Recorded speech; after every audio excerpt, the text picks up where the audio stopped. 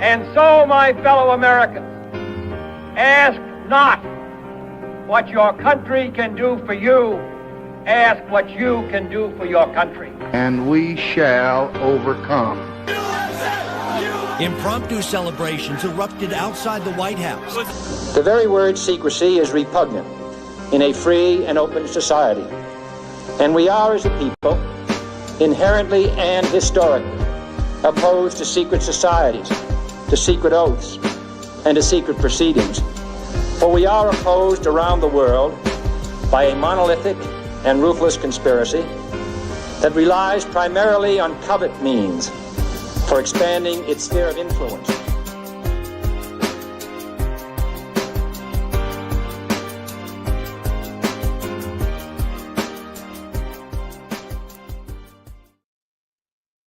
Well, we're going to be in order around here. One thing we're going to be is that we're going to be in order around here. You feel me? Shout out to everybody in the chat, man. Shout out to all my family, you know what I'm saying, pulling up early. And we'll have people come on accordingly. But welcome back to another show, man. Welcome back to another show. Hey, we got to cook. We got to cook. Y'all know how I am. And I'm going to tell y'all. Sometimes y'all niggas be out of order. Y'all be out of order. We're going to start a show soon. And that's a whole nother story. But much love and respect to everybody in the chat. Much love and respect to everybody that's going to watch this on the playback. You know what I'm saying? Before I really get to cooking, I got to cook. I got a math champion, y'all.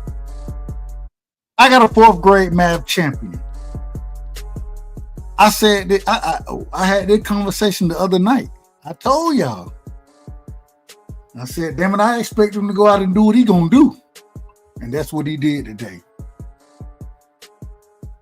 4th grade, a youngin', 9 years old.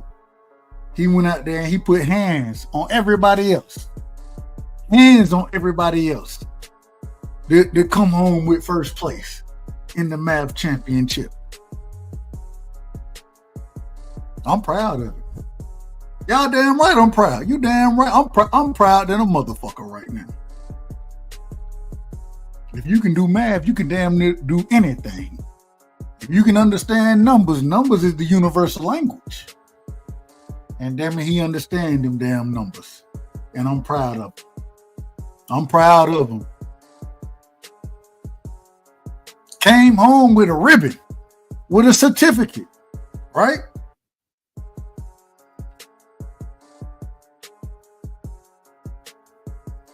Five other classes, right, that he in, or in his grade in his school, 5 other. And with them 5 other classes, each class got damn near 25 students, you know. 20 to 25. Everybody, I don't think everybody ain't got the exact same amount. From each class, though, get what? You got 4 being picked. And he went in there and put hands on everybody else who was picked, nigga. He put hands on them. I'm proud. Yeah, I'm proud. I am. I'm gonna get up here and rant about it. I'm gonna get up here and rant. Y'all know how I am.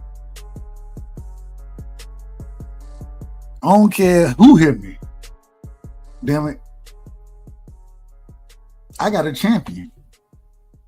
And he gonna continue to be a champion. And as a father, that's the greatest thing I can see, is for my son to continue to be great. I love it. I love all of it. And I'm here for all of it. I'm here for all that right there. Sometimes in life, you never understand what,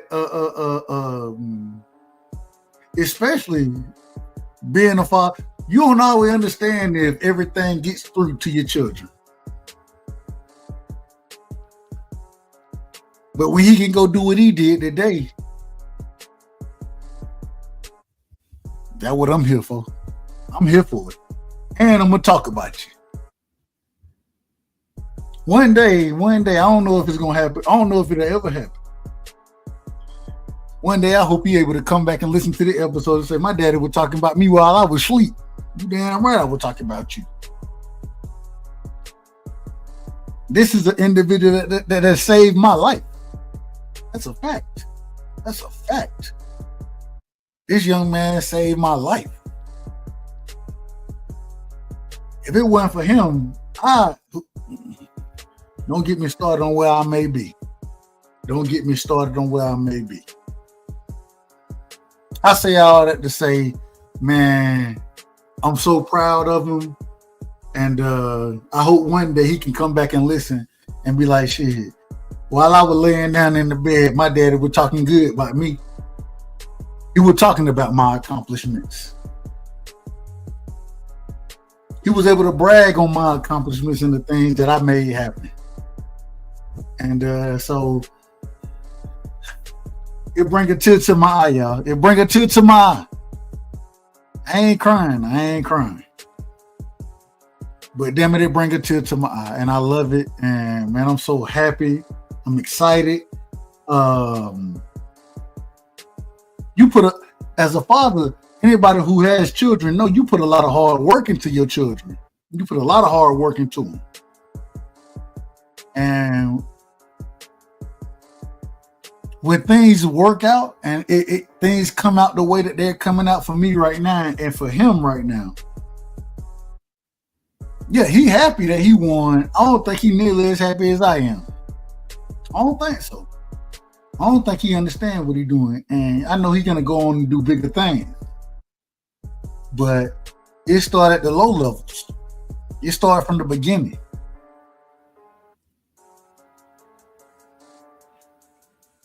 I know individuals who learn math from selling drugs. Niggas I grew up with.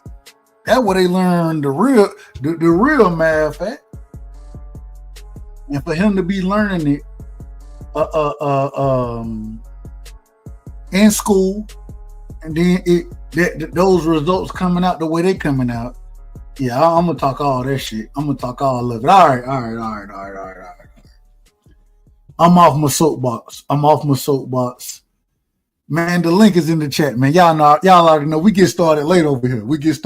So we dropped the link early. So if anybody want to hit the link, y'all feel free. Hit the link, come through, talk some shit with me. I ain't got no problem with it.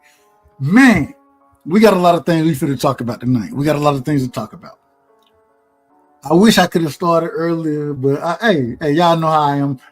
Same way I show my brother Knockout love, I got other individuals I got to show love to. You know what I'm saying? I don't owe him nothing, but I got respect for him. I got love for him, and any chance I get, you know, I ain't been able to rock lately. I got to address this point. I was on Knockout panel earlier tonight, and I got niggas up there telling me I ain't no real fan of Devin Haney. Huh? I was arguing for Dev before y'all even was talking about Dev. But these niggas want to say I'm not a fan. Niggas making erroneous points, talking wild shit. But want to tell me I ain't a fan. They know more about him than I do, supposedly. Before I get into that, y'all know what I always like to do. Let me shout out everybody in the chat, man. Shout out to all the family in the chat. AJ is in the building. AJ64 is in the building. The homie. That's the homie right there, man. Nothing but love and respect. Salute to you, AJ. Much love and respect, my brother. You know what I'm saying? Cash Crypto is in the building. Cash pulled up on me the other night, man. It was good to have Cash over here, man.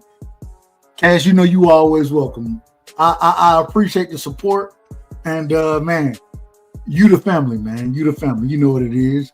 Cash, hey, when I be looking at the pictures, I'm like, God damn, hey, Cash look like he blowing that loud, Pat, don't he? Blowing that loud. Like, ain't mad at him. I ain't got no problem with it. You know what I'm saying? My brother Gertz is in the building. Salute to Gertz. A real nigga, man. Shout out to Gertz, man. We don't always agree. We ain't got to. But he show up and show love, man. Much love and respect, Gertz. We got my brother Texas G in the building. Don't mess with Texas. Shout out to the Cowboys. Even though that's a whole nother story. That's a whole nother story. Don't mess with them dogs is what I got to tell Texas G. Don't mess with them dogs. We done put y'all in y'all place 2 times this year. 3. Hopefully we meet y'all in the damn in the championship. Hopefully we meet y'all there. I like to see y'all get there. I think y'all got the talent. And shit, it's hard to beat a team 3 times. But damn it, I think Georgia beat the shit out of Texas the 3rd time. Respectfully. I say that respectfully. Shout out to my nigga the Dank father, man. Dank is in the building. Dank, they telling Dank is an original. He's an original Devin fan. Dank, they telling me I ain't no fan. They telling me that I'm out of order. How can I be out of order when I'm telling the truth? Dank done heard me argue this shit for years. And what Dank gonna tell you? No. Duh. Hey. Oh, Lord. Dank said, look, I saw that shit.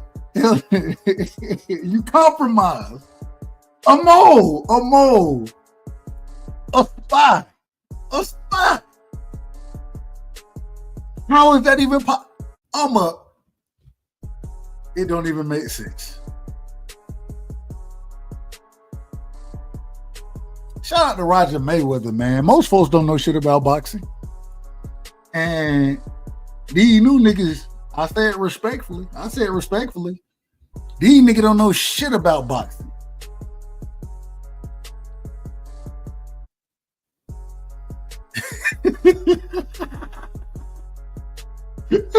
They said, and nigga said he saw you wearing nail polish on the low. Nigga said, hold on. The nigga said pop quiz. Wow. I ain't never, when y'all ever seen a nigga get a pop quiz on knockout shit? We ain't never seen this shit happen. They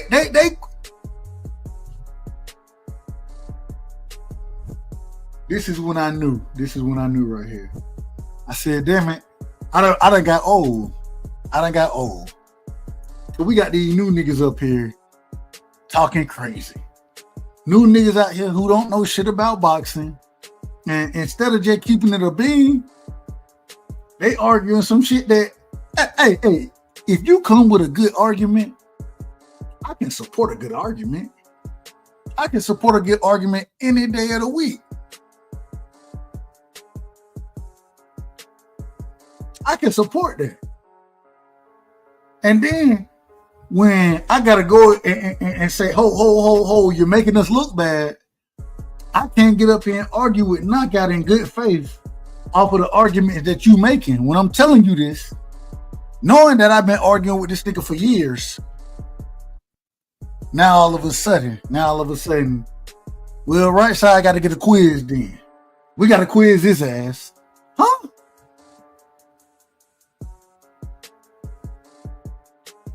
Nobody, they wanted me to answer questions, but niggas still didn't answer the question I asked them. They true Devin fans, but then we'll sit there and say, well, he ain't never put a card. No, Devin done put multiple cards on.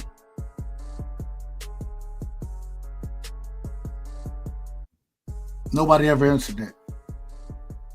Nobody ever answered it. But I sat right there and answered whatever question they asked. That's it.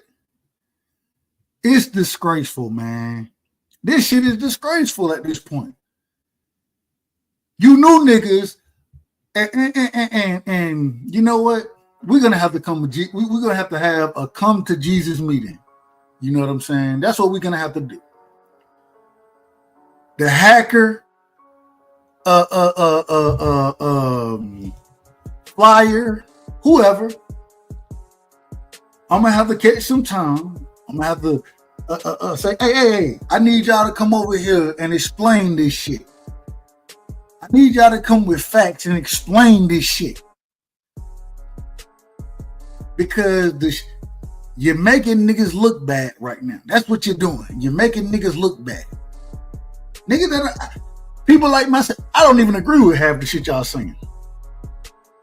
But you're making a nigga look bad. Because instead of going and being able to argue knockout points, you know what I'm saying, 2 cent points, truth points, Terrence videos points, instead of being able to go argue those points, I gotta argue with you niggas.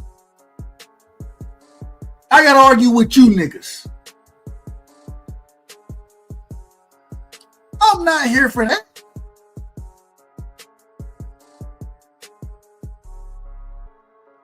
But when you making these ridiculous statements, these ridiculous points, now I gotta do it.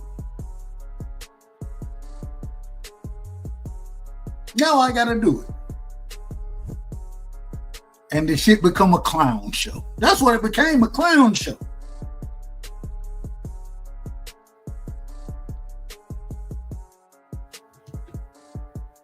Niggas done watch me argue for years for Devin. They done watch me argue for years on Devin's behalf. And these new niggas get up here and start talking wild. Crazy. Incoherently. Out of order.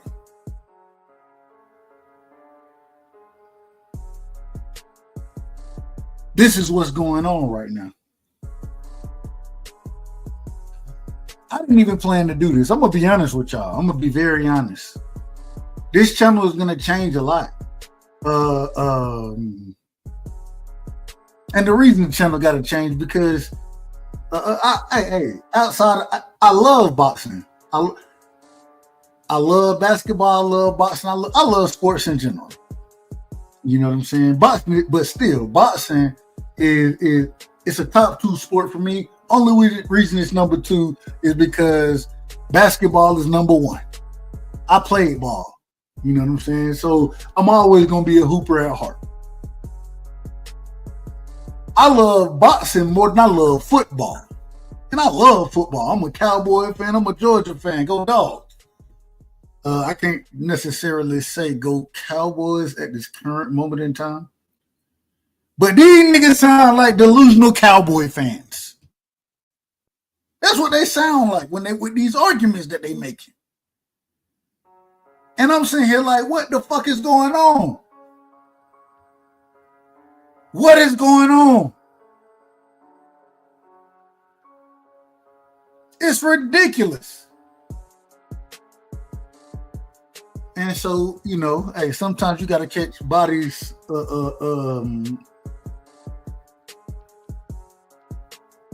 You got to catch the body that's on the same side. Technically, I think they on the same side. I don't even know. I don't.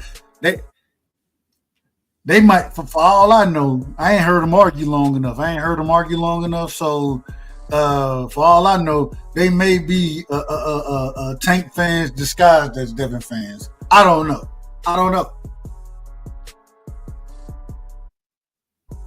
I ain't listened to them have enough conversation. But every time I'm on with these individuals, these niggas out of order. They out of order. And then when you call them out of order, all of a sudden, now you a hater. Everybody can't be haters. Everybody can't be like, well, bro, you probably wrong on this one. No, that ain't everybody. That shit just happened to your ass because the shit you saying is crazy.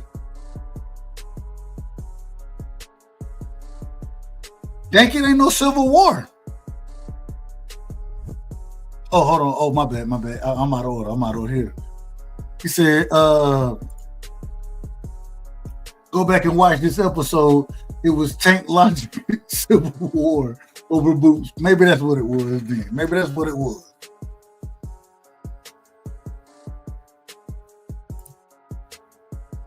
My brother Dink came back, said, Devin Hater is hilarious. Thank you. It's crazy. Gert said, LOL. I remember that shit. Gert said, killing their own points for the sake of boots. This shit done got so crazy that these niggas, they don't even understand what they doing. They don't even understand it. I'm not going to say they ain't smart individual. I ain't going to say that yet. Not yet. I'm close to saying I'm close.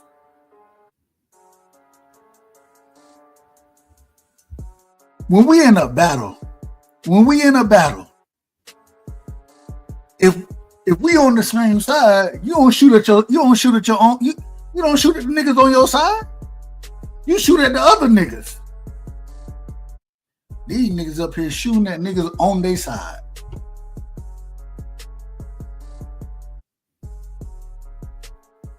And I say this respectfully. I don't think I'm nothing special. I always tell you, I argue with the best of them. I will argue with the best of them. You feel me? When it comes to Devin team, I think I done made my way up to general. I think I have. And maybe I haven't. Maybe I'm overvaluing my contributions to arguing for Devin. Maybe I'm overvaluing it. These niggas shooting at generals.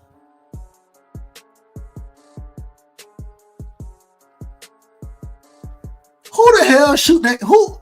The general give you the order, nigga. Who shoot at the general? If you listen to, if you listen to 78, they call 78 the general, don't they? Shout out to 78. I ain't got no problem with him. No, I don't want no smoke with him. I don't want no smoke with the LDBC. I ain't got no disagreements with him. But I'm sure I probably have a disagreement somewhere. You know what I'm saying? But nothing to speak of right now. But they call 78 the general. Why? He leading that whole movement. Nigga, I've been arguing this shit before y'all niggas had even pulled up on panels. I was arguing this shit back. I've been arguing this shit.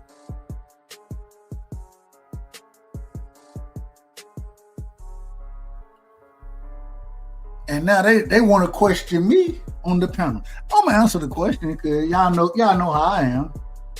I ain't on duck no smoke. I'm gonna answer any question that's being presented to me. I'm gonna answer it. But for niggas who ain't making great arguments to be questioning me, I enjoy it. I like all that shit, bro. I ain't even gonna hold you. I like all that shit. I like all of it. I ain't got no problem with it. Real quick, let me catch the chat real quick, man. the chat wilding. The chat wilding. Let's see. He did a lot of motherfuckers suffer from, shout out to Gertz again, a lot of motherfuckers suffer from confirmation bias and get upset if you don't agree. This is what it seemed like. That's what it seemed like happening. Shout out to my nigga A1 Hoop Zone, man. A real nigga, man. Always covering basketball. You know what I'm saying? I think A1, he had a video the other day. That shit had me crying. I don't even remember what it was about now. That shit had me. A1, I'm trying to tell you this right here. My top 3 favorite players in the league right now, A1. Top 3. You're going to be mad at me, A1. Top 3 favorite right now. SGA. You know what I'm saying? LaMelo. And goddamn, what's my nigga from the Grizzly? The nigga from the, I can't think of his name right now. My nigga from the Grizzlies, man. Top 3. Ja Morant. Top 3 right now, man. That's what I think. Those the best doing it in the league right now, in my personal opinion. No, I lied. I gotta kick Ja off. And I got to put my boy Ant Edwards up there. You know what I'm saying? I gotta put Edwards up there. But at the same time, Ja would be number 4, and then my nigga the French nigga Giannis is number 5. You feel me? That's how I would. That would be my top 5 right now. I want to hear your opinion on that, A1. I want to hear your opinion. Hit the link if you need to, so you can tell me. But these niggas getting up here making these ragged ass arguments, making us look bad. Niggas who support Devin making niggas look bad with these ragged ass arguments. Want to try me on this shit and tell me I'm out of order. Cash Crypto said, them niggas took your stripes, dub. Damn. They took your stars, dub. They took your stars. Oh, man. I ain't mad at you. Dank Father said, niggas so fanned out, they blinded. It's a fact. Cash said, you used to be a general, but they moved you back to the infantry. Shit, you gotta be on the front lines with these motherfuckers just to stand, don't you? Niggas demoted Dove to a soldier. Damn, I'm a soldier. God damn, what? Hey, a mole and a spy. Ain't never heard. Never seen nothing like it. Nigga said, KO. I seen a nigga say KO paid me to get on the damn show. They saying I'm still waiting for the money. If that would happen, I'm still waiting for the money, man. I'm still waiting for it. A1 said you have an unhealthy allegiance to motherfuckers that's never gonna win shit.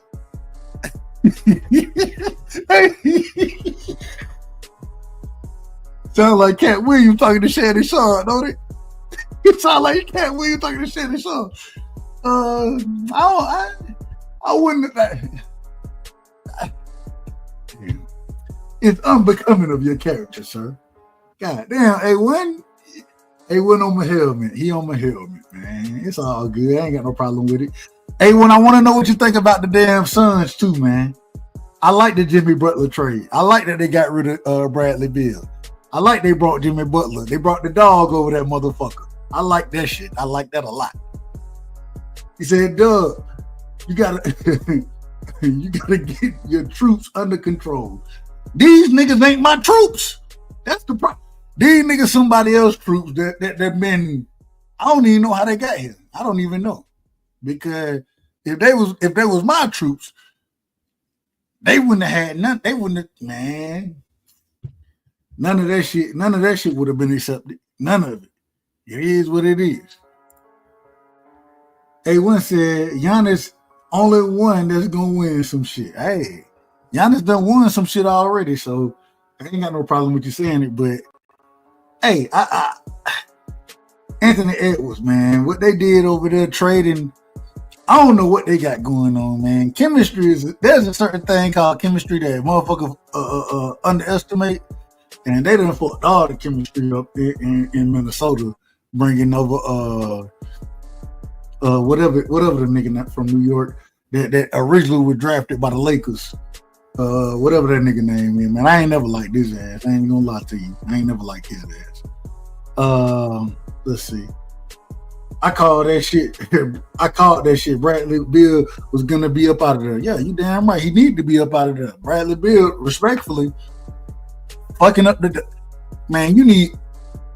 They need a dog over there with the Suns. They need a dog. But let me get back to my point. Real quick. And hey, if y'all want to talk, whatever y'all want to talk, I ain't got no problem with it tonight. Hey man, I got time right now. You know what I'm saying? Got a little time off. The holidays are here. You know what I'm saying? Shout out to my son again. The math champion, 4th grade math champion. That means a lot to me. That means something to me. So, but shout out to Melvin Air Podcast as well, man. Much love and respect. Salute to you, fam. Much love and respect. All I'm saying is this right here. This is what I'm gonna tell y'all. all this Devin talk that's going on right now. Devin got to fix that. And you don't fix it through lawsuits. You fix all that shit by getting back into the ring and winning fights. You got to get back into the ring and win fights. That's how you fix that shit. Shout out to my brother, man. Hey, Lil Dub won that thing. Hey, he won. You said joint. I'm gonna go Philly on you real quick. Y'all know I'm from Georgia, so but I know a couple Philly niggas. He won that John. I think you can call it a math contest. I think you can call that a John. I believe you can. So he won that John. You know what I'm saying? And yeah, hey. He told me, my son told me, man, and this I'm gonna tell you, it really hurt me. It really hurt me. But he told me, he said, Daddy, you can't always come. You can't come. If you're there, you're gonna distract me. You're gonna make me lose focus. You know what I'm saying? And I understand that because even when he playing soccer, nigga be looking at me. I'm like, nigga, what you looking at me for? Don't look at me. Go play. Go fucking play. And so, hey, I understand what he's saying. Hey, I had to sneak into that motherfucker. I snuck into the back. He talking about, hey, you know, you ain't supposed to know. I ain't trying to distract you, but I'm gonna be here and watch, nigga. Yeah, it is what it is. It is what it is. But no. So all I'm saying is this though. These new niggas, man.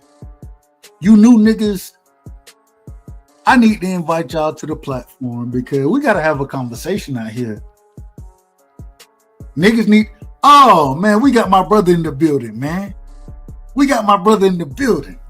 BC, that's my brother right there. Shout out to BC, man. Much love and respect, BC. A New York nigga. He a New York nigga, you know what I'm saying? So when I say John, you know, so he know I don't know what the hell I'm talking about anyway. So he can kind of correct me and put me in my place on that. You feel me? But much love and respect to my brother BC, man. Much love and respect. But yeah. Hold on. A1 said, nah, nigga, I said joint. And I'm from Texas by way of living in Cali now. I ain't from the East Coast. Shout out to my nigga A1, man. Shout out to him. I thought you was trying to say John. I think I'm saying it right, John. However you say that shit, man. Hey, that shit fire. That shit funny as hell, in my personal opinion. But these niggas, they get up here and they start doing all this rambling and raving and all this shit, talking about shit that nobody don't give a fuck about when we talking about boxing. And they actually hurting Devin. They hurting Devin with these conversations that they having. They making them look weaker and weaker with these conversations. No, we should be pushing that man to get his ass back in the ring with Ryan Garcia and show that he the goods and that he able to make adjustments. And the way I've been talking about him for the last 3-4 years, you know what I'm saying? That's what we need right there. We need him to get back in there so he can hold the phone and catch the hook. We need to see that. We don't want to hear all that other bullshit that he doing. We ain't trying to hear that. All the suing and all. We ain't trying to hear that. Nigga, we want to see you back in the ring. We want to see you stepping on shit. I ain't got no problem with that, Melvin. Melvin there. Take a tune up. Get your ass back in the ring. Stop the suing and shit. Stop the arguing and the crying and all. Stop all of that shit, man. Stop trying to win in the land of social media. Win in the ring. And then stop all that talk. You go in the ring and you put hands on this man, you stop all that talk.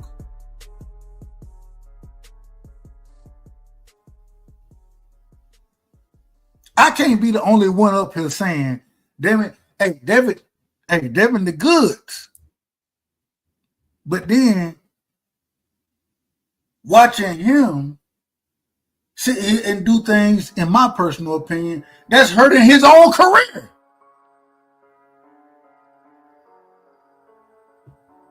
Don't hurt yourself. Stop the bullshit. Get your ass back in the ring and go show us that you the goods that individual like myself been arguing about. Show us you the goods.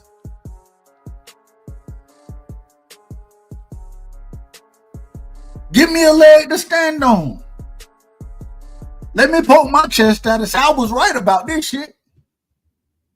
Let me be able to go make my arguments for you. But when you're doing all that other shit that you're doing right now, it don't do nothing but hurt you.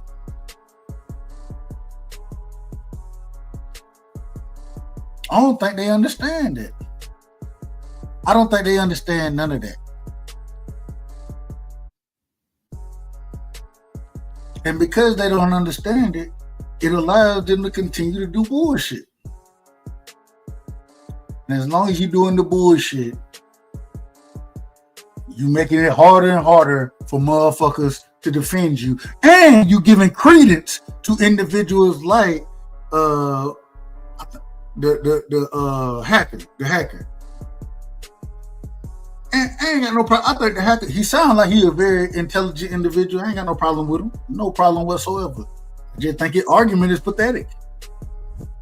I think he's bringing very pathetic arguments.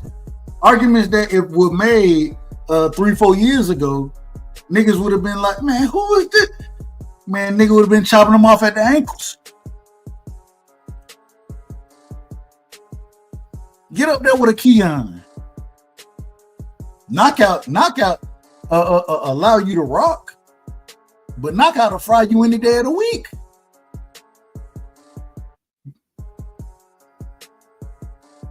Put this nigga in an actual debate.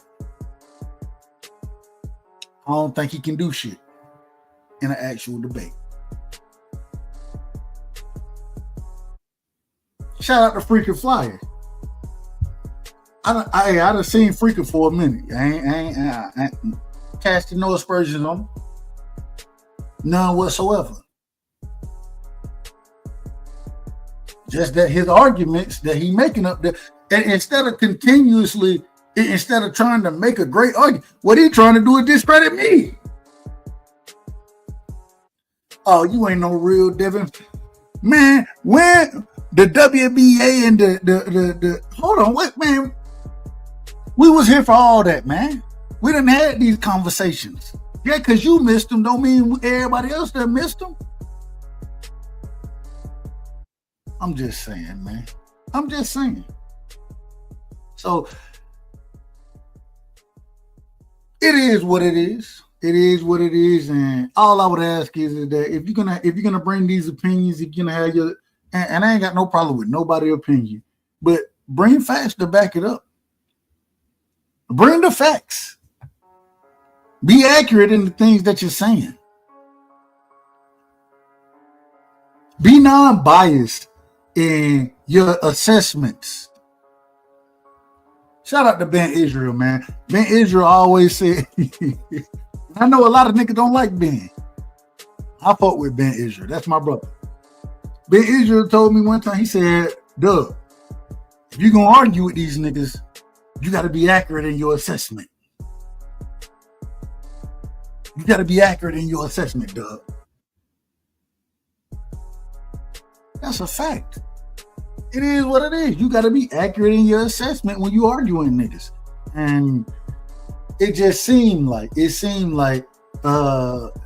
brothers right here, they ain't even worried about being accurate in their assessment. It just seemed like they did to argue. They did just to argue. That's it. I don't know, man. I don't know. Man, shout out to everybody in the chat, man. I gotta say this too. I gotta say this.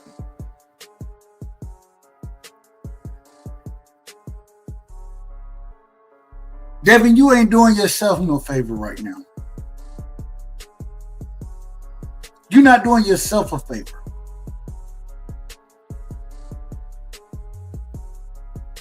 if you want to do yourself a favor, stop the bullshit.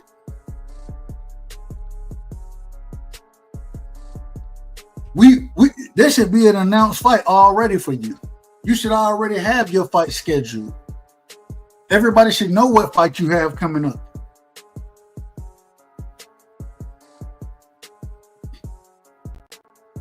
You talking about, well, my mental health is this, and I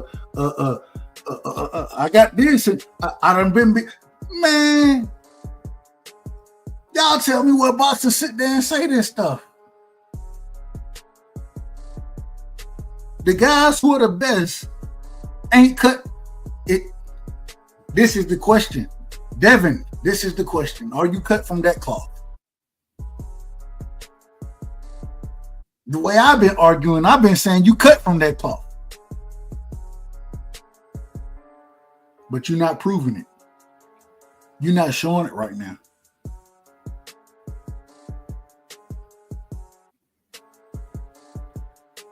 You ain't proving it and showing it. I need you to get back to that dog Devin mode.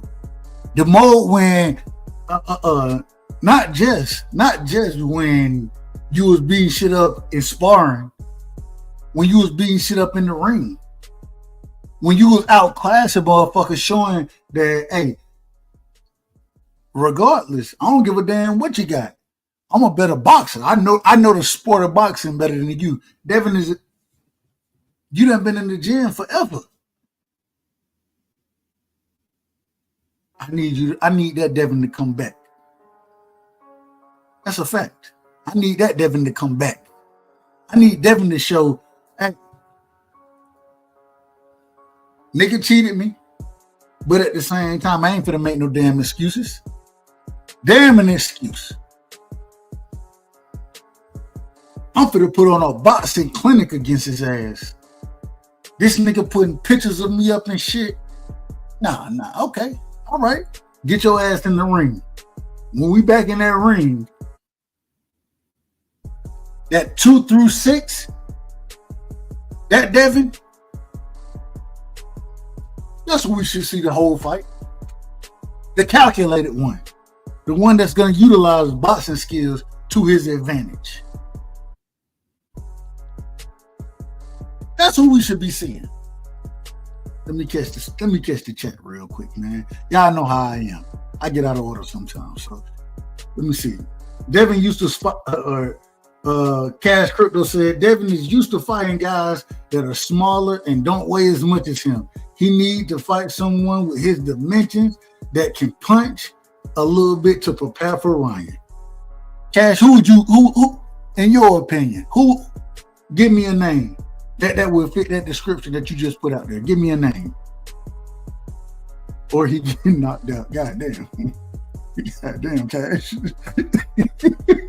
Or he getting knocked out. AJ agreeing out here. Damn, AJ. Damn, you too, man. I ain't want to see it. I don't see it. If Ryan ain't knocking him out on juice and overweight, Devin AJ gonna get knocked out like that. I don't think so. I ain't betting on it though. AJ said Hacker don't know he don't know boxing. I think he do. I think he know a little bit about boxing. I think he know a little bit, but I think he get more. I think he like to argue. The problem is the points he be arguing be bullshit. My God. It be some bullshit he be arguing. Cash said Devin would need Ryan to be out of shape, because if Ryan is in dog shape and can fight 3 million rounds, I don't see him beating Ryan. Well, luckily for Devin, Ryan ain't never in shape. Ryan ain't never dedicated to the sport. So luckily for Devin, I don't think we're going to see that Ryan. I don't think we'll ever see that Ryan. Me personally. That's just my personal opinion. But at the same time, maybe we will. And if we do see that Ryan, then I would expect Devin to force that would force him to even utilize his boxing skills even more. You know what I'm saying? We got to see. When Dev said his mental ain't right, I ain't saying Dev said his mental ain't right, But at the same time, when you suing and saying some of the things you saying in that lawsuit, by default, in my personal opinion, by default, I gotta assume that his mental ain't right. Respectfully. That's what I would assume by him saying some of the things he's saying in the lawsuit. So maybe I'm wrong about that, but I ain't saying he's saying directly that his mental ain't right. But at the same time, you can't make some of the accusations that he's making, and for me not to think that your mental ain't right. So it is what it is. Ryan is just a bad matchup for Devin. Devin is showing exactly who he is right now. Shout out to Millionaire Podcast. I don't know about that one. I think Devin won a lot of rounds. I think y'all forget, even with all the knockdowns, I think it was 3 knockdowns. And Ryan, because Ryan had a point taken away from him, the fight still ended up being a split decision. I think we all thought Ryan won, but at the same time, it still ended up being a split decision. Dev's showing he don't think he can beat Ryan if you keep it 100, bro. I can't argue. If you think you can beat Ryan, you get your ass back in the ring with him. And we ain't seeing that shit. Y'all can be fans and not count. It's possible. I'm a fan. I try my best not to count. I try my best to keep it a buck. Shoot from the hip. All a spade is spade. That's it. That's what I try to do. I probably ain't the best at it. And hey, sometimes y'all may think I'm capping. Who cares? But at the same time, I think I could be very honest and say, hey, I try my best to be honest about this shit, man. It is what it is. Let's see. A lot of Devin fans did him a big disservice with all that. I agree 100%. That's why you need to stop capping now. Stop the bullshit. Call a spade a spade. Sando Martin. I wouldn't mind that fight for Devin as a tune-up.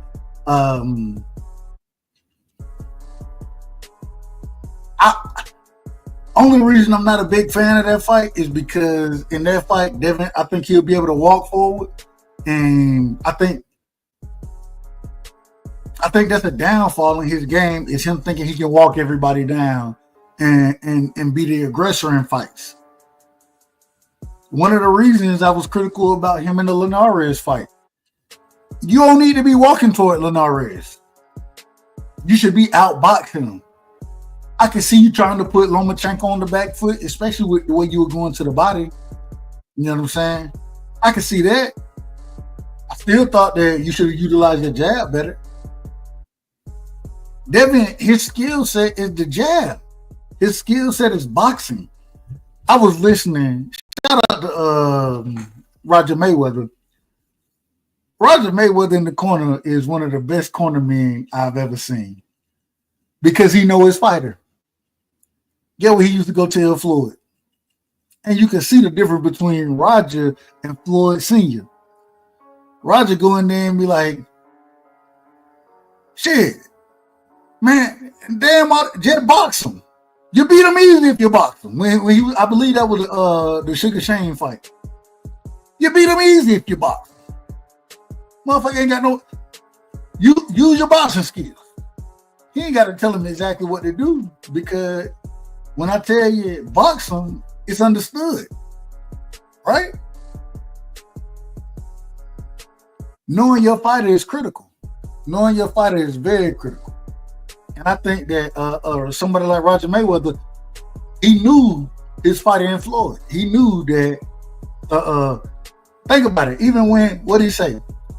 The motherfucker ain't doing shit. He ain't doing shit. He just walking, he just coming forward. Take a step back and whoop his ass. That's it. Just whoop his ass. Let your hands go. You know what I'm saying? Shoot your jab, fight behind your jab, do your thing. I think that's what really made Roger special, is that he understood his fighter, right? Whereas when you listen to somebody like Bill in the corner, Bill learned at the same rate that Devin learned at. Devin may have learned at a faster pace because he got to deal with these trainers one-on-one more than Bill did. Bill listened to him, right? But Devin was in the ring and talking to these different trainers. Bill and Devin learned at the same pace. Possibly Devin learned it at a faster pace. Look at in the Lomachenko fight. When Bill was telling Devin to do something, what Devin said, "Nah, that shit ain't for the work." He already see that coming. Devin knew what was going on better than Bill did at that time. That's a fact.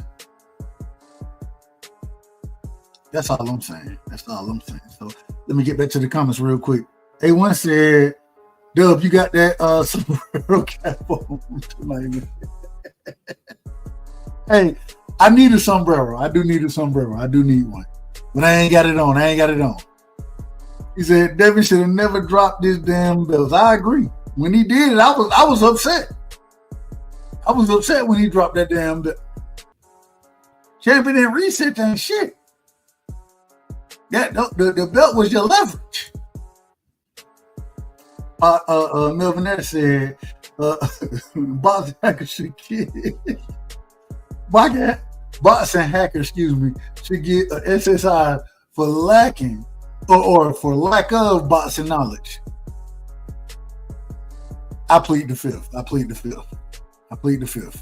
don't want to incriminate myself, y'all. Dank said, "Crypto. Okay, how is he showing, or how is he showing you can't beat him by filing a lawsuit?" I ain't saying that. And in my personal opinion, Dank, hey, the lawsuit is what the lawsuit is. My thing is, you can have that lawsuit. Get your ass back in the ring, though. Get your ass back in the ring. I meant to say this earlier tonight. Y'all all know, anybody who never heard me talk about boxing, I hate long layoffs. I hate layoffs in boxing. I hate it. And what we seeing right now, a layoff from Devin. I hate the layoff. I hate that. I can't stand it because you don't get better on layoff.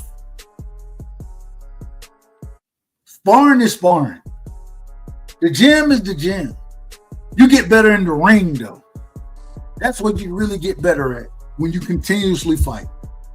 One thing I always loved about Devin is that the man is always active. And we watching a layoff right now that I really don't want to see. Let me see. Hold on. Ryan can't fight until April.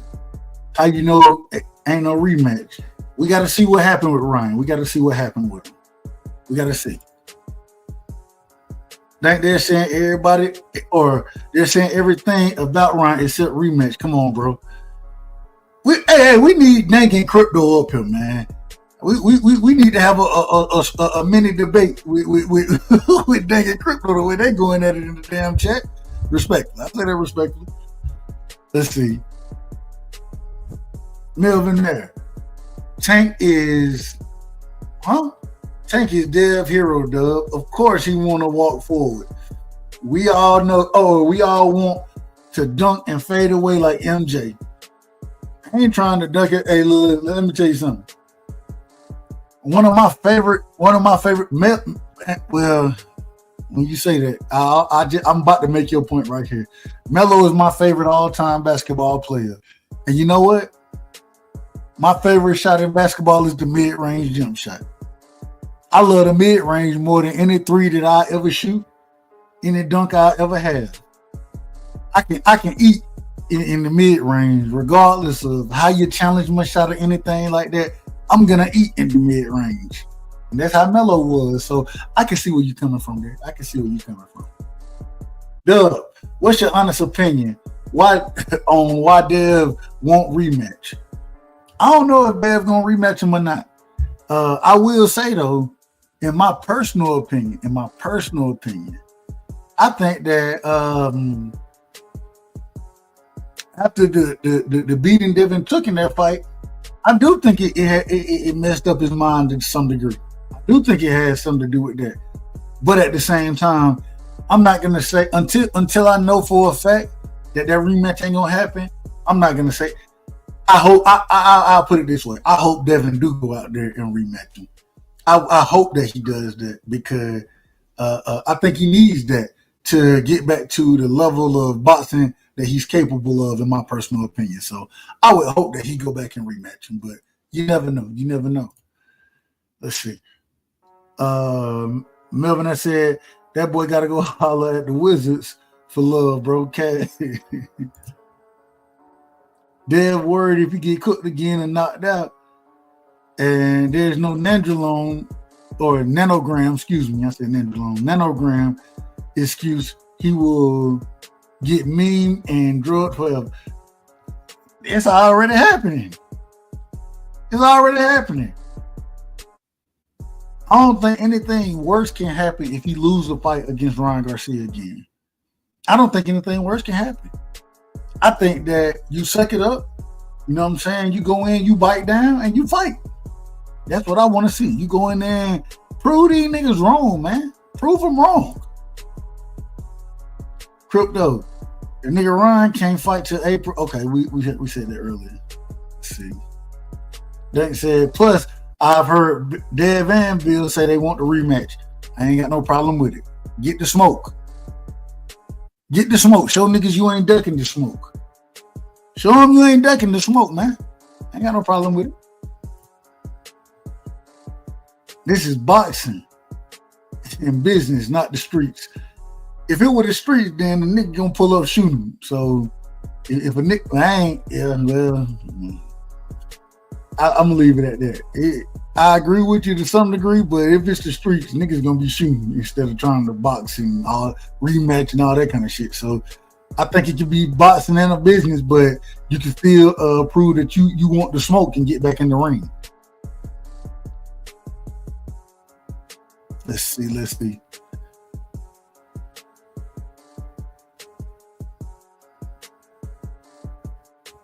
I feel like I missed something I want to address. Hey, yeah. Hey, Mello, you damn right. There you go, right there. Mello is is from that nigga from Baltimore. You damn, hey, shout out to Mello, man. Shout out to Mello. You know what I'm saying? I ain't got no. I had a chance, and I know the DMV, I know all that shit. All that shit is convoluted to me. I had a chance to play against Kevin Durant and Ty Lawson. They played for, I believe, DC United 1 year, AAU, and I got a chance to play against them. They beat the shit out of us now. They beat the shit out of us. But at the same time, being able to go up against them, you know what I'm saying? Like, a nigga held his own. Yeah, they had some big ass motherfuckers on the damn squad over there. I ain't even gonna lie to you.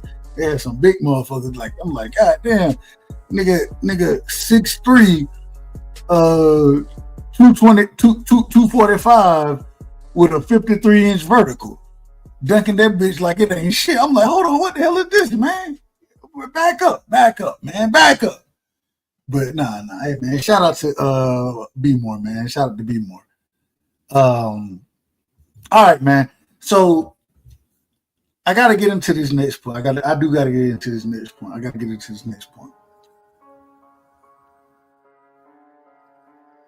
We got Tyson Fury versus Usyk coming up this week.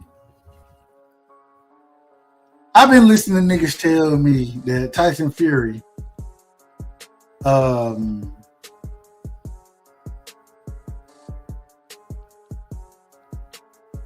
is this great.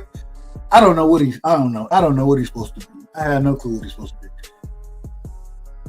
Who's it for to put hands on this man, man? Who's it for to put hands on this man? He for to put hands on him. And I can't wait for it. All right, that's enough about that fight right there. Y'all seen how quick that was? That's enough about that fight. I ain't got shit else to say about it. Nothing else to say about it. Ain't it crazy? And chat, I want y'all opinion on this, chat. Ain't it crazy that Devin ain't fought since Ryan Garcia? And even with Tank got the Lamont Roach fight coming on,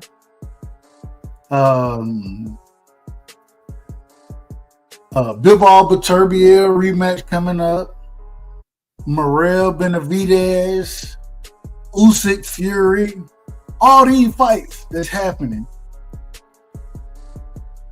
Some type of way, Devin Haney is the topic of conversation. Ain't that crazy, Chuck? Ain't it crazy that niggas still talking about Devin? Still, shout out to the ladies that I talk, man. RP, you know what I'm saying? If Chapo over there listening, shout out to Chapo. Ain't it crazy that all these fights are supposed to be coming up and niggas still talking about Devin the Dream Haney?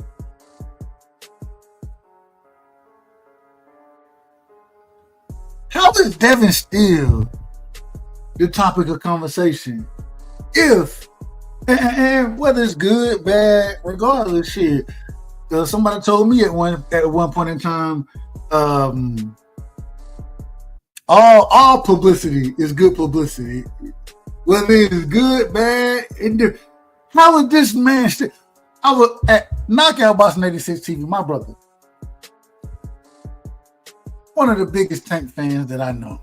One of the biggest. On his show,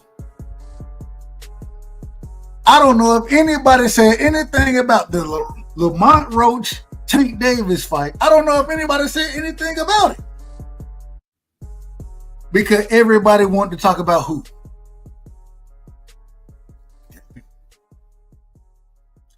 Regardless of what you want to say about Devin. And I see Crypto saying this right here.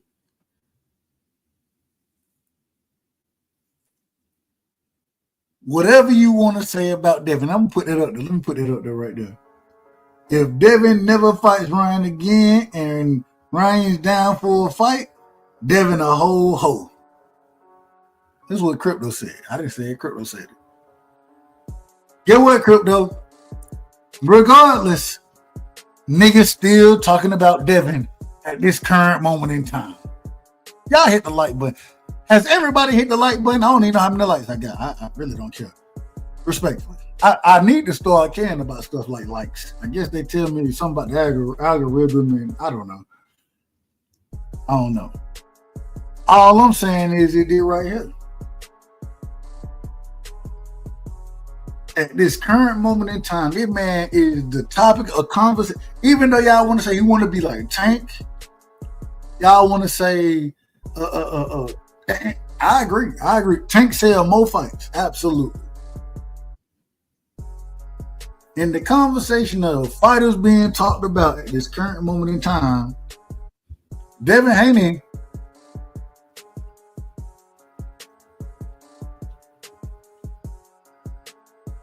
is the end all be all of fighters the most talked about fighter at this current moment in time.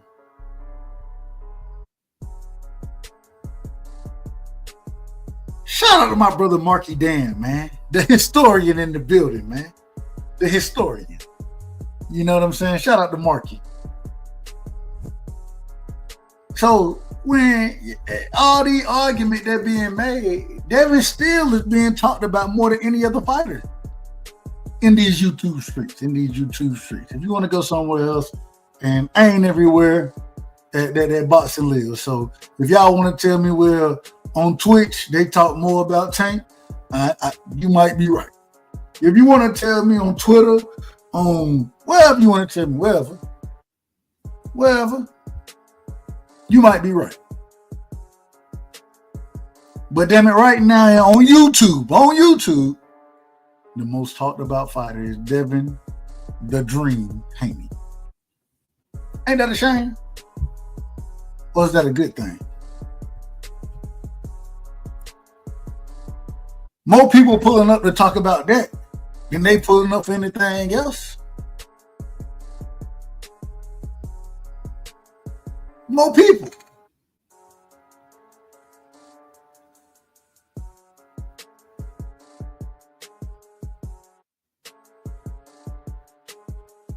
It's wild. It's wild. Let me catch what Marky just say right here. Man, the playoffs start this weekend. Boston got to take a back seat after this Fury versus Usyk. Hey, listen. I got to tell y'all this. The college football playoffs did us all, gave us all a blessing. Gave us a blessing. Because the best team in the college football playoffs right now is Georgia, the Georgia Bulldogs. The best, by far. I think Oregon can give us some trouble. I do think Oregon. Shout out to Dan Lanning at Oregon. We get a chance to play the winner of Indiana and Notre Dame. I hope Notre Dame win that. By the way, I hope Notre Dame win. I don't mind either way. I don't root for either one of those things. But Notre Dame is much more prestigious, and so I would hope that Notre Dame wins. I would hope that. Cause I want to put hands and feet, y'all, not footses like Big Mo used to say, footses, hands and footses on them. Yeah, I want to do all of that to Notre Dame. So I hope we had that opportunity. I hope Georgia had that opportunity.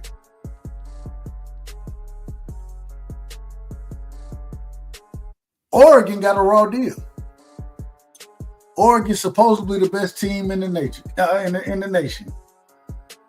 Marky, we're gonna address what you just said right there. My God, oh Lord, here we go.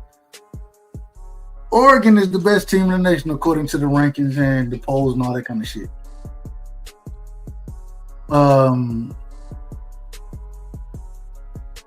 One way or another, Oregon got to either end up playing Ohio State or Texas. I don't think they can beat either one of them teams. Now, we done beat Texas twice already. We done already put hands on Texas. And we'll do it again if it comes down to the championship game. If it happen again, we gonna do it again. But in this situation, I think Oregon got the raw deal, man. I think they got the raw deal. And I ain't mad at it at all. Make them prove their motherfucking self sometimes. All these weak-ass teams, when you got Penn State, Ohio State. Yeah, Ohio State, in my personal opinion, Ohio State got beat by Michigan. Notre Dame got beat by, what was that? Northern Illinois. Georgia had the toughest schedule in the nation and still won the SEC. We battle tested already. We know what we already know how to do it. Who Oregon beat? Ohio State? The same team that lost to Michigan?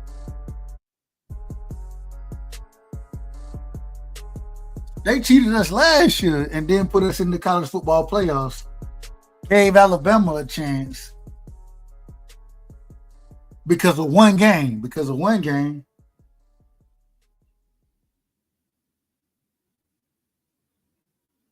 And then what happened? Michigan go win it all. I'm going to tell you this right here. Marky Dan, let me address your comment right now. Let me go ahead and address it. Boise State going all the way. We putting belt to ass. We play the winner of SMU Penn State. Then we get to play Carson. We get to play Georgia without Carson Beck. We got the easiest pass. But let me not break up the boxing. No, break it up. That's fine. I ain't got no problem. We all over the place over here. We all over the place. Boise State. First off, the running back Boise State guy, I can't think of the nigga name right now. Shout out to him, man. I hope he break, and I'm a Barry Sanders fan, I hope he break the record. You know what I'm saying? I always like to see individual break records. Get what the difference between Boise and Georgia is. I don't give a damn about your quarterback, your skilled players. I don't give a damn about none of that. Football is won at one place, in the motherfucking trenches. And we win in the motherfucking trenches. That's where we win at.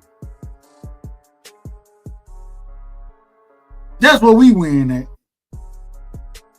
If we get a chance, and I don't even think Boise is gonna. I think Penn State beat SMU. I think Penn State beat Boise. I think we play Penn State after we beat Notre Dame. That's how I look at it right now.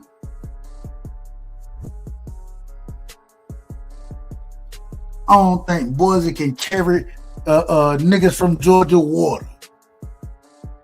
They can't can't clean niggas' shoes at all.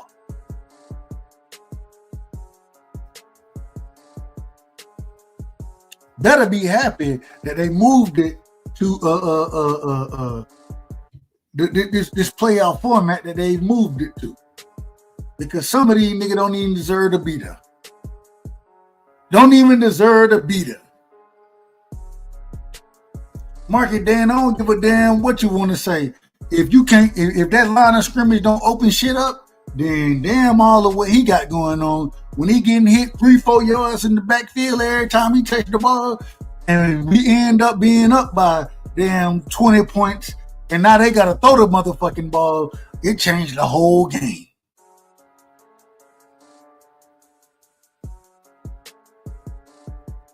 We battle tested. First game of the year. Ain't nobody else played more motherfucking Oregon line ain't tested like ours. When we played Oregon, I believe either last year or the year before, I can't remember which one. When we played their ass, what we did? Beat their ass by 30.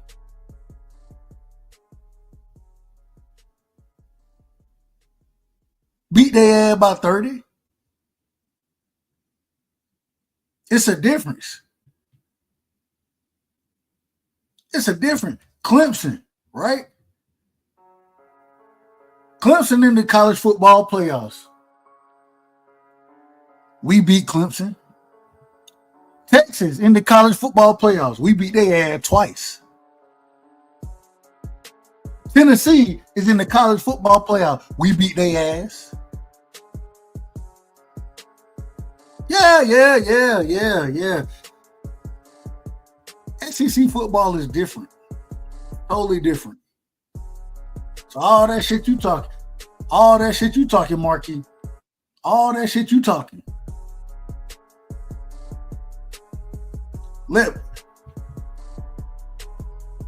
What's Boise best win?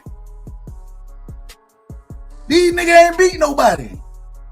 Even with them doing whatever you talking about what happened with Oregon, they lost. Oh, look. I gotta do it the right way, man. Y'all know how I am. I try my best to be a great host. You know what I'm saying? I'm gonna talk crazy, but I got one of the greats in the building, man. A wise individual, an individual who probably knows more about boxing than any of these niggas I was talking about earlier tonight. You know what I'm saying? On the panel with their ass. He'll cook their ass in a second and make it look like it's easy work. Easy work. You feel me? I don't know how much you know about college football. I don't know how many times we done had that conversation. But we got one of the historians of boxing in the building. An individual, he can break down fights. He can talk about the old days, the new days, and me and him, we done did it multiple times. We got my brother Marky Dan in the building, man. Everybody, salute to my brother Marky Dan. Much love and respect. Marky Dan, welcome to the panel, man. Give me your opening statements, my brother. What's good, Mr. Respectfully Dub, right side, my brother. Salute to you, fam. I hope you're doing good. I hope you're having a blessed holiday season. It's good to talk to you, man. I ain't spoke to you in a minute. I got to tell you one thing before we get into this conversation. One thing, and everybody who jumped on, I'm probably going to do this, but My son came out today as the champion, the math champion of the 4th grade. You understand what I'm saying? He came out with the with number 1 in his or in his school. You feel me? And then told me, he said, "Daddy, I thought I would have had a chance to go against the 5th graders. They ain't let me." I said, what would have happened, son? What would have happened? I was gonna beat them too. You damn right you was. That's what would have happened. You damn right you would. Shout out to my son, man, Lil Dub, man. Shout out to Dub right side clone. Is that clone number 1 or clone? How many clones you got? Only got one. Okay, shout out to Dub right side clone number 1. Salute to him. Going in there, ass on the 4th grade. That's what's up. Yeah, hey, you know, a nigga be excited about shit like that in life. So, Absolutely. What's up, my brother? How you feeling? Welcome to the panel, man. Nothing but love and respect. I'm good, right side. I just, we talking college football. I got tired of typing in the chat, so I decided to hop on. Boise State is going all the way. They're going all the way, nigga. And you and your SEC elitists, y'all can try and deny us all you want. Well, we coming, nigga. And when hold on, you're breaking up. You're breaking up. Oh shit. You can hear me now? No, you're still breaking up a little bit.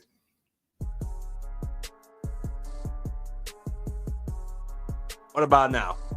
You good to go. All right. As I was saying, when Georgia try to stack that box against Ashton Junty, their quarterback Maddox Maxson, he's gonna throw it over the top. I don't give a fuck. I don't think y'all corners are as good as in years past. I just see Boise having the easiest path to the playoff. Penn State, they're not proven. SMU, they're not proven. At least the thing that gives me confidence in Boise State is that Oregon game from earlier this year. That they lost? You talking about the game they lost? I'm talking about the game that took a punt return touchdown, a kick return touchdown, and a last-second field goal to beat the Fairweather Boise State. So you talking about the game they lost? Yes, I'm talking about the game they lost, man. Yes. Okay. Go ahead. It's still a great performance. My Ashton Junty still went for 200 yards and 3 touchdowns. That lets me know he can compete against an elite defense. Because say whatever you want about Oregon. Let me look at that. I was just looking at their stats the other day when they were playing Ohio State.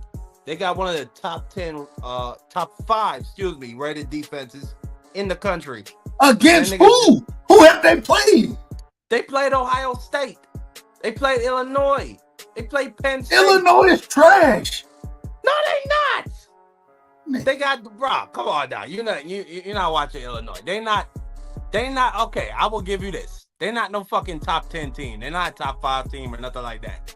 But they got pieces. They got talent on that team that they can compete.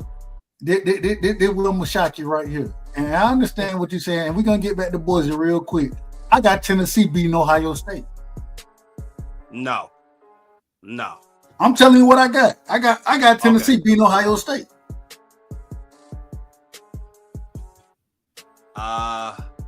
That defense is gonna have to have a perfect game, and their quarterback is gonna have to have at least a good day out there. I just don't believe in Nico. That's really the simple fact of it. I don't think he's ready yet. I don't think Nico got to be great. On the other side, Dub, Ryan Day cannot lose this football game after you lose to Michigan without Harbaugh. We agree on that one. This is a must win. We agree on that piece. We agree on that. I agree with you. But I will tell you this. The difference is this. Georgia, first thing first, to stop the run against Boise, we don't have to stack the box. We're not going to have to stack the box. We don't, nigga, against any team that we ever play, we don't stack the box. Nigga, we run our normal defense and we stop the run. That if you play at Georgia, the thing you know one thing they're gonna tell you what we do at Georgia. You know what we do? Huh? Stop the count. You know what we do? What you do? We strike blockers. That's what we do. We strike blockers, we get off blocks, and we make tackles, nigga.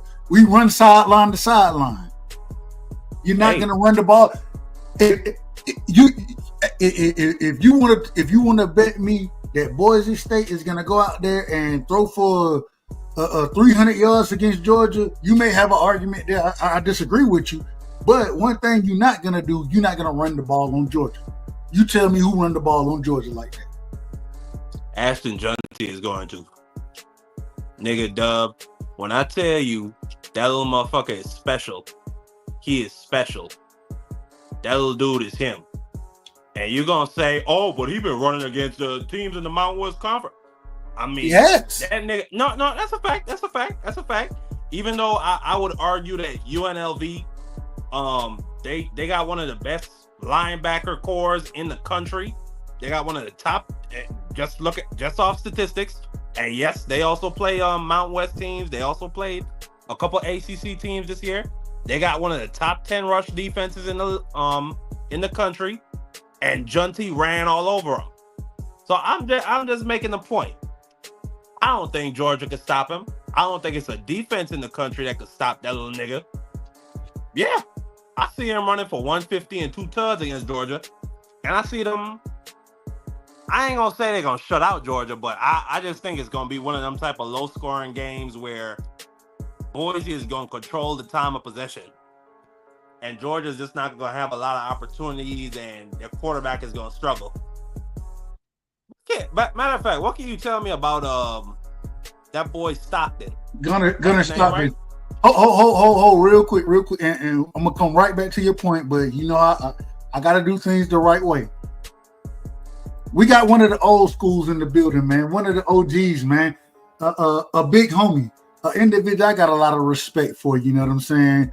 Crazier than a motherfucker some days. He crazier than a motherfucker, but I still got love for him, and I know he ain't got nothing but love for me. He gonna get up here and tell me this Mickey Freaky is crazy. You feel me? Shout out to my brother Thomas Hill in the building. One of the greats. A brilliant individual, a brilliant boxing mind, a brilliant sports mind in general. Thomas, welcome to the panel, my brother. Give me your opening statements, then we're going to go back and address what Marky is saying. Oh, man, opening statement is, hey, shout out to the historian, my main man, Marky Dan. Shout out to the good brother, the great brother, my brother, Mr. Respectfully Dub Right Side, who put the super in superlative. And yo, I appreciate the bring up, man. The intro was like fire, dog. I don't know if I'm worthy, but I'm sure gonna take it today, dog. I'm gonna wear that crown, player. I'm gonna wear that crown. Shout out to the chat. More than worthy. Dub Right Side make you feel like you're doing a walkout for WrestleMania. I swear to God, man, like, you feel me? It's just amazing. I thought the glass broke and it was dun dun dun dun dun dun. Dun dun dun dun dun. Either that or the Undertaker, boy. I came out to the Undertaker, boy. I was the taker today, boy. Nah, but hey, shout out to my main man, Marky Dan, the historian. My main man, A1 Hoop Zone, the comedian. And my man, Crash Crypto, the money that you can't stop. Oh, Dank Father up in this piece too? AJ64, and always Mr. Respectfully. My main man, Dub Right Side. What y'all talking about? Oh, he was. A1 was in the chat earlier. He was in the chat earlier. Man. Oh, okay. My bad. Go ahead, Tommy. Go ahead. We talking college football. Oh, for sure. So you was talking about Ashton Junty? Let me go ahead and respond real quick. Let me respond. This is the thing that you're missing with all of what you're saying. One thing that the Georgia Bulldogs, the best team in college football, one thing that you're missing is this: we're the most battle-tested team in the sport, the most battle-tested team in the sport. And I'm gonna get into Gunner Stockton in a second. I'm gonna get into Gunner. The thing is once again, we're the only team that has beaten a Clemson, and we beat their ass 34-3. And they in the playoffs. We beat Texas twice. right? We beat Tennessee. All these teams are the team that we lost to, Alabama, on the road and even with that loss, you know what I'm saying? We started slow. We always start slow. We got to fix that shit. I do agree with that. We got to fix that. But we never out the game. We're never out of a game. Also, the other team we lost to, Ole Miss. Hey, Ole Miss, in my personal opinion, is an underrated team. At the same time, you never know what you're going to get with Lane Kiffin. Respectfully to him, you never know what you're going to get with his team. So him having losses and that type of shit, it is what it is. All I'm saying is this right here.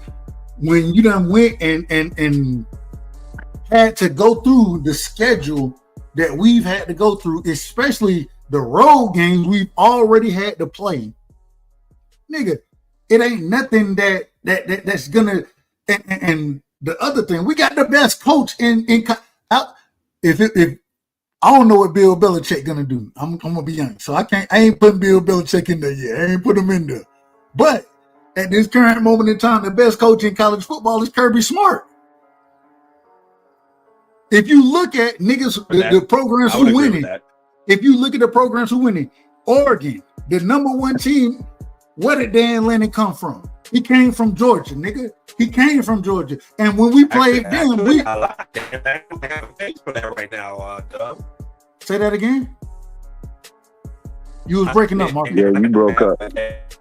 Hold on. You might sound want to robotic. come out and come back in, bro. You breaking up something fierce. Yeah, you sound robotic.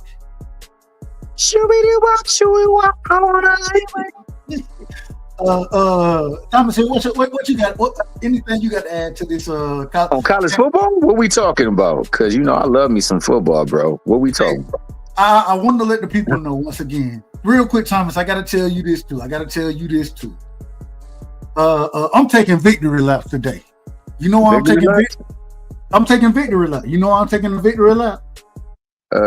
Cause you listen to some.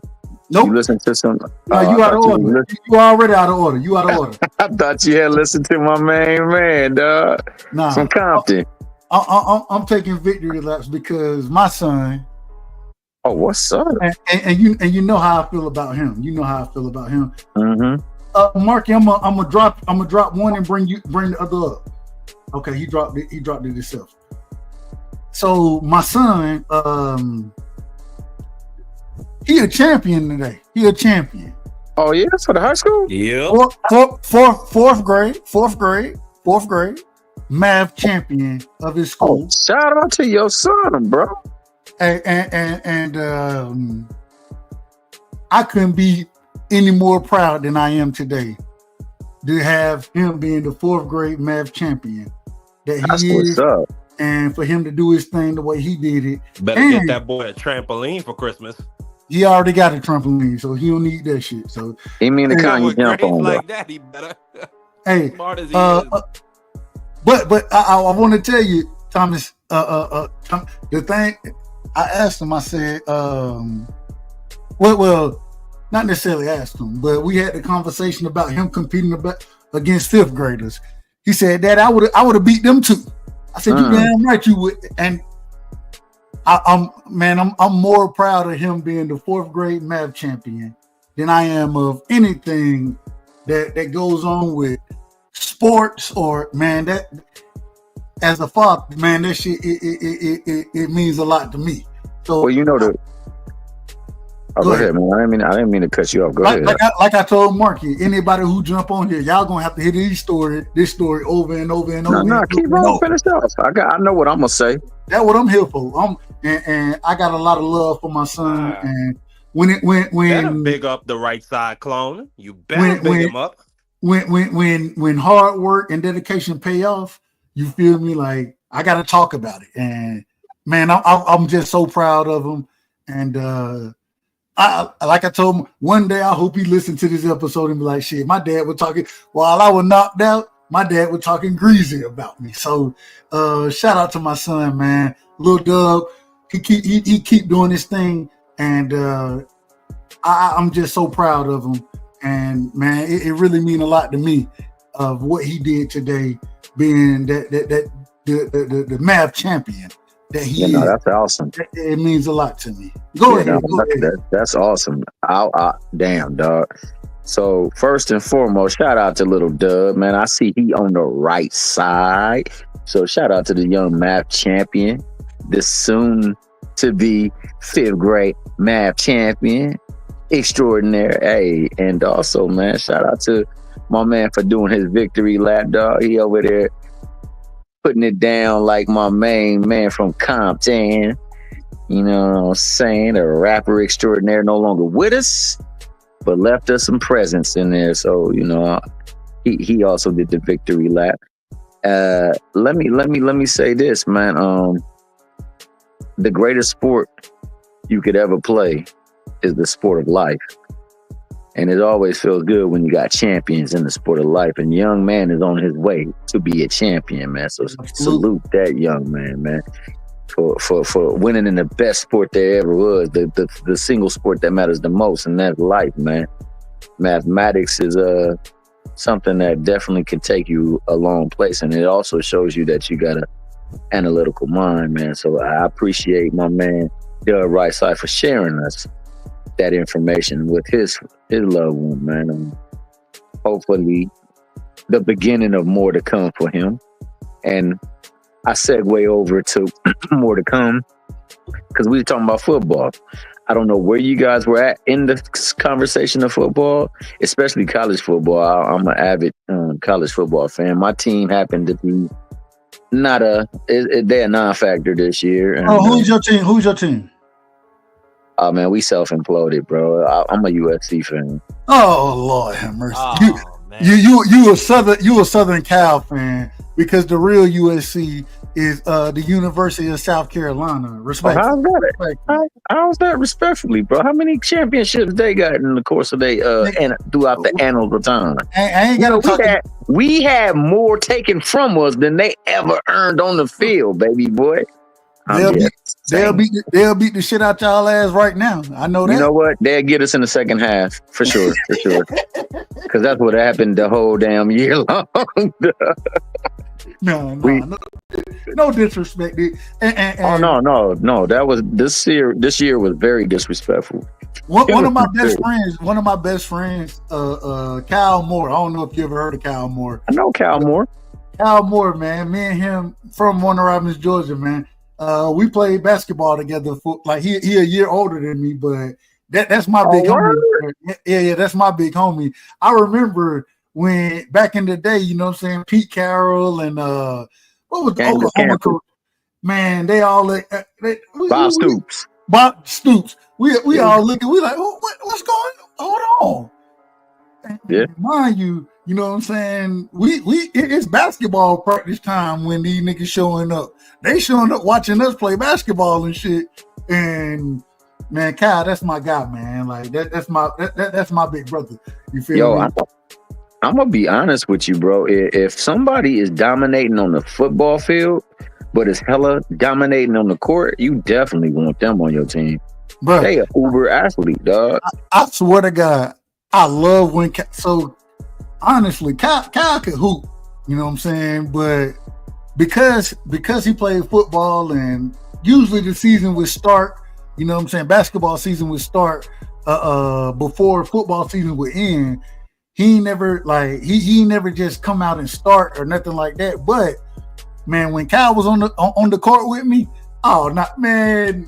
we already had the game plan was different when that nigga was on the court with me. It was totally different, and I loved it. I love the game plan when that nigga was on the court with me. You feel me? So, like, man, that's my big homie, man. Like, I got a lot of love for him. And I don't know, y'all remember the USC Texas game, right? When Vince Young went crazy. Unfortunately. Well, yeah, Vince Young went crazy, but I will say with the caveat that we had 6 to 7 defensive starters out there. I agree. But Cal, he got a chance, and that was his freshman. I was gonna say rookie, his freshman season, and he got a chance to make a couple plays in that game. And man, I was really excited. That, like, even though they lost, you know, and that was the Reggie Bush and all that kind of shit. So it was. when I went off to school and shit, man. I went to Valdosta State, but they had a party down in Miami and shit. And Kyle called us and was like, man, y'all niggas just pull up, man. Just pull. If y'all pull up, I got y'all.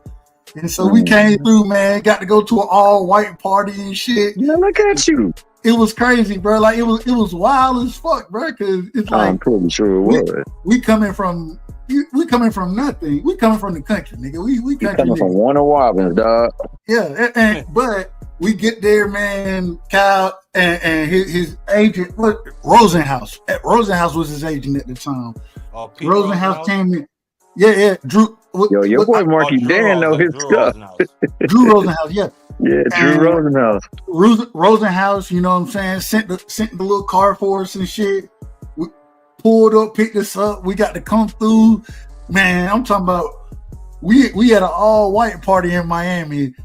Bitches, women, excuse my language. Women on roller skates. They on roller skates with drinks and shit. Like we walking in that motherfucker like, what the hell? What the fuck going? Like where we at right now, man?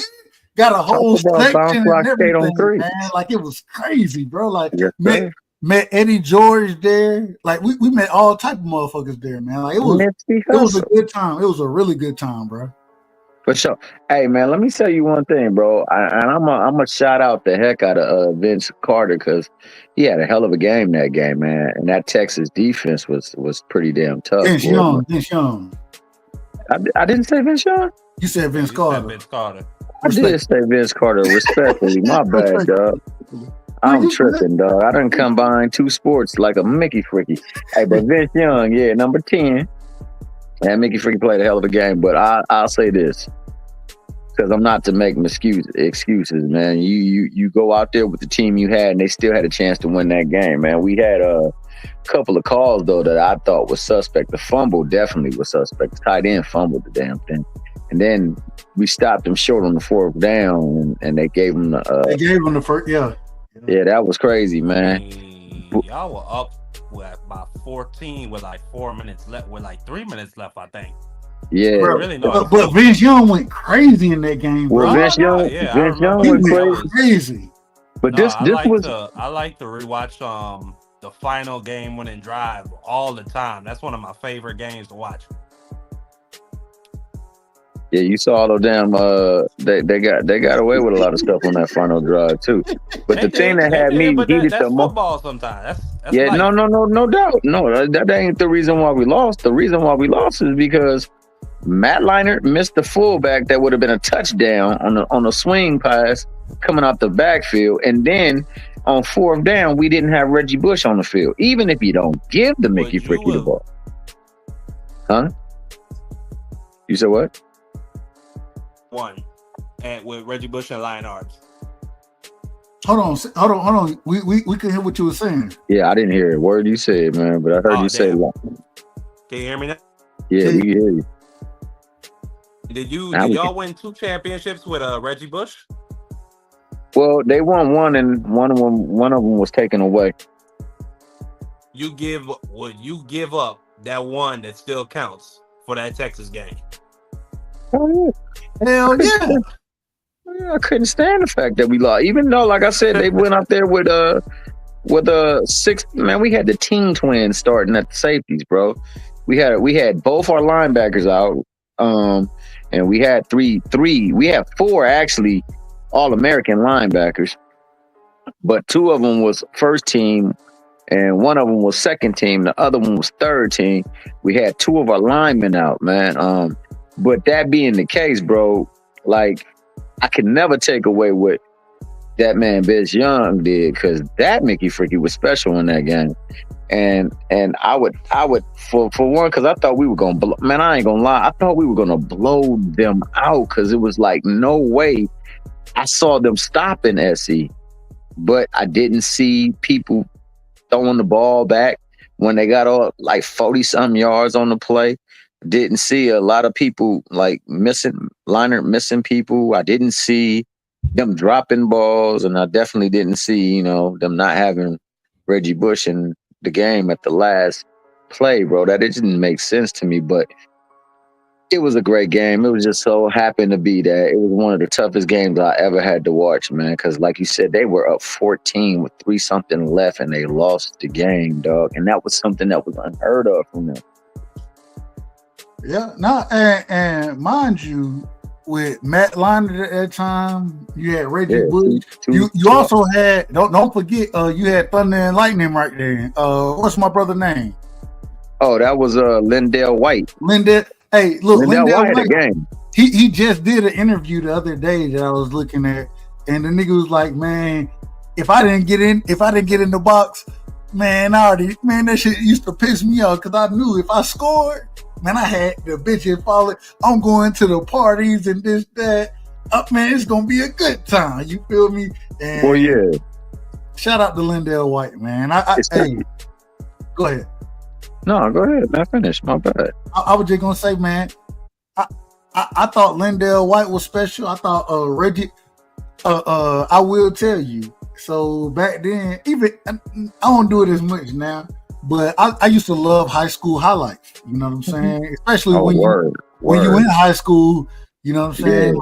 Like we like rivals and shit back then. Like we used to go look at all that shit. Word.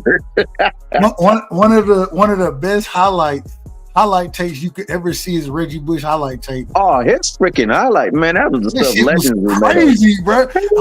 But hold on, you know who had a better highlight tape than him? The only person I ever seen with a better highlight tape than Reggie Bush. And niggas probably ain't gonna remember that. Matter of fact, I ain't even gonna lie to you. Nigga went to West Virginia. He went to West Virginia and he was there with Pat White. No, not Pat White though. Not Pat White. He played running back. Oh man, no, he played running back. He played running. Oh, you talking about what's the name to play for the Titans? No. He never made it to the league. He never made it to the league. I don't think he made it to the league. I gotta look the nigga name up. But his highlight tape. What's that nigga name, man? That shit was like it was one of the craziest. It wasn't no boy that ran that 4.2 or 4.1 something like that. Hold the on, fast dude. He played for Tennessee. Running back. Was it you talking about you talking about Chris Johnson? It wasn't him? No, it wasn't Chris Johnson. It was what was this nigga name, man? Hold on. I'll give you hold on, give me a second. West Virginia. You know, I'm gonna say the one thing that I loved about that team was that, you know, you had somebody who could just bruise you up.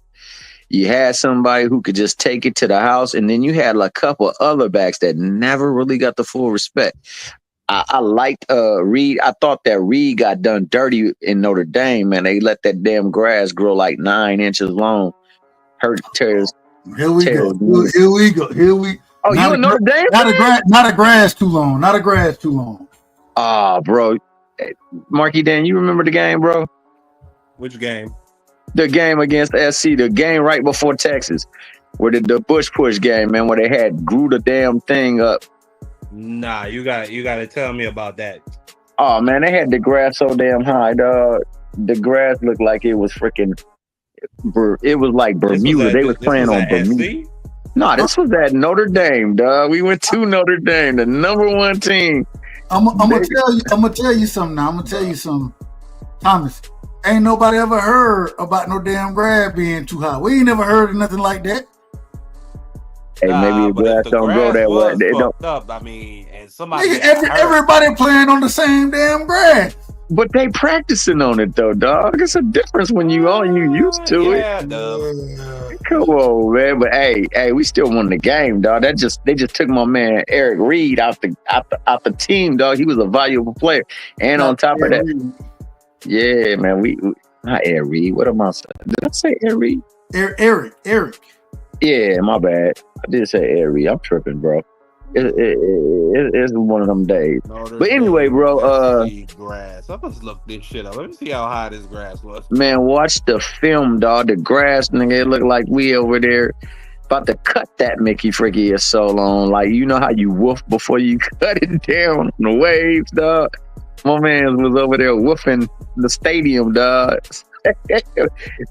but even still, we won the game, man. It was just a cold day that day because my man lost his knee. His knee blew out. He never was the same after that. Also, we had another dude named oh no, wait a minute. I think Lindell White was Billups' cousin. Yeah, Chauncey Billups. That grass look a little high. I ain't gonna lie. Ain't that grass high, bro? I ain't gonna say that it looks unusually high, but it does look a little rough. The field itself. So what was y'all talking about though with college football? You was talking about the playoff landscape or what? Yeah, we talking about this 12-team playoff. Noel Devine. Oh, Noel, number 7. Noel Devine has a better. And it's hard to say this. But out of all high school football highlights, Noel Devine shit is better than Reggie Bush shit, man. Noel Devine was a monster out that motherfucker, man. He was a monster. I remember him, number 7, right? Yeah. I remember him. That little nigga, dog. He was tough. And that's the thing. The nigga was small as hell. Yeah, because Reggie was small, dog. He was real small. That nigga was like 5'7", but he was bad though. So hey, when we was looking, and 9 times out of 10 we was looking more at basketball shit on whatchamacallit, but Noel Devine, that nigga was a dog, bro. He was a fucking dog. I remember him, yeah, dog. But yeah, what was y'all talking about the landscape of college football? Because I know you from Georgia, so you saying Georgia about to just go through the damn playoffs? No. Hold on. So this was the conversation. This was the arguments made right here. Okay. So I said that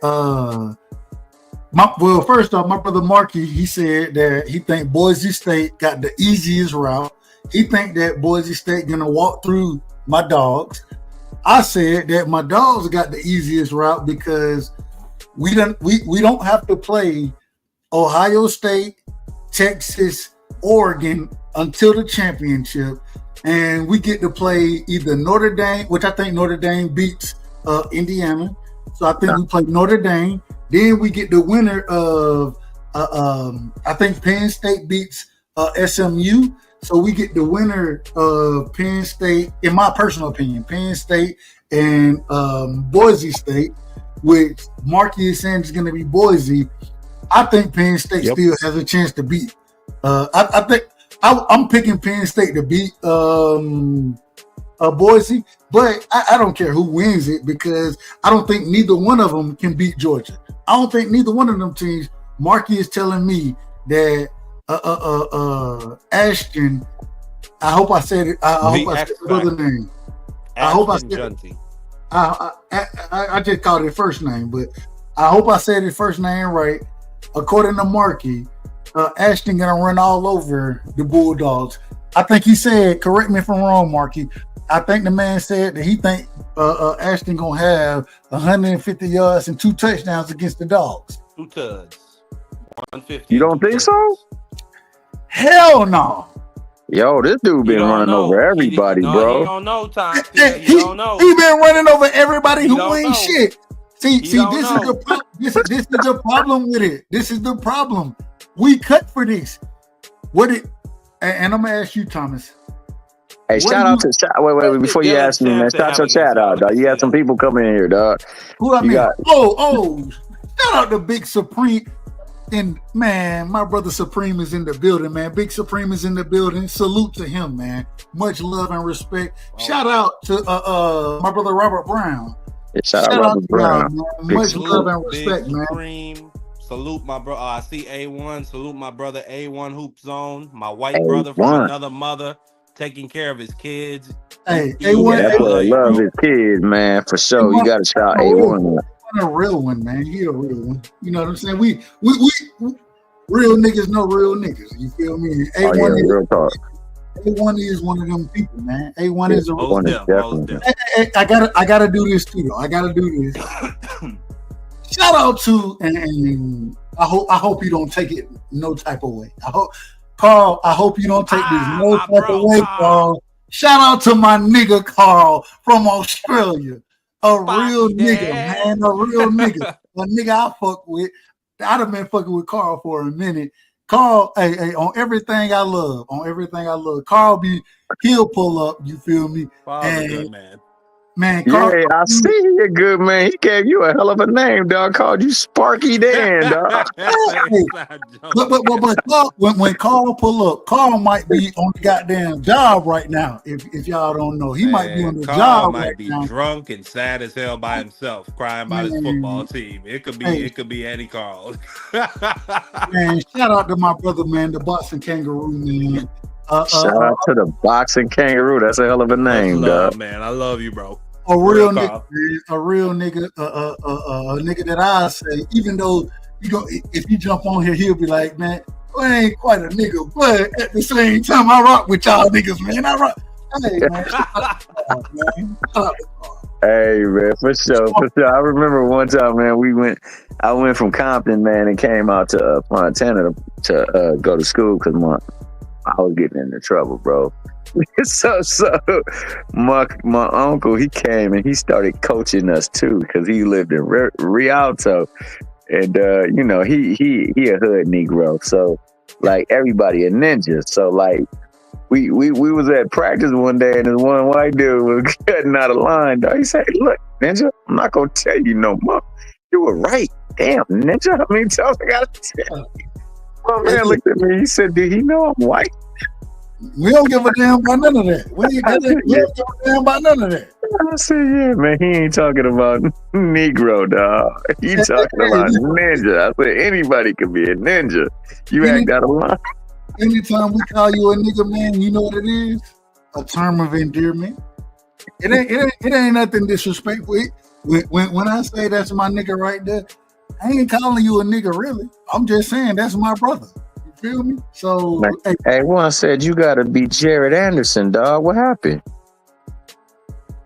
Doug gotta be. Hold on. What did he say? Hold on. Doug gotta be Jared Anderson in real life after that Bacoli fight. I don't know what that means yet. Maybe it's gonna come in this. Maybe that makes sense in the state. Maybe that makes sense. Well, I mean, I don't think that you were. I think you were one of the few people that was actually fighting for Jared. Like before the Bacoli fight, because months before that fight, I said he was gonna get beat to death. Then as we got closer, people started to shift to Bacoli. But I think you pretty much stood back on on Jared. I didn't even have a chance. That fight happened. I wasn't even on YouTube rocking like that at that time. You know what I'm saying? So I didn't even really have a chance to argue or have conversations about that fight. But I do remember you saying that you thought he would win. You thought he would outbox Bacoli. It was like one of the last times I seen you on it because somebody had asked it. I forgot who asked it, and he was like, it was a late one or whatever we was on. It was late night, and you was like, yeah, man, I think Jared Anderson is gonna put together the punches on him and just outpoint him. And I didn't know much about Bacoli, but boy, did that brother come with the wickedness. I didn't know much about Bacoli Thomas Hill, but I knew Jared was gonna lose. I've always liked, but I like the Tony Yoka. You know what I'm saying? I don't know if y'all know Tony Yoka, but who is Tony Yoka? Tony Yoka, he's a heavyweight from France. Before we get into it, anytime somebody jump on, y'all know I gotta bring folks on the right way. Y'all know how I am. And this brother right here, man, a real one. You know what I'm saying? Real one. An individual who I got a lot of love for, a lot of respect for. An individual who argued me down for years. Well, not for years, but before the Devin and Kambosos fight, argued me down about it. Was wrong about it, but took his lumps on the chin. You know what I'm saying? Took his lumps on the chin. To hell, A1. And stands on business. An individual who stands on business. You feel me? An individual who has no problem going to any channel and keeping it a buck with him, saying what he believes in, and that's why I got a lot of respect for him. We got my brother in the building, you know what I'm saying, and I look at him as a brother. If I ever get a chance to take a trip to Australia, You know what I'm saying? I'm gonna call All right now. boxing kangaroo. I'm calling Carl. Whoa! I'm gonna be like, Carl, I'm in the building, man. Show me love, Carl. Welcome to Salute to the man, Carl. Salute, fellas. Carl. What up, Dan, brother? what's happening? Carl, man, give me your opening statements, man. Welcome to the panel. It's good to see you. It's been a long time. It has And been a while, bro. you know it ain't nothing but love and respect, my brother. You know it ain't nothing but love and respect. Likewise, bro. Always. You know that, right side. Look, I just want to say I am sick to fucking death. This is my opening statement. I am sick to fucking death with Australia taking fucking L's. Man. Oh, you talking about swimming? Oh no! Now he talking about You talking about dancing? You talking about break dancing, soccer? You talking about just about everything? This man team lost the Australian Super Bowl. Man. Man. Look what happened to Liam Pyro, man. Oh, man. He just, Oh, You know what it Pyro. I forgot about that. Yeah, my bad. you know what it is, right side? These fucking white fellas, they can't fight that slick Not the stuff. white fellas. They cannot fight the fucking black slick American fighters, dude. They can't do it. They just can't hang with them. They just get So they fucking should. tagged to pieces with a jab. They get their faces jabbed off. It's fucking ridiculous. I tell you, man, I'm moving to another country. I don't know where the fuck I'm going, but I'm sick of taking fucking L's. Tim Hey, Zoo, Carl, Liam What do you Pyro. think he should have did different in that fight? Hold on, real quick. Carl, I gotta say this. So when I get the chance, I want to play a clip of what was going on in New Zealand. I watched them do this whole haka thing or whatever it's called. Respect. Yeah, the haka. Yeah. I watched them do it in Hey, Parliament yeah, and all that. And one day I got to get your opinion on what was going on there because I probably don't understand it all the way, but I enjoyed it. I ain't gonna lie to you, I enjoyed it. So, but keep going. My apologies, Carl. Go ahead. Nah, it's all good, man. 2024 has been a year to fucking forget, I tell you. As quickly as we become champion, I just thank the good Australian Lord for Jai Opataya because I think he's one dude that won't be beaten for a very long time. Isn't he from New Zealand? I like John. Nah, he's born and bred in Australia, bro. Nah, John can fight though. He can fight. Yeah, no, he's the problem. I just don't think he should go to heavyweight. I don't think he should go to heavyweight. You don't think so? Well, ain't he like 6'6", 6'5"? I don't care how tall he is. Nah, he's 6'3" or 6'2", man. He's not. Oh, big. he is? Oh, well, yeah. You But wanna he- see this? Oh, he can fight. He can fight, Yeah, man. he definitely fight. can fight. Yeah, he's got this title. Actually, his title defense is in my state. I'm trying to get down to the Gold Coast for it for January the 8th. It's on my birthday, so I'd love to go to that fight and watch that card. Because I know it's one dude that wins and wins and wins and wins. So it's just so hard to rock with these Australians, man. You think you know these guys and you think they're stepping up and they're getting better and they hit that world stage and then they just fucking stumble over their own fucking feet. I don't know, man. It's just tough. Hey, what's the girl? What's her name, man? The young lady. Guy Nicholson? I like Sky. I like Sky. Yeah, she's good. She can fight. She's She good. can fight. Yeah, she's good, man. But I can't get into the women's boxing, bro. Katie You Taylor can't? Katie Taylor and Amanda Serrano those fights are what I like to see. That made me a fan. Those two girls when they fight. But I just think that right now, I think you've got maybe 1 and 2 in each division, and then there's just fucking daylight between the next 5. You know, Agreed. like the I level, agree with that. the skill level. I It's just not. It's not there yet, man. I mean, it's going to get there, no doubt about it. But for me, there's just so much separation between the top girls and then the rest of the pack. It's No, just, that's a fact. That's the only thing I got with women's boxing, man. So let me ask you this. In the Paro fight, what do you think he should have done differently that he did in that fight to possibly walk away with that fight? He should have walked him down. He should have walked forward. Should have gone forward, taken shots, and got inside and put him on the ropes. And that's what you got to do with that style, bro. When someone can fight on the back foot and has got a mean motherfucking jab, you got to get inside. You got to get in his wheelhouse and you got to ruffle his feathers. Liam didn't do that. Yeah, why didn't he do that though? I thought that's what he was gonna do because that's what he did so effectively against Matias.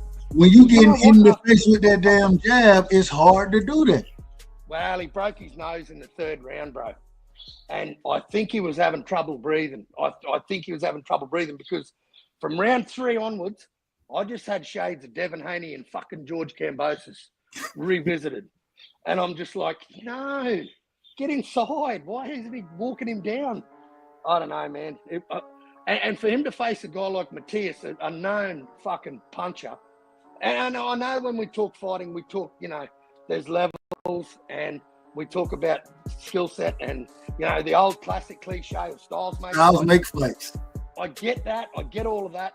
But the fact that, mate, I was just so disappointed, man. I had so much money riding on that. And it just got smoked. I hate to say it this way to you, Carl, but I'm going to just say what you said earlier. Them sleek black fighters, they hard to fight. They hard to fight. Well, see, we don't have any of that over here, right side. We don't have any of those style fighters.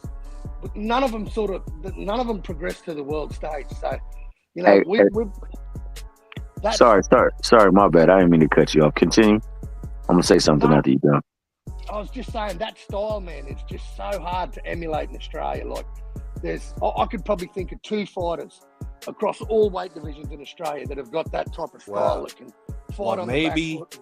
Well, maybe you should start offering boxing to those Aboriginals instead of throwing them into rugby. Oh, yeah. I tell you what, man. I was talking to Carl. Carl said that Aboriginals are basically the wide receivers and the DBs of Australian football. So maybe they could replicate the American style if you brought the right coach over. I tell you, the biggest problem for some of them guys, man, is alcohol. When they get famous, the alcohol, the drugs. And, you know, look, these guys are more naturally gifted in any sport, bro, across all codes. You know, like you can have football, boxing. Like, you know, these guys are good, but they seem to, when they get a bit of notoriety and they start to get a bit of fame, it just, I don't know, it goes to their head and they just go down the path not often traveled, bro. And it's sad to see because these guys have got more skill than fucking I could ever dream of having. And they just go down that road of drugs and alcohol is the biggest killer, the biggest one up here. They just get on the alcohol and, you know, they abuse their girls and go out in public and fight. And, you know, and once it hits the papers here, once it hits the media, man, like they're gone. The football clubs just won't put up with it. They get rid of them. And I don't know what it is with boxing, man, but we've got a couple of, I'll tell you what, we've got a couple of, where I live, we call them, the Aboriginal guys, we call them Murrays. So you got Murrays and Kooris. The Murrays. Murrays, yeah. So, and there's a couple of good ones I've got my eye on that are coming out. We've got Dana Coolwell, which is a good one, and we got Callum Peters. This dude got beaten in the Olympics, man, by the Uzbekistan guy that got robbed in the gold medal fight. So, yeah, he was in the last 16, but poor bugger, he got a split decision against him, and he fought this Uzbekistan dude really well, man. And you know, Uzbekistan won 5 gold medals in boxing alone, bro. 5 gold medals in boxing this year. Yeah, they represent boxing. They don't play around. Oh man, it's crazy sport there. Can we do something real quick, Carl? And before you do something, man, my man. Well, you out of order. You can't tell me. My bad. You out of order. My bad. No. Go ahead. I just wanted A1's comment already. He told me to let you know to read his one comment about Ben Simmons. Hold on. It's right before God Hands. God, let me see.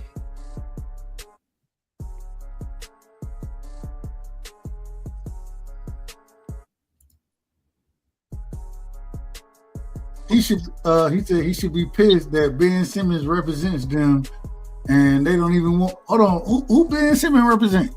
He represents Australia. Is he basketballer, isn't he? He Australian? Yeah. Ben Simmons? Yeah, that was a big thing when he was coming out of high school out of Montverde. He was Australian. I didn't know that. We don't even like him. Well, I don't like him. We don't even like him. We don't even like him. I don't like him, man.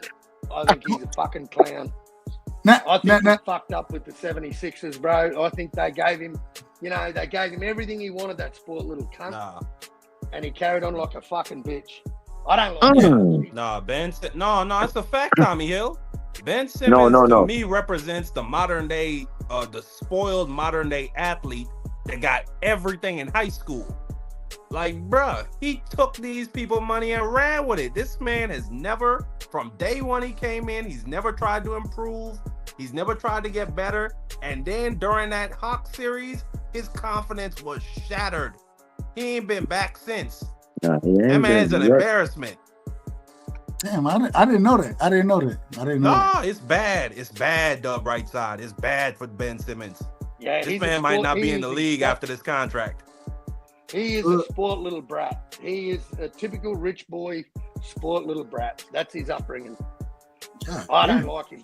And I was a 76ers fan. I was rocking with him when he signed with them, but he just pulled too much funky shit and pulled out of games. And yeah, that's not Australian, mate. That's not Australian. That nigga, hey, Ben Simmons sat out for a whole damn near 2 years at one point in time. I was like, hold on, what the hell going on? I don't know what to think about Ben Simmons, to be honest with you. I don't know. Anybody, listen. I could take me personally, I could take the worst nigga shooting. I ain't never been the greatest shooter. Like I said it earlier today, Melo's my favorite player. And I live by the mid range. That's where I made money. The mid range was my shot. But at the same time, I can take an individual and teach them how to shoot the ball. And for this man to be in the league as long as he's been in the league and still his jump shot, it seemed to get worse and worse. From my personal opinion, I don't know what to think about him. I don't know what to think. I don't know. I ain't got no hope for Ben Simmons. I ain't had hope for Ben Simmons for the last about 4 years. So, but that's just me. I want to ask this real quick. And the only reason I want to do this is because, Carl, I don't know the next time I'm going to be able to have you on the panel. I don't know. So I want your opinion on this because this is closer to your side of the world. And we're going into the haka that was performed. And we moving more into politics. So if y'all niggas don't want to talk politics, y'all can get the hell on. Respectfully. I say that respectfully. But I think y'all want to. I think everybody who knows, I think y'all would address it with me. I want your opinion first, though, Carl. I want to play this clip real quick and get your opinion on what happened in this situation. What's your thoughts on it? Like I say, you know that side of the world better than I do. You know the politics over there, and I think this because it's in Parliament, it's definitely more political. So I want to play it, and then I want your opinion on it. Is that cool? Right. Yeah, no worries, bro. No worries. All right, here we go. Let me pull it up. I got it right here. Oh shit! Hold on, I done went too far. Here we go. Let me make sure I present it accordingly. Share screen. Oh damn! All right, here we go. All right, can everybody see me sharing my screen right now? Yep. All right, here we go. I'm gonna blow it up, make it big. No homo. Oh yeah, I seen this shit. All right, so let me cut the music off real quick. I want to play this, and then I want your opinion on it, Carl. Then I want everybody else to speak on it, even though we probably don't really understand the politics that's going on over there. Let's talk about it. Tell me if y'all can hear it. Can y'all hear it? No, I couldn't hear it. All right, hold on. You always, when it come down to this shit, you gotta always do some extra shit. Salute the goddamn. No, go ahead. No, go ahead. I'm working. I got other shit I gotta figure out how to make this shit. Oh no. I was just saying, God Hands is speaking facts in the chat. Salute my man, God Hands. All right. Speaking of facts, then we got salute. Yeah, he's speaking the big facts. What are you saying? Yeah, what he say? Hey, no, go ahead and address it. Go ahead and address it. Cause I'm still trying to figure out how to get the sound to play. It's there for anybody who want to read it. I was just making a note. He's speaking facts. Go ahead, though, Dub. Play it when you're ready. Let me once again. I'm gonna try it again. Let's see. Tell me if y'all can hear it. Could y'all hear it? Nope. Not Let it play for a second. Maybe it'll come on. No, it ain't gonna come on. You gotta do all type of other shit to make on YouTube and shit. Hold on. Let me try one more thing. Where's the shit? I just know the bitch pick up the paper and she's like, Yeah. Oh, wanna know? I said, I don't know. I don't even know what she's saying. I fuck with it. I like it. I fuck with it. I just don't know what's going on. That's why I'm asking. When the British Empire came to their shores, their ancestors did that dance on the beach before they got brutally slaughtered and enslaved. But that is meant to be an act of defiance to whatever was going on that was put forth in their parliament. I respect Here we go. Audio share. Let's do that first. That. Come on, right side. What sort of a fucking show are you running here? Man, we struggle. Look. Hey, Carl, you know what I call this? Struggle streaming, man. We struggle streaming. Right now. It is what it is. I ain't got no problem. All right, here we go. Let's try it one more time. Y'all tell me if y'all can hear. I think I can hear this one. Y'all tell me if y'all can hear. Yep, we hear. We hear it. All right, here we go. If 6 votes opposed.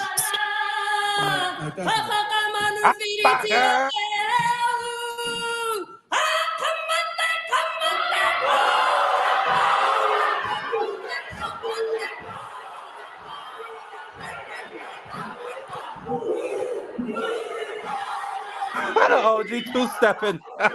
Hold on.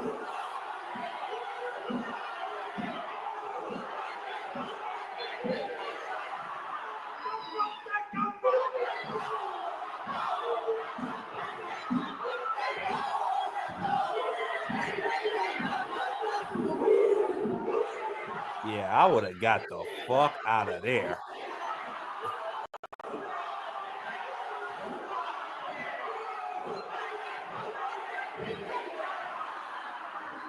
Now, real quick, before you respond, Carl, I want to play one more clip of this same. I believe they said she the youngest MP over there.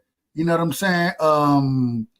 One of the first, and I know that, like you said earlier, something about Maori, and I'm gonna be honest with you, I ain't did enough research to really be informed on exactly what's going on. But I wanted to play one more clip of her because the House is suspended.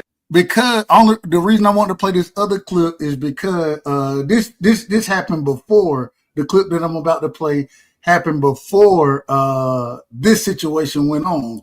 And so give me 1 second. Let me pull the other clip up, and then I want your response to it. And I think you have more understanding than we do on it. So let me play. I want to play one more. What? I think her name something. I can't remember her name. But we'll do it this way. There you go, right there. All right. So we're gonna play this other one right here, and then I want you to respond, and I want to hear everybody else's opinion on, what's going on here. So let's see. Can y'all see it? Yep. Tell me if y'all can hear it. Yep. I call Hannah. Can y'all hear it? Yep. Yeah. All right, here we go. Ralphie to make a maiden step. And for anybody who don't know, this is the first time, I think, they said this is the maiden statement. Whenever they get elected to parliament or whatever, they get to make their statement. They open this statement, and this was hers right here.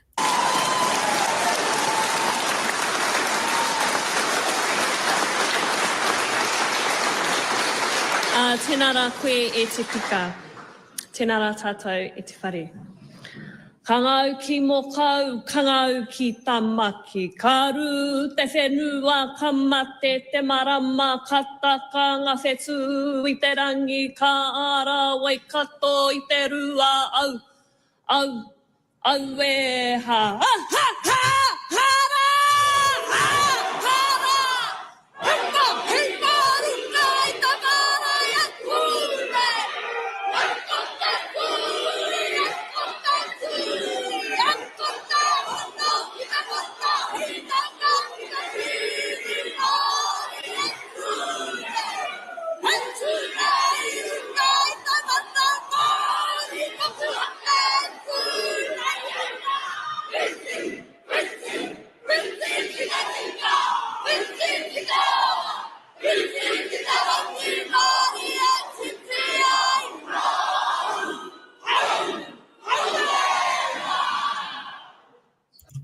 All right. So those were the two situations that she had going on over there.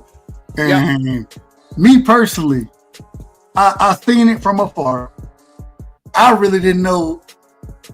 I looked into it a little bit and I understood. I think they were not this one right here, but the one she did the second time, that the one we showed the first time.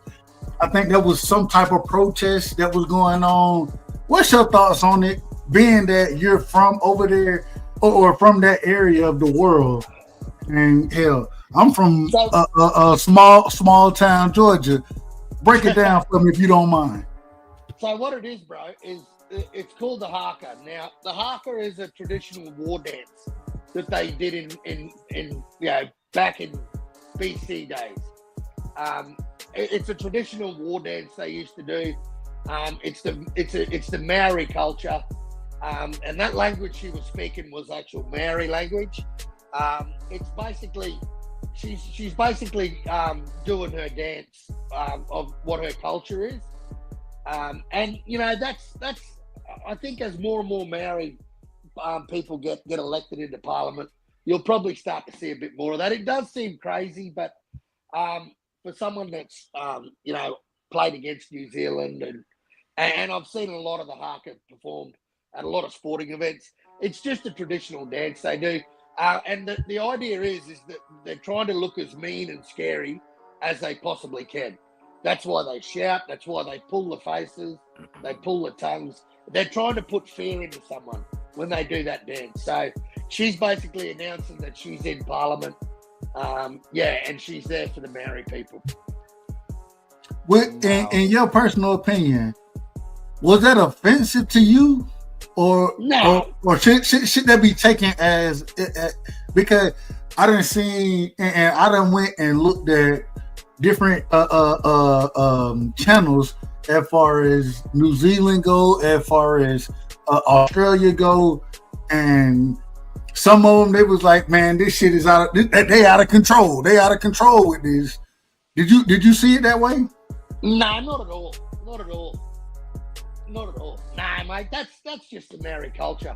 And the thing about same as Aboriginal culture, they've got the thing that irks that gets up my boat in Australia is something similar to the haka, right? But it's called a welcome to country. Now it's a smoking ceremony where an Aboriginal gets out in traditional, their lap and they got paint all over them and they welcome everyone to country. Now, I like that when it's at an international level, like when Australia's playing New Zealand or Australia's playing England or America, anything like that, and they're playing on our soil. I like that idea. I like that concept. But I don't think that when we're playing a game of sport that's played only in our country and we're all from the same country, I don't know why we have to be welcome to our own country. Because my family are convicts, so I come from a long line of convicts, and I only know Australia. Did you say you come from? He ain't lying. You said a long line of convicts. Did you say a long line of convicts? He's not lying, Yeah. We're light-fingered bastards. We like stealing. My ancestors were fucking horse thieves. They were sent over here in the First Fleet for stealing horses.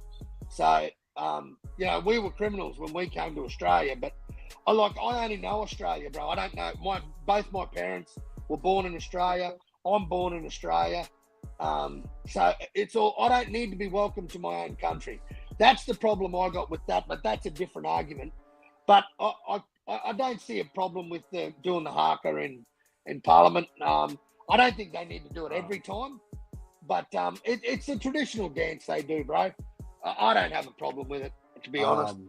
The way how I see it, whoever the ruling party is, I would make some type of rule where at least they say, like, you can't get up out your seat and, just have an outburst like that. But if it was in protest to something, then I guess at that point, to her, civil discourse had broken down and there was no point in talking. So I guess it was a valid protest to do her traditional dance. But no, I'm not in favor of something like that becoming regular.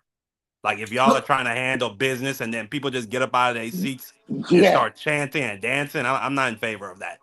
But I can appreciate the protest if it was a uncivil discourse, or what would you call it? Yeah. The first time, the first one that I showed, that's actually the second one. The second one I showed was the first time that she did it.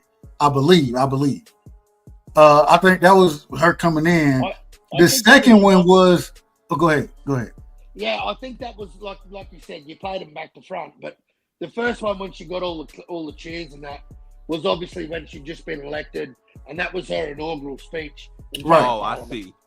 But the second one when they came up, or when she tore the paper, when she ripped the papers up. In that case, when they're welcoming her to Parliament, wouldn't that be that's not really like a real session like that? That's more ceremonial, right? That's right, yeah. Is it? Well, yeah. So she's been elected. She's obviously just been elected in. Was she a mayor or I don't know? I couldn't hear what she was elected in as, but yeah, that's the type of shit she should do then. And yeah, she definitely doesn't need to do that every time. Okay, all right. I have no problem with that. But the second, the one that I showed first, even though it was technically the second one, that one I believe. Correct me if I'm wrong, Carl. And only reason I know. Y'all know I love politics. One of the things. Hey, y'all see what's in the title. Hey, Carl, I got to tell you this real quick. I ain't tell you when you got up here. I got to tell you this, Carl. You know I'm a proud father. You know how I am. Yeah. My son, math champion, 4th grade math champion today. Oh, came in first place. Kicked everybody else's ass, and man,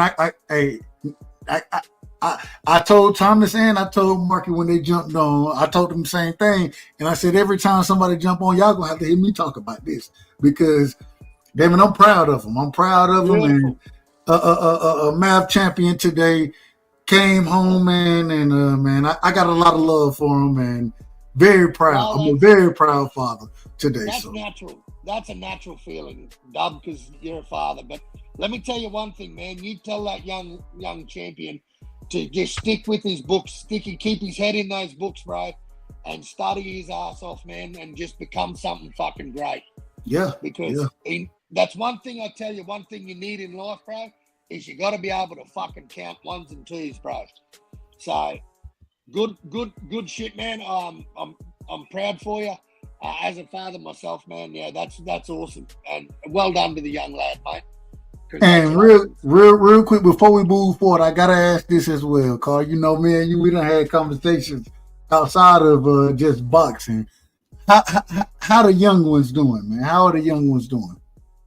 Yeah, good, bro. Really good. Yeah. Little Bub's power now. She turned 3 in April.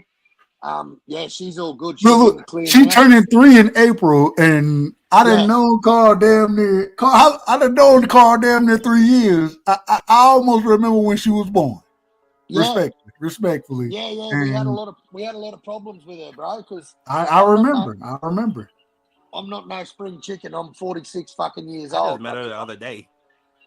Yeah. Now, me and Carl, we had this conversation when she was first born. When she was first born, I remember having this conversation with Carl and him breaking down exactly what he was going through back then. Yeah. So she was premature and she Yep. had to have a couple of operations. Oh, And, yeah, we had a lot of complications. Oh, no, I didn't. The wife did. But yeah, and yeah, man, it was just it was all in God's hands, bro. At the end of the day, and yeah, she's powering now. She She's thriving. so she okay. Oh, she rules the roost here, bro. She tells me what to do. I was gonna say she run the damn house right now, don't she? She runs it the should house, be. bro. As it should be. She runs the house, bro. Hey, shout out to the queen, man. Shout out to the queen, the princess, excuse me. The The little Isla's her name. Man, I ain't got no problem with it. Now, I want to go back to it. The first one that we saw that the first hawk, even though it's technically the second, like Carl said, I played it ass backwards. But I think the second one, it was in, so they had a vote, I guess, and I tried my best to do as much research into it that I could, and hell, I ain't the best researcher. I ain't never gonna claim that. What I came up with is that what they were saying is more or less that they were trying to take certain rights away in a certain vote, and what I'm not quite exactly sure. I'm not quite exactly sure, but I know they were saying that they were trying to take certain rights away and these type of things, and this was more or less a last-ditch effort to protest against that bill. Hence the reason when she started the Kamate, whatever, and I don't mean that disrespectfully. When she started that, Marky, let me bring Marky back on. When she started that and ripped the paper up, you know what I'm saying? Yeah. It was more or less a protest. I'm not sure of the context or what the topic even was, but so I'm going to give you what. See, in New Zealand, same as Australia, right? There's a lot of rights that the Maori people have that the white people necessarily don't have, right? Right. So when it comes to fishing, they're allowed to do it. They've got traditional ways of fishing. So something that you and I probably wouldn't be allowed to catch and take home, they're allowed to. So I'd say it'd be something along the lines of they're trying to take something away from the Maori tradition. So from what I'm reading here, it says that apparently the protest was because the New Zealand Parliament, I don't know if they took it to court. Apparently there is a 184-year-old treaty between the Maori people and New Zealand government. And a part of that treaty basically said that the Maori people would not be tried in the courts of New Zealand. They will be tried by their own Maui tribunal. And that the interpretation by, I guess, the whoever the judicial body in that country is, I guess the interpretation means they're no longer going to be tried in their own courts. So I guess that's a big part of the protest. I think that's bullshit. I think if you do a crime or whatever in modern culture, you got to remember that things change, and you know, if you want to grow as a culture and as a people, you kind of have to live by and abide by the laws of whoever the governor is. So, you know, New Zealand law is New Zealand law. I agree, Carl, but at the same time, because we have something similar in the United States where you know, Native people, they have their own lands and they have their own police departments and they have their own essentially their own government system on their own reservation. So, and I think that's specifically because, I mean, just for the simple fact, we owe it to them. Like, the Americans came over and they gutted their fucking land. And then Andrew Jackson, yeah, go ahead. No, all right. Here, I'll give you this one. So, let's say someone drives out to an Indian reservation and gets shot by a traditional Indian, you know, from that reservation. They get shot and killed. Should they not have to face the law that everyone else has to face? Or should they I think so. Yes, I agree. That maybe an Indian, that maybe in where they you know, they get tied to a fucking teepee for a month. You know, like, I don't know what the law is. And this was the thing when I was researching it. One thing that I saw is that more or less what's going on, and this is a slippery slope in my personal opinion, because it seemed like what's going on is that you have individual who, well, more or less the parliament, the prime minister, the heads, or the leaders in the parliament, the people who have the majority in the parliament, which that would be like saying the individual. Shout out to Trump. Shout out to Donald Trump for winning like he won. Shout out to Trump. It'd be more like saying, well, Trump won, or not necessarily Trump won. Let me rephrase it. You got Trump, you got Republicans and Democrats, right? But then you also have the Native Americans. The Native Americans have already made a deal saying this is what we abiding under. And now you have individual coming in saying, well, even though we made a deal with you saying this is what you're gonna abide under, well, we think that everybody should abide under the same law. Which I would agree with that. I would agree that everybody should abide under the same law. The problem is this though. And from what I saw,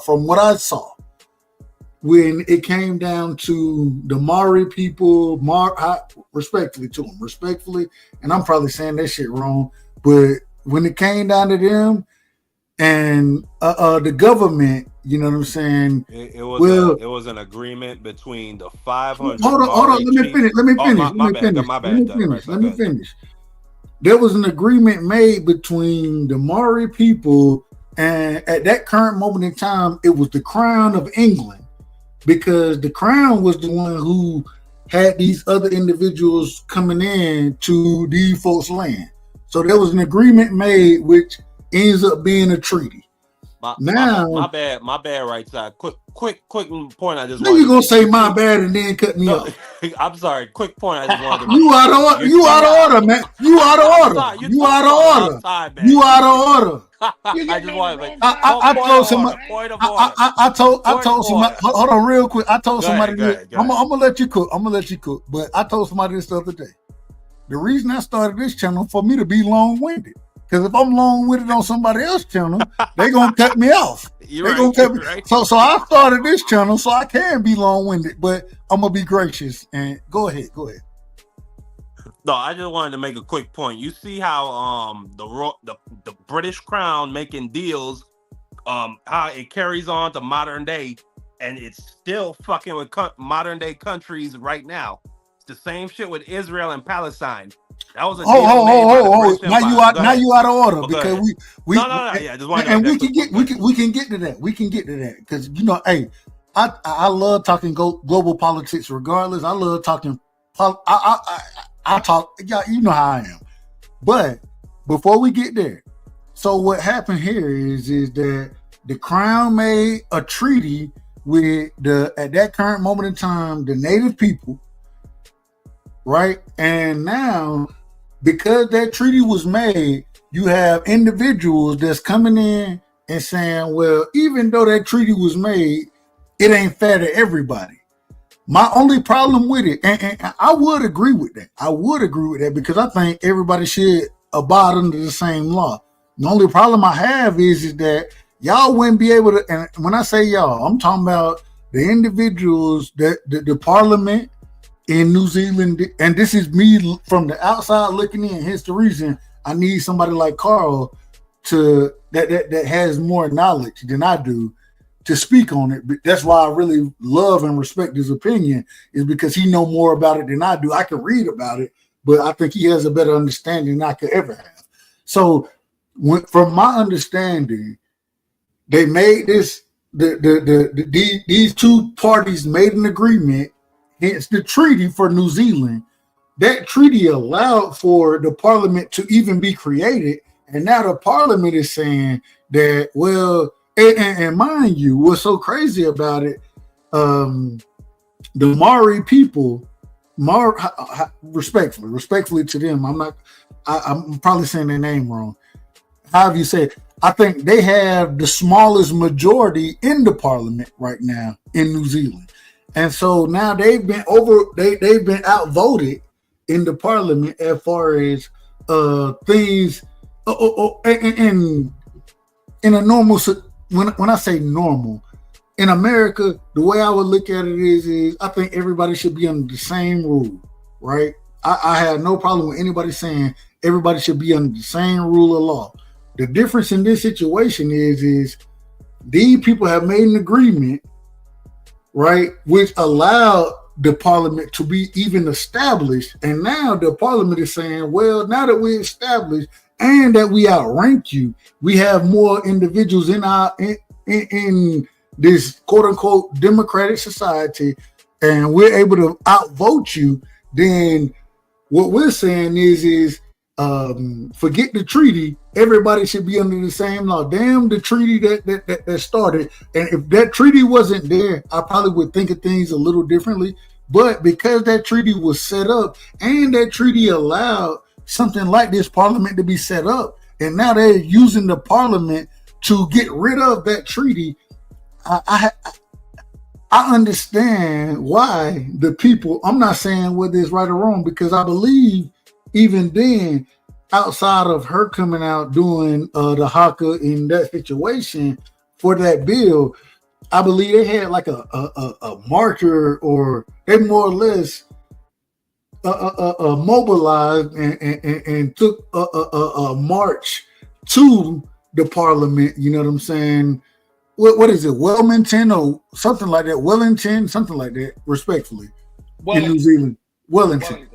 They marched with tens of thousands of people to that in protest of that bill that was trying to be pushed.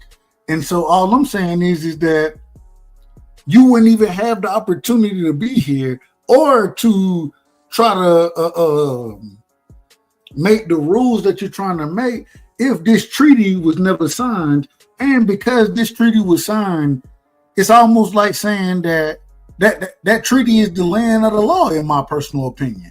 And so because I think that treaty is the land of the law, you can't make rules against that treaty, in my opinion. Which I thought. I agree 1,000%. Go ahead, Carl. I couldn't agree more. And when you're talking a treaty that's 180 something years old, you can't just pass a bill to fucking remove it. You can't just do that. And so the Maori people have options. Let's say the bill does get passed, right? Because this happened in Australia. We had a thing called the Native Title Act, and it happened in 1988. Now they brought in laws basically to overrule. I was born in 88. So I'm 10 years. I'm 78. But what happened in 88 was there was a thing called the Native Title Act come in. Very similar to what you were talking about, a treaty that was, between the Maori people and the British Empire, basically, because the Brits, they run New Zealand and they run Australia too. We're under the same law as New Zealand. Now the problem, the one bonus that the Maori people before you get into that, I would ask you: Am I correct about how speaking on the issue going on in this situation as far as why she's doing what she's doing, and what am I correct about that? Am I out of order with that? I'm with you 100%. Okay. I think that if there's something that's over 100 years old, my country's only 230 years old, right? Since the first fleet, since Captain Cook fucking first set his eyes on and then all the convicts came here. Now, if you pass a law going back 180 years, and when you form a government in another country and you take rule of that country, and you've got a treaty in place with the native people of that country, you can't just pass a bill and what the Maori people can do is they can take it to the High Court, right? Which is you have your standard court, you have federal court, and then you have the High Court. Now and this is where things like this come undone. So they can pass that bill all they want. But if the Maori people stand as a unit and unified, and they take it to the High Court, they can have it overturned. It's happened in Australia, bro. Rules that they've overturned government rule in the High Court because. But Carl, when you do something like that as a group, you open yourself up to the worst case scenario. What if the court decides to uphold the bill? Now you're really fucked. Well, yeah, then you start to see a bit of mutiny and. Yeah, so I think the protest was to try. I don't know if did they get the vote through, but I think they said the protest cut the vote short. I'm not sure. I don't know if they barred those people and then they came back for the vote. I don't know. I don't even know what the vote was for, bro. But if it was something for a treaty that was 180 something years old, I don't think any court should be able to rule on that. I think that's a bond, that's a handshake, and that's something you've got to be as good as your word, and that they've just got to live by that now. That's end of story. If there's a treaty in place. And it's interesting because when I listen to the other side of it, they make good arguments. The arguments as far as, we don't want to have individual judged by or individual be able to have special exemptions because of their lineage. Well, you can't have a double standard in society. You can't have a double standard in society. You just can't have that. That doesn't work. But at the same time, the thing is that they've already agreed to this. It's already been agreed to, and what was and this is why when I look at it, I'm like, I will say I love that. I think that young lady, I can't remember her name respectfully, but I think I love that she connected to her roots. You know what I'm saying? That type of thing. I think that's something you can gain something from that. I also think that everybody should be treated the same. I also think that, and mind you, that's why I say I'm not quite sure. That hence the reason I'm asking you, Carl. I'm not quite sure why I kind of land on this, because I also think that a deal is a deal, and if this deal wasn't made, y'all wouldn't even be able to have. And when I say y'all, you know what you got to do. You got to put it to the public. You don't put it to a vote in Parliament. You gotta put it to a referendum. Put it to the people. But the thing is, Carl. The thing is if the people in this situation, and the only reason I say it this way, because I agree with you, but if you done been overran, right? If they're more against you now, and I don't know if that's the case. I don't know. I'm saying hold on, real quick, Marky. Mm-hmm. In this situation, in the parliament where the vote is, right? When I was watching it, and I watched I done watched that entire session probably 3 times. And what I found out is you had some folks who had 30 votes, some folks who had 28 votes, some folks who had 18 votes. The folks that she was with, they got 6 votes. And I'm like, hold on, wait a minute. They supposed to be, they're the ones who made the agreement. Not them themselves, their ancestors were the ones who made the agreement. And so now they get it overran from an agreement that was made back then. Well, wait a minute. If I'm not gonna let you overrun me, I'm gonna sit here and say, well, one of the things to stop you from overrunning me is the agreement, the treaty. That's what stops you from overrunning me. Right. And now you're trying to overrun me. And so I see it both ways, because even with me seeing it that way, I listen to the leader of the Popular Party or whoever he is, the one who got the most votes out there. I listen to him. Labor or Liberal. That's the two politics. But I think it was Labor. Whoever it was, I listened to him talk, and I didn't disagree with what he was saying. What he was saying is well, everybody need to have the same rights and this and that and that. Okay, I understand where you're coming from. The only problem is that I have with that, and if it's me in the United States, I vote. Hey, I'm a Trump supporter. You know, nigga still on my helmet about that right now. I ain't got no problem with that, and I address all smoke. I address all of it. But at the same time, the thing is in that situation, y'all couldn't even set this shit up if my ancestors didn't agree to allow y'all. If this treaty wasn't here, y'all wouldn't even be here. We'll all be at war. Y'all would have had to kill us off. Well, that would have had to happen. And so, if that's the case, then at the end of the day, that treaty allowed y'all here. It allowed y'all to set up a system of government, and because it allowed y'all to set up that system of government, even though we disagree with that system of government, we still have this treaty that gives us the rights that still allow us to be who we are. Right.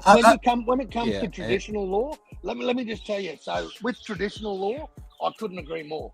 But with criminal law, sorry, but when you're a country and you've been overthrown and overtaken by another country, I'm sorry, but that's just how the world works. You have to abide by whoever's overthrown your country. Now, when it comes to a decision such as something with New Zealand treaty with traditional law, 100%. Let's say they want to build a fucking skyscraper on traditional Maori land, something that could be a burial place or it could be a war ceremonial place, right? That's something big that the Maori people will hold close to their heart. I totally agree with that traditional law. But when it comes to criminal law is one rule for all. One rule for all. You can't have separate rules when it comes to criminal law. When it comes to traditional laws, so when you're talking land rights and things like that, yep, couldn't agree more. Could not agree more. But I don't think that we need to go down the road of reparations and shit like that, because I don't need to know why I have to apologise and I have to compensate someone for something that I never did. My parents never did. Their parents never did. I don't feel I need to suffer. Well, your parents didn't do it, but the government and the government of New Zealand and the Crown of England did it, and those are institutions that are still alive today. Hey, y'all keep cooking. I'm stepping away real quick. I'm stepping away real quick, but I'll be right back. Keep cooking, Marky. Yep. No, most of them. No, and now you have the government of New Zealand now, present day, trying to basically turn their back on a deal they made. So no, I don't know the context, bro. I don't know what the context is. What laws are they talking? What is it like here? I'm gonna have to do my research on it, bro, because criminal law. If the fact of the matter is, bro, if you get overthrown by another country, they invade your country and take over your country. Guess what? You got to abide by their fucking rules. That's just absolutely, and that's what I was just talking about with Israel Palestine. That's the exact thing that's going on over there. They have to live in an open air prison 24/7, and they have to listen to what the Israelis say, or else they'll bomb them. Like they've already destroyed basically all of Gaza, and they're still bombing them. Like you hear cases about motherfucking Israeli soldiers Israeli police officers. They fucking shot a kid 2 years ago. They took his body and they still haven't given his body back to his family. 2 years later. Never went to trial, nothing. So I think, and I understand where the Maori people are coming from. That treaty, I don't know. And like you said, I don't know the specifics of it. I don't know what's in it exactly. I don't know what laws it pertains to. But if it protects them from going through a hellish, what you call a situation where you have an overlord over you like that could just decide your people's fate with the snap of a finger, if that treaty provides them some protection against that, I am 1000% behind them protesting.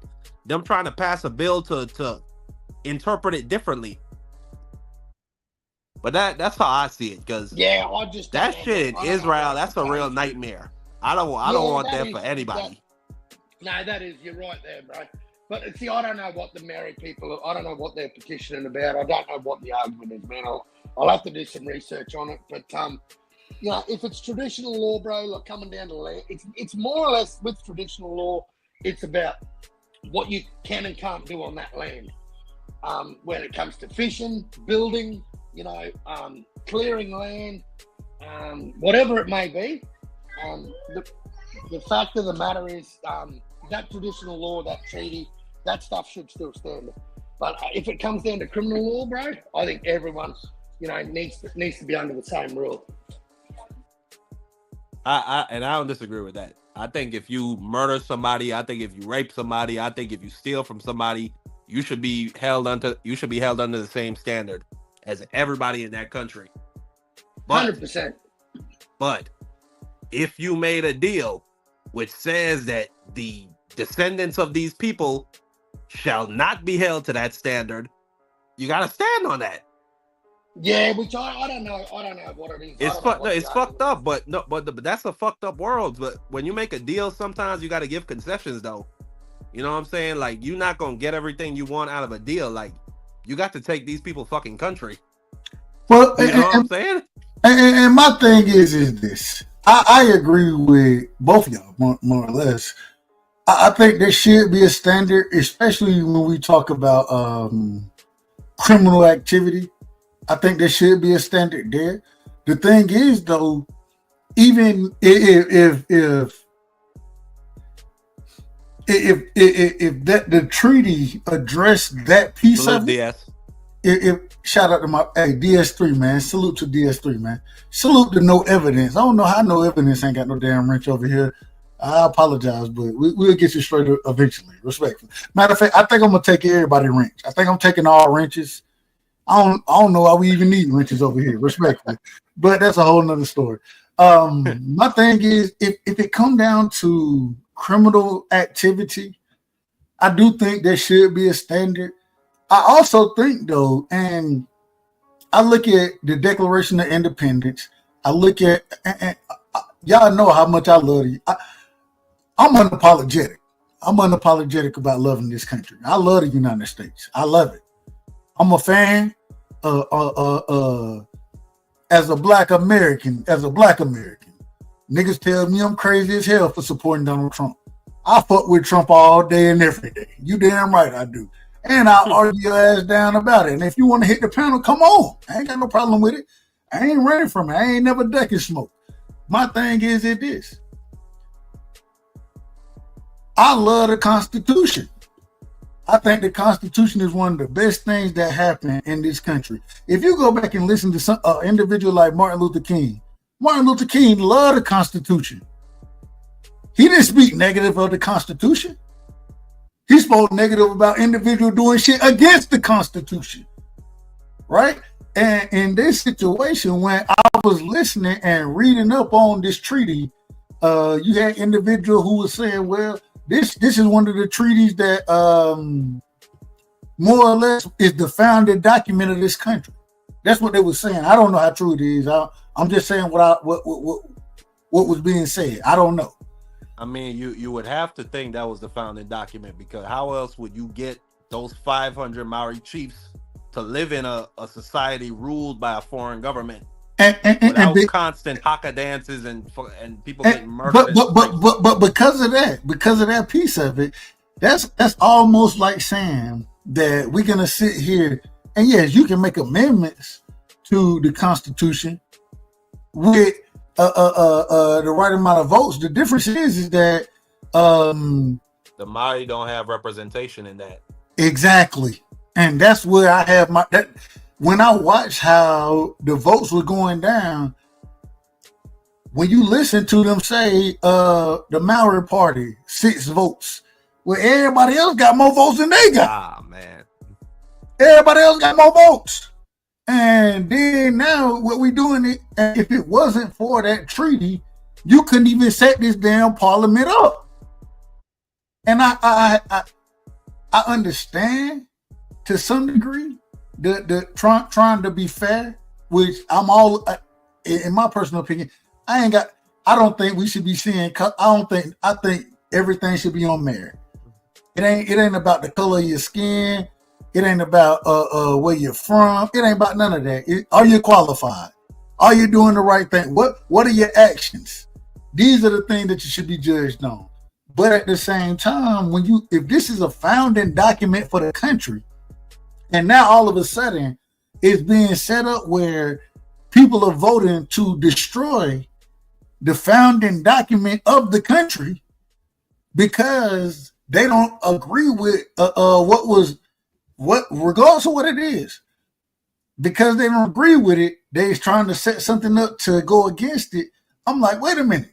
Well, now this is what was agreed upon. This is law. This is a founding document.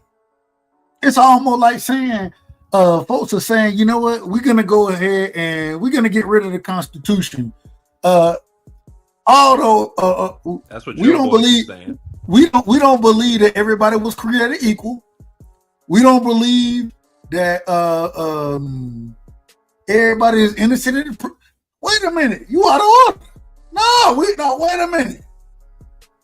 But the difference is in this situation is that the founding document came from a treaty, and because it came that way, there was negotiations being had, and the negotiations out. It's a hard situation, man. It's a hard situation. Exactly. Yeah, I got to look into it more, bro. I don't know that much about it. What the bill pertains to, and I'll have to look into it. Well, real quick, I want to go into moving off of New Zealand.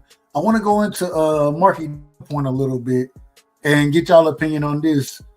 Thomas Hill, you still in the building? You sleep? You probably sleep. You probably sleep. But I don't know. He on West Coast time. Thomas Hill, you there? Tommy. Nigga ain't got no job. Nigga ain't got no job anyway, just like on Martin. So respect. I say that respectfully. So it's 5 o'clock where I'm at right now. I ain't got no work today. Hey, look, hey, it's 4 o'clock where I'm at, so I ain't got no work either. Let me ask this right here. Let me ask this. When it comes down to what's going on with Palestine and Israel, we done seen in the last few days. Well, first off, Joe Biden is asleep at the wheel. Respectfully, Joe Biden is asleep. I don't even talk about him, man. The man sleep. The man is asleep at the wheel. The man is asleep at the wheel. Disgrace. How on earth can you? Like, this is one thing I don't understand as an Australian about American politics. How the fuck did that guy make it into Parliament as president to start with? No. Well, he cheated. He cheated. Hey, they go to. Oh my God. Hey, Carl. Get what they gonna call me? They gonna call me election denier. They gonna call me. I ain't got no problem with none of it. I ain't got no problem. The man cheated. Look. Joe Biden got more votes than anybody in the history of the United States. Joe Biden got more votes than him. But this nigga sleep at the job. He in Africa, in Angola.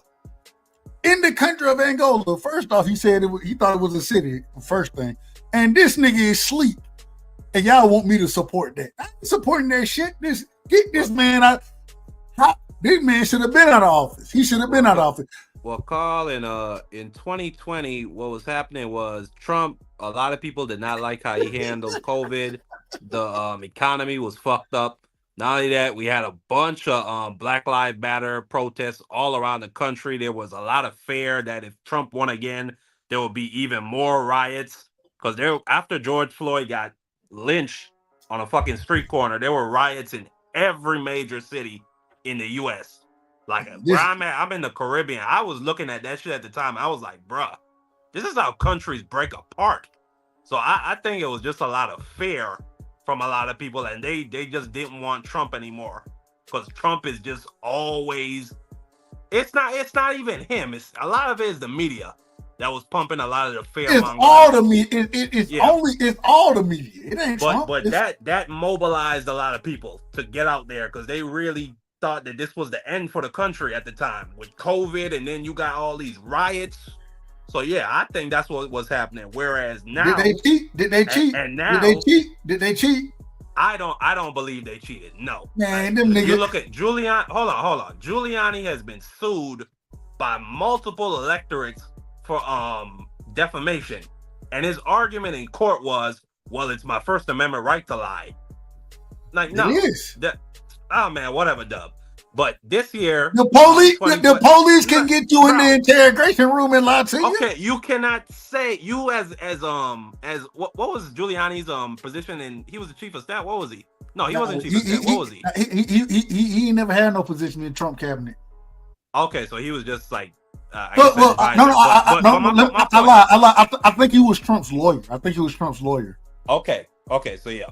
But yeah, my point is, no, you can't lie to that degree where you have people mobilizing and you got people now who actually believe the country's being stolen, so they go to the Capitol and they fucking raid it. Hold on, wait a minute. You out of order now. Motherfucking moose people. Hold on, you out of order now. Now you out of order. You out of order. And the reason you out of order. Hold on, I'm just saying. Is it? Hold on, I'm just saying. When niggas was saying. Hold on. When nigga was saying, all right. You're right. Because we finna go out. I'll go back to you. And the reason why Kamala lost in 2024, the reason why Trump won, because to a lot of people, the economy was better under Trump before COVID. Oh my God, disastrous immigration policy and rhetoric. Like they basically 10 years after after Joe Biden said surge the border.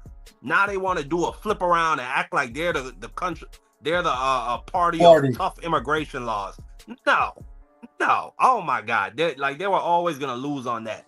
And then the third issue is they kept beating this drum of women's reproduction rights and we're fighting, but that's bullshit. Like abortion was on everybody's state's ballot. If you wanted abortion in your state, you could have voted for it. Vote on it. That's a wasted issue to even talk about. But go ahead, Dub. That's just my opinion on why. I gotta say one thing. Shout out to my brother, man. 817. I don't know if y'all niggas know 817. 817. That's my brother. 817. He ain't talked. He refused to talk to me now. He refused to talk to me because I said, you know what? Abortion don't really affect me. It don't really affect me, and the reason it don't affect me is because I made sure even when my son's mom wanted to have an abortion, I said, if me and you ain't never together, you ain't got to worry about taking care of him because I'm gonna take care of him. I'm gonna be the hey. I ain't never had no problem there. You know what I'm saying? I'm not a fan of abortion. I'm not a fan of it. At the same time, I think anybody should be able to do whatever they want to do. Let the states vote on it. And the craziest thing about it, which makes I don't even think people understand this, but the craziest thing is that abortion it's not a federal issue. And even if it was a federal issue, the Supreme Court already voted on it, and the Supreme Court already came up with a ruling of it. And what they did, sent it back to the states, which anybody who believes in the democratic process in voting on the issues you believe on, I believe the majority of issues should go back to the states. Why? Because let every state, the same way with weed, the same way with anything else, send that shit to the state, and in that state, if the people of the state, let the people decide. Let the people decide. And I'm all for that. I'm all for the people deciding. You know what I'm saying? Once again, abortion really don't affect me, but at the same time, just because, and even before this election, the Supreme Court had already ruled to send this shit back to the states, so it wasn't on the all the what Harris ran on. I always say her name wrong, and then they attack me for saying her name wrong. Man, Kamala, whatever the fuck you want to say. Oh, wait a minute, wait a minute, man, wait a minute. We y'all know how I am. We got to do things the right way over here. Okay, all right. We got an individual in the building, man. Crazier than a motherfucker. But I respect him, got love for him. You know what I'm saying? And we got to get the opening statements as always, man. We got LT in the building, man. LT, give me your opening statements, brother. Salute. Hey, what's up? Dub Right Side. Thank you, brother, for having me. Marky Dan, hello, my brother. I gotta say this, LT. I gotta say this. I gotta say this for you. I gotta say this. If anybody don't know who LT is, a dog in this debate game, a dog in this in the goddamn boxing talk, and he don't give a damn about what you feel about him. He gonna keep it real with you, whether you like it or not. It's been plenty of times I ain't like what he said, but damn it, I got a lot of respect for him, a lot of love for him. LT, welcome to the panel. Thank you, my brother. Thank you, man. Thank you, man. Thank you. So thank you for man. So are you guys. I like, you know what I mean? You guys are fucking legends. Especially Dub Right Side and Marky Dan. But I'm here for some smoke, bro. I'm here for Carl, the motherfucking kangaroo. I want to tell him fuck you. And we know LT coming with the smoke. We already know he coming with the smoke. We know what it is. Why you ducking me, Carl? Why haven't I seen you on the panel with me, bro? Oh, I love you, man. What's going on, LT? What's happening, brother? Nothing, man. Miss you, bro. LT, let me ask you this. Let me ask you, man. Let me ask you. Go ahead, bro. Go ahead. Right now, man, and I don't know who you voted for. I ain't gonna ask you who you voted for. And if you don't want to bring that up, that's on you. I ain't got no problem with it. When we talking right now, politics. That's what we talking. You got time for that? 100%, bro. Listen, bro. Go ahead. I knew Trump was gonna win, bro, since I saw that motherfucker, bro. Since he started talking about grabbing bitches by the pussy, I said, this motherfucker's gonna win, bro. You know what I mean, bro? If you're a dog, bro, you eat that pussy. You know what I mean? Chew it up.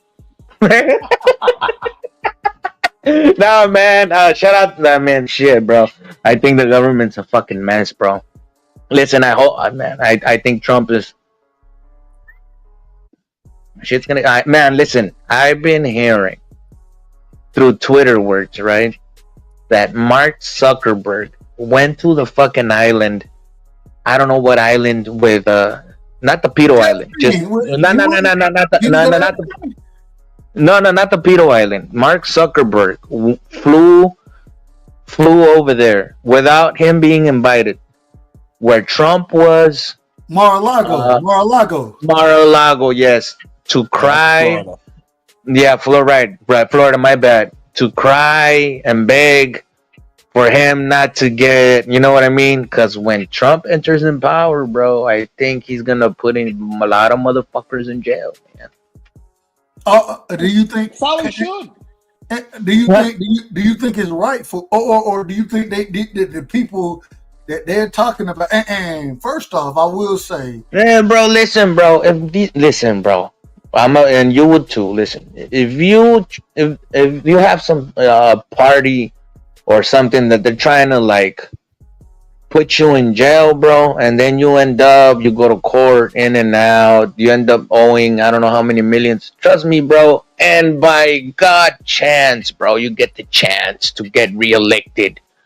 What the fuck you think you're gonna do, bro? I'll do the same thing. Listen, this motherfucker, you both come here. Right here, state jail.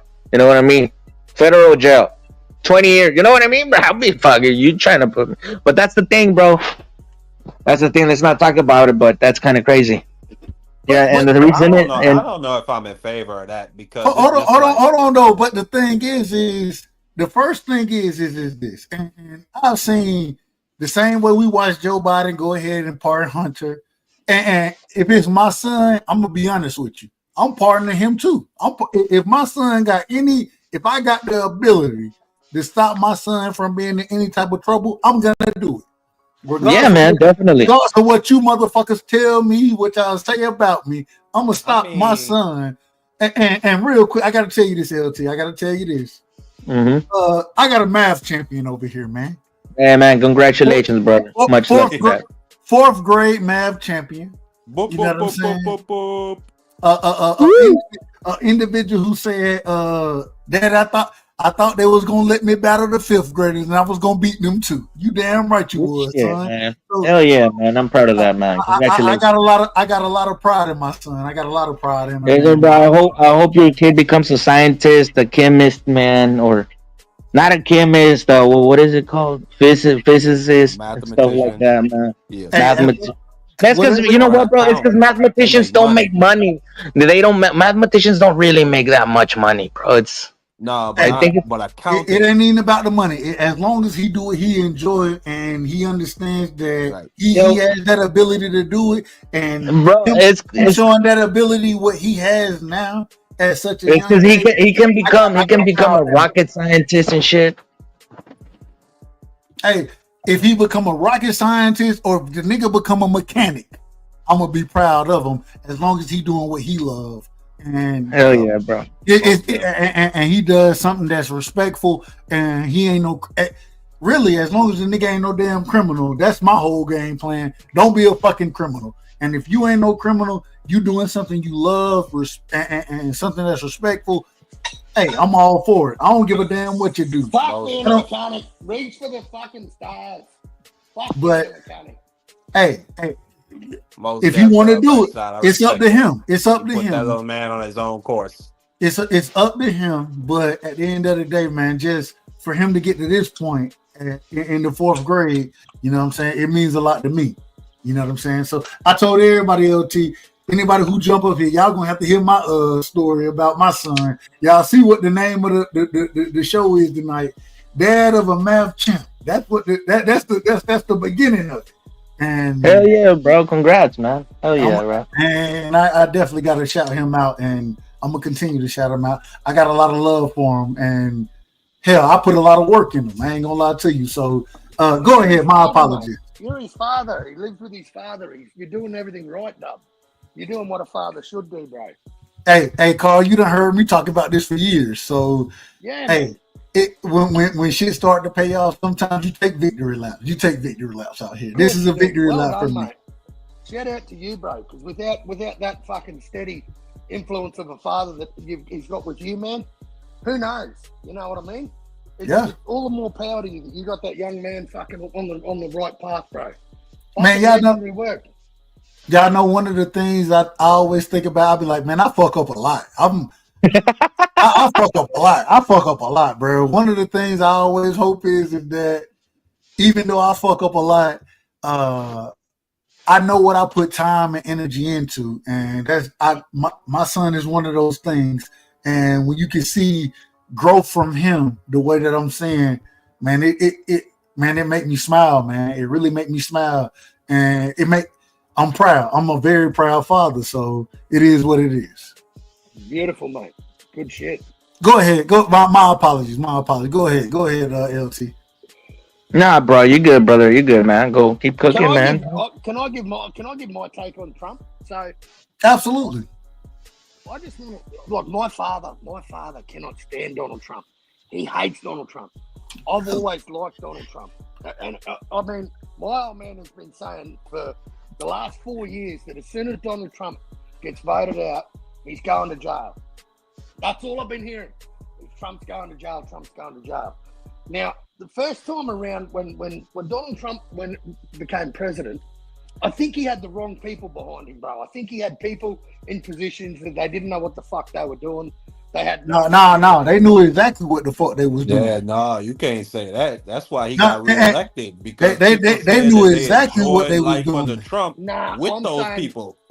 Let me say this. Let me say this, Carl. Let me say this, and I'm gonna let you keep cooking. The people that he had around him that first time, and I'm anti-establishment. I don't fuck with the establishment. You know what I'm saying? When they say drain the swamp, I believe there is a swamp in Washington. I believe it's a huge swamp. And I think that when Trump first got elected, even though he said drain the swamp, the nigga, he put a lot of swamp creatures in his cabinet. I think it's a little different this time. I ain't gonna say a little different. I think it's a lot different. And the reason I think it's a lot different is because I look at who he put there. When you talk about somebody like Tulsi Gabbard, she's been a Democrat the entire time we've known her. She was on the stage with man, I don't want to say the lady's name because I'm gonna fuck it up. But she's not an Hold on. I don't want to say the lady. I don't want to say the lady name because I'm gonna fuck her name up and they gonna criticize me for it. So Miss VP Harris, that's what we gonna call her, VP Harris. When Tulsi was on the stage with her, Tulsi made that big, or excuse me, I don't want to call out her name. Tulsi made VP Harris look small out there, look very small. Trump has been a Democrat his entire life. If you go back and listen when he was on Oprah's show, if you go back and listen to when he was talking to what's the nigga with the glasses, the big ass glasses name? The nigga, he was a Democrat. And what ended up happening is, and he said it perfectly. When he had the when he had the opportunity to say, he said, man, these people love me. They always wanted my money. They always wanted my endorsement. You know what I'm saying? Then when I ran as a Republican, they act like they ain't know me. And my whole thing is this right here. When you can put a squad together like he done put together, whether it's Elon, whether it's Tulsi, whether it's RFK, Elon, Tulsi, RFK, all Democrats before the bullshit started. And then when Trump said, you know what, I'm gonna give you a voice. Let me hear what you're trying to say. Tulsi say, we don't want regime change wars. I don't want, man, damn them damn wars over there. I've been against the fucking wars that we've been fighting. I've been against them. Me personally. I don't give a damn about and I say it respectfully, but I don't give a damn about Iraq and Iran. Damn them. I don't give a damn. Man, we need to be focused on what's going on here before we can focus on anybody else. We can't be the world police. When RFK tries to run, what they do? The Democrats said, no, we don't want his ass up here. Bernie Sanders, they tricked this nigga out of a fuck. He should have been running against Trump instead of Hillary Clinton. Bernie Sanders should have been. But Dub, I don't understand when I don't know if it's a perception or if it's reality. I don't understand when this thing came about that the Democrats are the party of war, because for my entire life they've been the party Republicans who exactly like Republicans and Bush and Dick Cheney and their oil partners and their weapons making partners that have been pushing on war. We agree. For my entire life. We agree. I don't know when that perception came about. Well, this is when it came about. It came about when Obama won, right? Well, first off, when Obama won, and then when Hillary Clinton was next in line. She's a warhawk. I'm not going to deny that, but what we end up seeing is that you had a candidate like Bernie Sanders who, even though I don't really believe in socialism like that, we understood that Bernie, one thing that, or not just one, but a lot of things that Bernie Sanders believe in, I believe in. Yeah. As far as anti-war, that was Bernie Sanders. Medicare for all.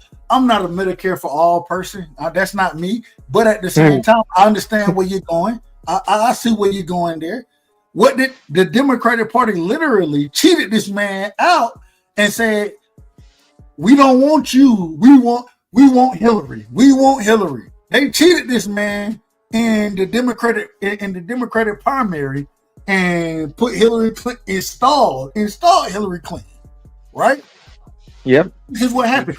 If anybody knows anything about Hillary Clinton, she one of the biggest warmongers out there. When she was Secretary of State for Obama, even with Benghazi should have never been what it was. It didn't have to be that. She allowed that shit to happen.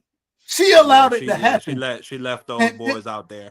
She left them out there, abandoned them. At the end of the day, my whole thing was, when I'm starting to look at this shit, hence the reason I started to support Trump. You know what I'm saying? I was rocking with Bernie. I ain't even gonna lie to you. I was rocking with Bernie over all them niggas. Even though I don't believe I don't believe in the socialist shit that he wanted, that he want. I still thought I was like, well, hell, You got to take a loss sometimes in the candidates that you got. And I'll take that loss over the war shit that they got going on. They tried to throw his ass out, and what happened? Trump found he found a foothold and ended up there. When Trump got into office, the first thing I said, and mind you, I'm working at a Fortune 500 company. You know what I'm saying? I'm working with, I'm working in corporate America at the time. It's crazy. I'm working with old black women, to be quite honest with you, old black women. And they always like, and I told them at that time, I really don't fuck with politics like that. You know what I'm saying? I don't vote this, that, whatever. Oh, you don't vote? You don't do? All right. So I need to vote. All right. Then when it came, that's exactly how I got into voting. when it came out, how it came, and I was like, nah, I'm voting for Trump. Get what the first thing they said. Don't vote for Trump. Hold on, you the one. I told you I wasn't voting. And now you told me I gotta vote. So now that I vote and I vote against what you think I should vote for, now you mad at me. How did it work? Hey, but if you're gonna announce your vote to the world, you gotta stand on that shit. And the same way how you have that free speech, they got the free speech to disagree with you. I ain't got no problem with them disagreeing. I ain't got no problem with them disagreeing. I ain't got no problem.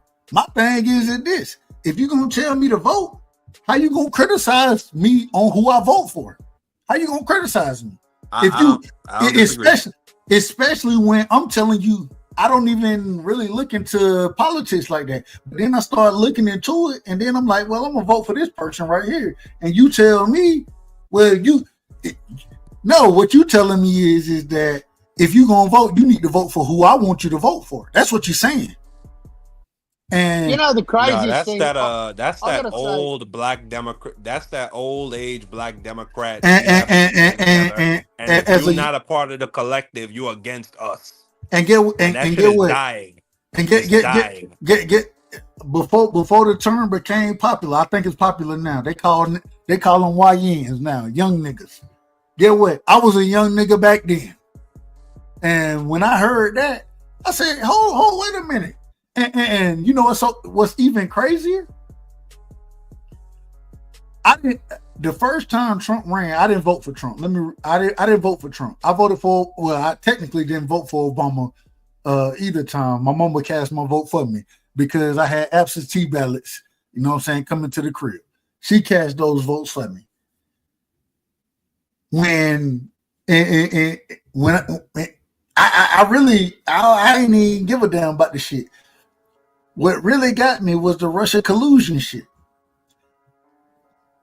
I'm at work, and we had a salad club at work, right? Now, mind you, I'm the youngest nigga in the salad club, but and everybody in there old enough to be my mama, old enough to be my grandma. But I'm in the salad club with them. We eating salad together. Get what they started making me watch on TV? The Trump collusion trial. I'm out here. I'm looking at this shit. I'm like, all right, hey, they finna find his ass guilty than a motherfucker. Get what I found out. Mueller said he found no collusion. Hey, and when Mueller got up there, Mueller looking like he looked worse than Joe Biden at times up that motherfucker. He didn't even remember what he didn't remember what was in his own report because he didn't write the report. Andrew Wiseman wrote the report. That's who wrote the report. Putting so much pressure on this man. They said that they were showing up to his kid's school. They were calling his wife at work. The Democrats were trying to get him to come up with something that they could bring to the House floor, and they couldn't find it. And I'm sitting here watching one thing before you go, I thought Mueller was gonna be like a figure in American history. I thought they were gonna do movies about him. He had the goods. He had the goods from what they were telling us. Turned out to be a nothing burger. Nah, he didn't have nothing burger. He didn't have the goods.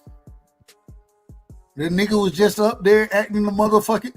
Hell, he couldn't even act the motherfucking fool. He was up there damn near sleep in the damn trial that he had going on. He could what What page of my report did I say that on? What page was it? You don't know your own report. Man. You don't know your own report, and they got me watching this now. I ain't even trying to watch it. If it's up to me, I'm watching football, anything sports related. I'm watching everything but this. But they got me watching this.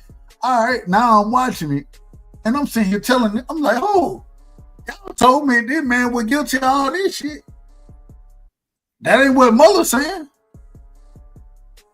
Mueller can't eat. This man can't remember what he had for breakfast yesterday. And y'all want me to believe him? That's what y'all want me to do? Well, if you don't believe him, nah. And now they even more mad at me when I'm starting to call this shit out. They even more mad at me. It got to a point. I put this on everything I love. It got to a point. I'm managing a team at the time. I got a team of folks working for me. My team, they be like, and they all older than me. Matter of fact, everybody I was managing at the time, they had kids my age. You feel me? They want to come over and be like, well, do you want to reconsider? Oh, what I'm reconsidering? What I'm reconsidering? Anytime y'all can show me facts, I ain't got no problem taking them facts into consideration. You know what the difference was? When I started showing them facts.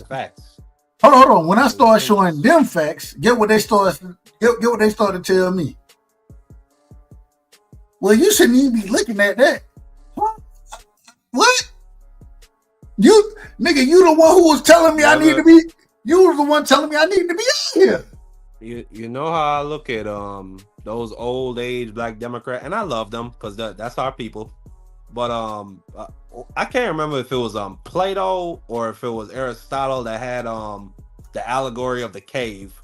Do you know about that? It's essentially it's a story that I think Plato tells where everybody is chained down in a cave and they're just looking at lights and pictures on a wall.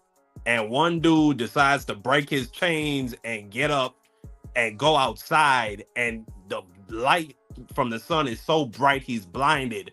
Yep. But he takes courage and he goes outside, and it's a big wide world full of everything and wonder. It's not just pictures on a fucking wall. And he tries to go back and tell the others, and they kill him. Because we here and that was Plato's allegory of the cave.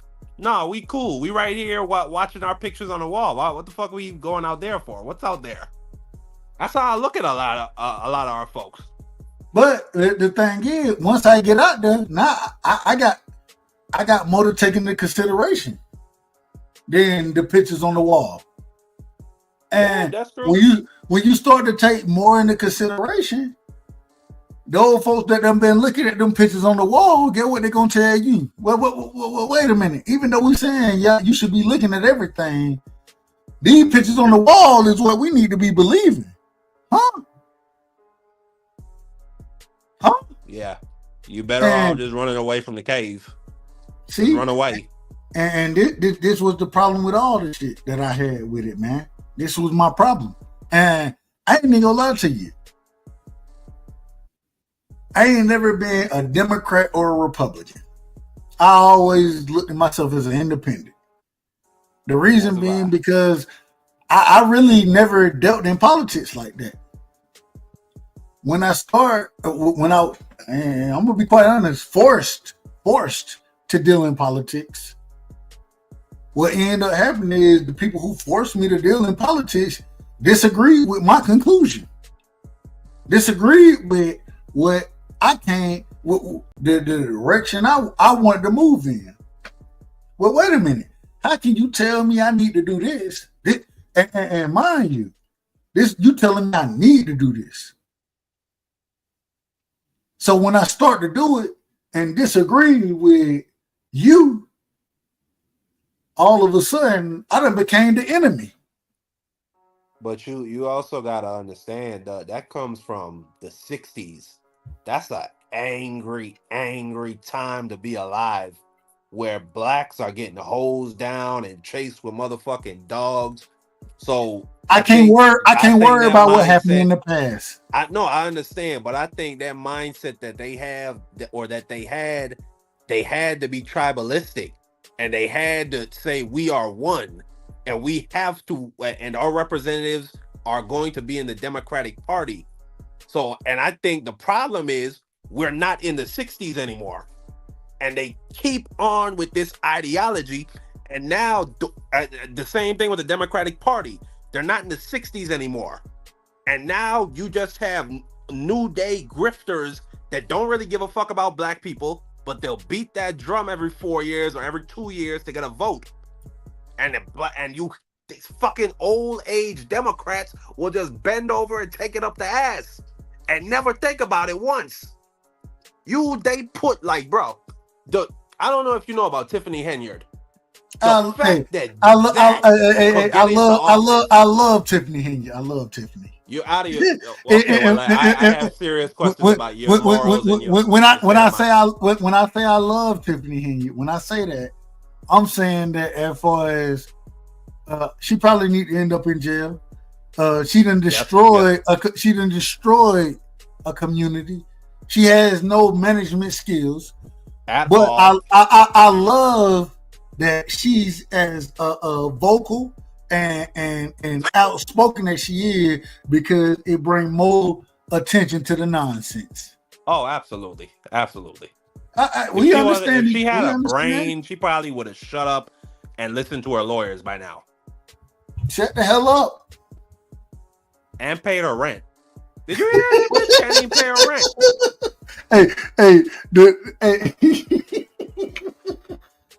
Hey, Marky, she can't even pay her rent. And she's stealing. She's stealing all this money. She can't even telling the truth. And her boyfriend gets a $300,000 a year salary. And they live together in this house. So you telling me, hold on, she would get money from two different, let me say it this way, two different principalities she was getting money from. She gotta have some type of drug or alcohol habit. It can't just be she blowing all this money on furniture and shit from Amazon and going on trips. I can't believe that. I can't believe you waste a $2 million surplus like that. She gotta have some kind of drug habit, because even when you look at her, she don't look right. She look like she on Adderall or cocaine or something. Shout out to Picasso, man. Much love, Picasso. Go ahead. Picasso, the butterfly, aka Picasso, the vampire king, aka. Oh, Lord, don't do him like that. Don't do him like that, man. Picasso the family, man. Picasso is the family, man. I love Picasso, but we still haven't identified what race he's from. Well, hey, look, we know where Picasso from. We know where Picasso from. I love you, Picasso. You my guy. I love you. Picasso from the real nigga family, man. He from the real nigga family. But we still don't know if he can come out in the daytime. We don't know that yet. We don't know. No, we don't know. We don't know if Kwee said he's a daywalker. I tend to concur. Shout out to Champ Side. Champ Side. And I got a Champ Side hoodie. I ain't gonna lie. Champ Side. That's the homie right there, man. That's the homie. Champ Side told me, he said he met Picasso. So, hey, if y'all want to, me and Picasso had one of the realest conversations. I believe we was over at Kyle's show. I think it was the boxing section. Me and Picasso, we had a great conversation. And man, Picasso, that's the big homie, man. He the big homie. You know what I'm saying? I ain't got nothing but love and respect for him. He crazier than a motherfucker now. He crazy. But folks will call me crazy too. So it is what it is, man. I ain't got nothing but love for Picasso. I ain't got nothing but love for him. The man Picasso once told me he had a three-way with two fat chicks in a small ass pickup truck. That shit probably true. Oh, freaky ass nigga. Everybody get it how they live. But at the end of the day, man, it just seemed like, and this is one of the reasons I can get up here now. And I probably couldn't have did this, but I probably couldn't have did this a minute ago. I talked to and I done told this story before. I don't know if I ever told you this story, Marky. One of my favorite aunts, you know what I'm saying? Highest rank or has the highest rank for a civilian. Not anymore now. She done retired, but she had. Let me say had the highest rank. You told me. Yeah. All right. Highest rank for a civilian in the U.S. government. Auntie 10. Hey, shout out to Auntie 10, man. Wow. At the same time, one thing I realized is she can't have every conversation she really want to have with me, because she always would tell me, she was the first person to ever tell me, and this was back in 2017, 2018, something like that. Me and all my cousins, we went to DC. You know what I'm saying? She's standing in DC at the time. She was still working for the government or whatever. Motherfucker told us that you can't have more. If you want to walk around the Pentagon, you can only have or you got to have an escort for every 10 people, I believe. We had 18 people. The other escort that was supposed to be with us, her Pentagon shit had been revoked. Auntie 10 made a phone call. I watched the nigga who told us, and it's so funny because he said, well, you could take 10 around, then you can come back and bring the other 10 around. She said, well, I got to go to church. We're going to church after this. So this on the Sunday. We're going to church after this. I need everybody to come in at the same time. He said, well, we can't do that. She said, y'all check in. Let me make a phone call. She made the phone call, right? I'm literally checking in. That nigga get on the phone. He like, hello? Yes, sir. No, yes, sir. No, my apologies. Yes, sir. I don't know who she called. I still don't know to this day who she called. We all get in, right? Auntie 10 say, what did y'all learn about y'all coming in experience? My cousin said that my auntie got pulled. She got pulled out of here. Get what Auntie 10 said. Let's pray. Everybody bow their heads. Let's pray. I said, God, wait, what just happened? What just happened? And we walked around that motherfucker. We went and we walked past the room in the Pentagon. That bit was it was called, and you probably heard the story, but I love telling this story. We walked past the alien autopsy room, right? Damn. That's what was on the door. That was on the door. Alien autopsy room. I said, Auntie, what room is this? She said, damn, I ain't never seen this room. Everybody, the tour is going this way. Let's keep moving this way right here. I'm like, hold on, wait a minute. We got the alien autopsy room right here. We can't get no context on it. Ain't never heard nothing about it. Nothing else about it. Your auntie was trying to prevent you from being in a motherfucking jail cell for the rest of your days, nigga. You think they playing about that alien shit? They ain't letting nothing, bruh. And the crazy thing is, they've been hiding that shit for years. And it was just recently they released the 3 videos. One of it was it was 3 Navy jets back in 2002. Navy and airplanes. They were chasing an object that they was so fast. The camera of the plane couldn't even keep up with it. Nothing ever tracked like that. And according to the pilots, was making maneuvers that they've never seen before.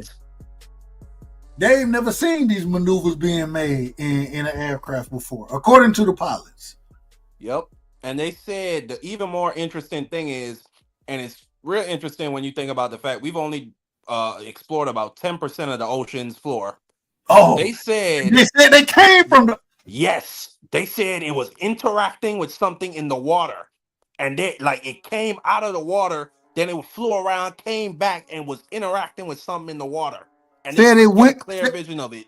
Said it went through the water at the same speeds and with the same dynamics that it did in the air.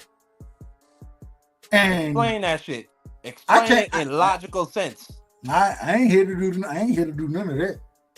And this is not no fucking I forget the name of the scientist dude, Bob, whatever. This is a decorated Navy pilot that was defending Los Angeles during 9/11. Yep. So no, this is somebody with credibility. These are facts. And get what? Don't nobody give a fuck. I ask questions about all this shit, and you know what folks will tell me? What? Folks they'll still sit here and be like, man, that shit ain't real, man. You a conspiracy theory. Wait a minute. I got actual knowledge. You know that's what me personally. Hold on, Mark. I got actual knowledge, me personally, of seeing the alien autopsy room in the Pentagon. I got actual knowledge of that. I got direct knowledge. I was there. I seen it. Yep, David Favre, crypto. Mm-hmm. These folks out of order. But hence the reason, one of the things I learned from all of this, you can't trust the government. And I'll be honest with you. I'll be quite honest. When COVID hit, you know what I'm saying? When you're in isolation, and mind you, at that current moment in time, I'm in isolation as a single dad. It's just me and my son.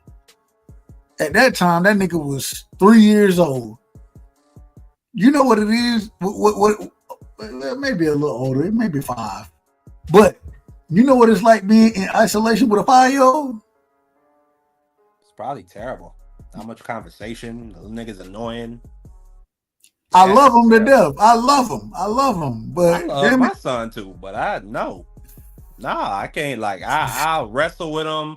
I'll beat him up, but I can't if I decide to sit down and watch something, you can't be chatting my ear off. Or you can't be fucking with me. You can't be jumping on me. You gotta go do something. Nigga, I can't even imagine that, bro. This became my schedule at one point in time. This is why I think I'm crazy as hell now. My schedule became wake up, right? Make sure he eat. Then he was at that current time, he was in kindergarten, pre-K, either pre-K or kindergarten, I can't remember. And the shit was online. All that shit was online.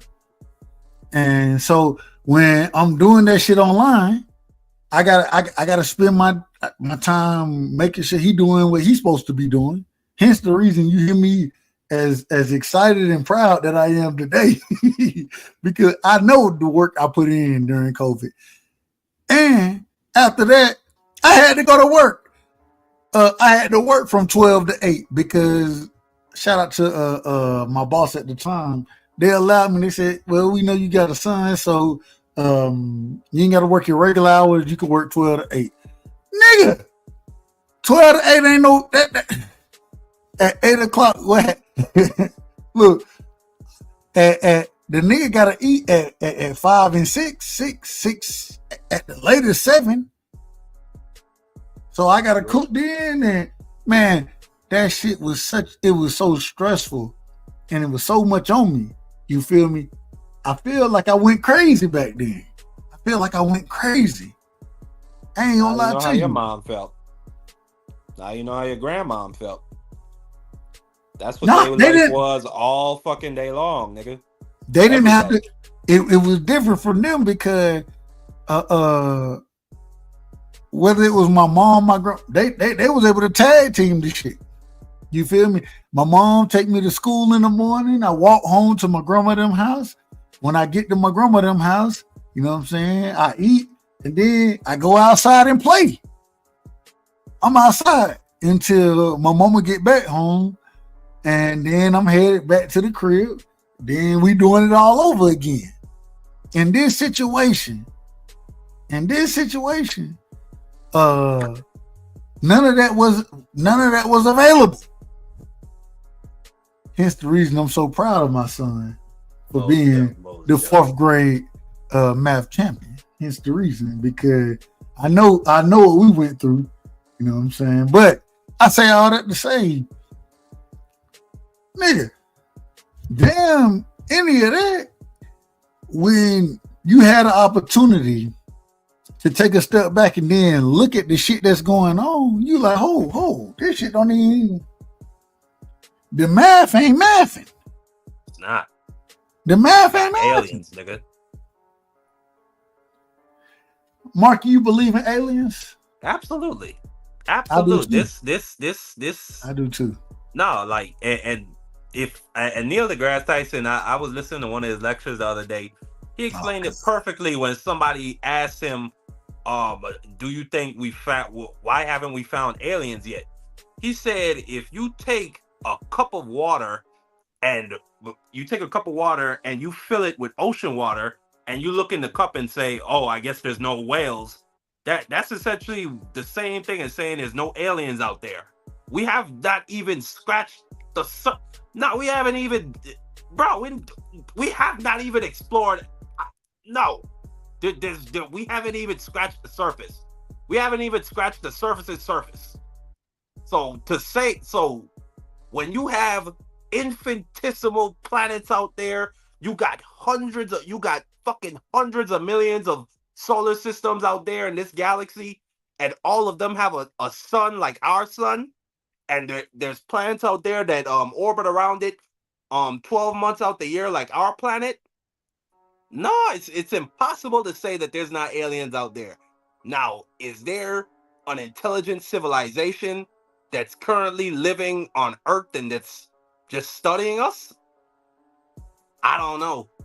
I really think there is. I after seeing that video and just seeing all the stories that the U.S. government has tried to suppress and now have come out to acknowledge some of them, it's very hard for me to just downplay that. Like, I think there might be, I don't even know, it might be that it's not an alien species from outer space, but maybe it might be an ancient civilization that went underwater hundreds of thousands of years ago. Like, think about that shit, right side.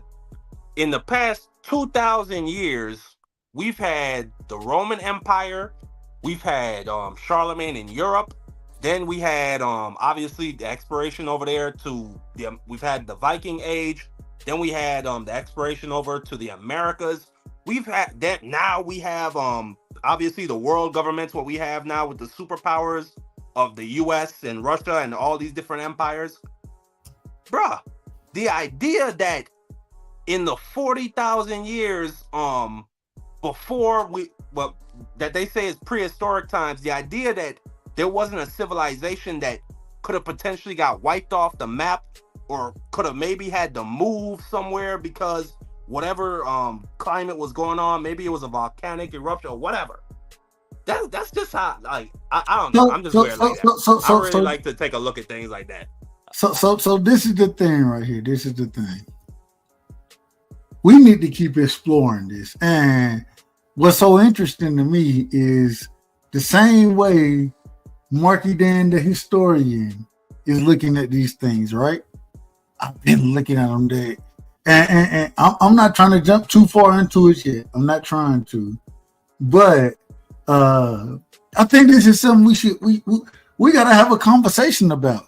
I look at somebody like my brother Cash Crypto when he bring up the Sumerians. Yep. I'm a respectfully. I always say this. According to, and mind you, I was raised as a Jehovah's Witness, right? My grandma a Jehovah's Witness. I love my grandma. I love her to death, and I'm always gonna love her. And I disagree. I disagree with certain things that she say. I disagree, but at the same time, I done put a lot of research into that as well, and it led me back to the Sumerians, right?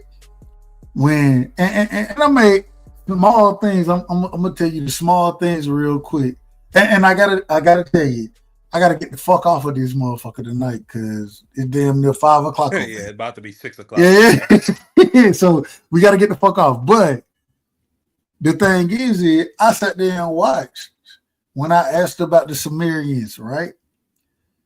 And my grandma was like, "Well, why are you asking about the Sumerians?" I said, "Oh, wait a minute. One of the main individuals when we talk about Abraham, where was Abraham from? Mesopotamia, Samaria. Samaria, the Chaldee. This is where the man was from, right? He's a progenitor to multiple. Correct me if I'm wrong, but whether it's the Christian religion, Judaism, Islam, is he not the founder? He is like you said, he's the progenitor. He's the progenitor. His son, his bastard son, I can't remember his Ishmael. name. Ishmael.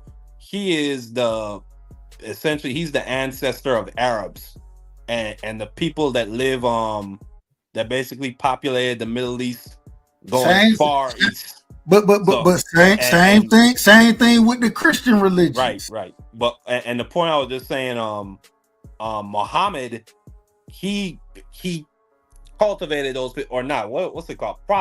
Proselytized those people.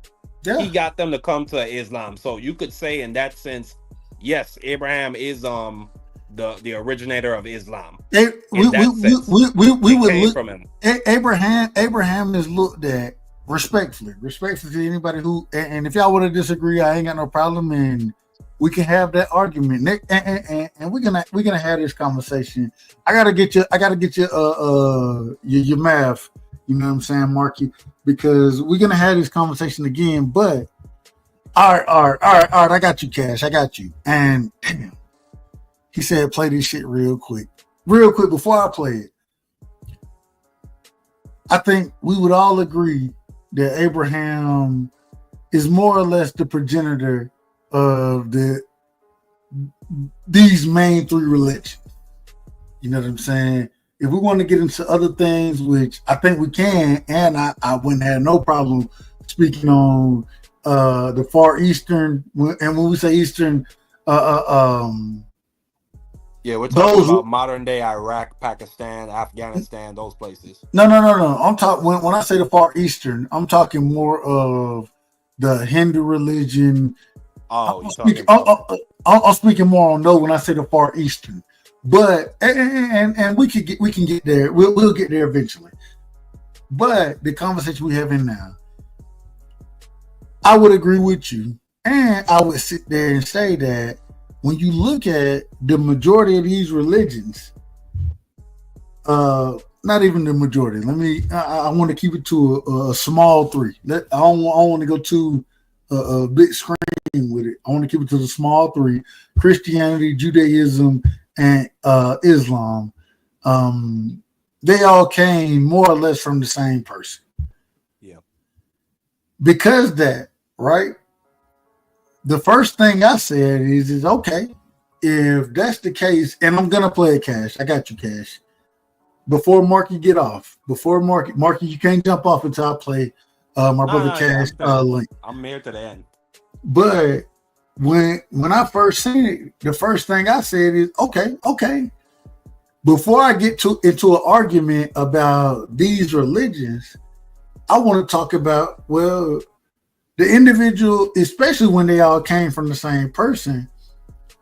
Where did he come from? What did he believe? What did his people believe? Right? And it send you back to Samaria. It send you back to Ur. Yeah. And when you go back and look at what the old people believed in, this is when it really started getting crazy for me, because these are the people who believed in the Anunnaki. And so, and then I'm just hold on. Explain. Who are the Anunnaki? According According to who? According to the Sumerians. According to the Sumerians, the Anunnaki were the ones who came from the sky to the earth, right? They believed in Enlil, Enki, Anu, more or less. And if we got to get off it, that's a whole nother story. That's a whole nother story. But I mean, we can talk about it. I ain't got no problem talking about it. All I'm saying is these are who these people believe in.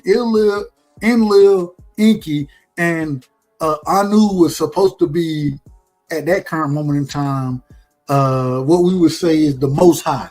He was the leader of all of it. Enlil and Enki were supposedly sons of this man, or this whoever he was. Okay, I'm reading it now. Yeah.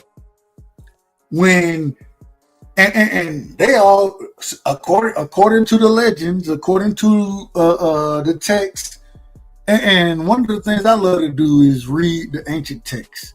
The ancient texts, that's the most interesting thing to me. You know what I'm saying? What what they was writing down back then. You know what I'm saying? That's interesting to me.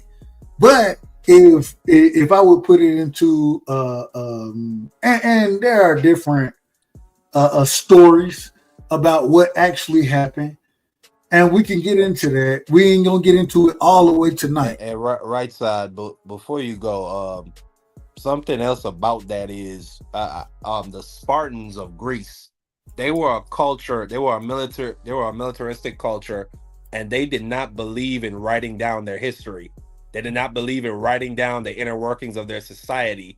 So it's all we have is secondhand accounts from other. Wait a minute. The Spartans, they weren't even thought about. They had nothing to do when we talking about Sumeria.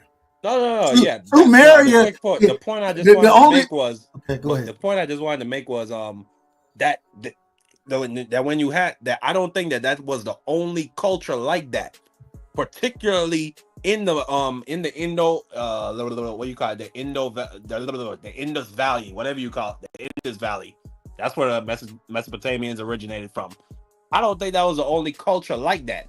So it could have been only God knows how many cultures and civilizations that got this is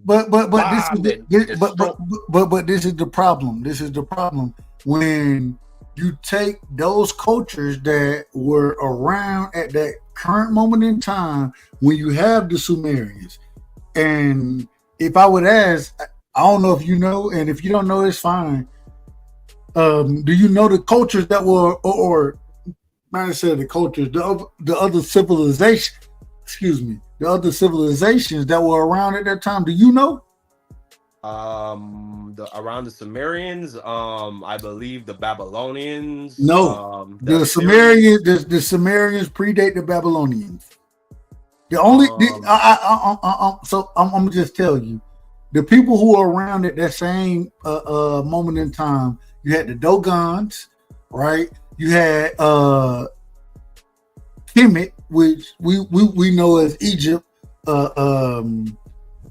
You had the Dogons, Kemet. You had the Aztec. You had also God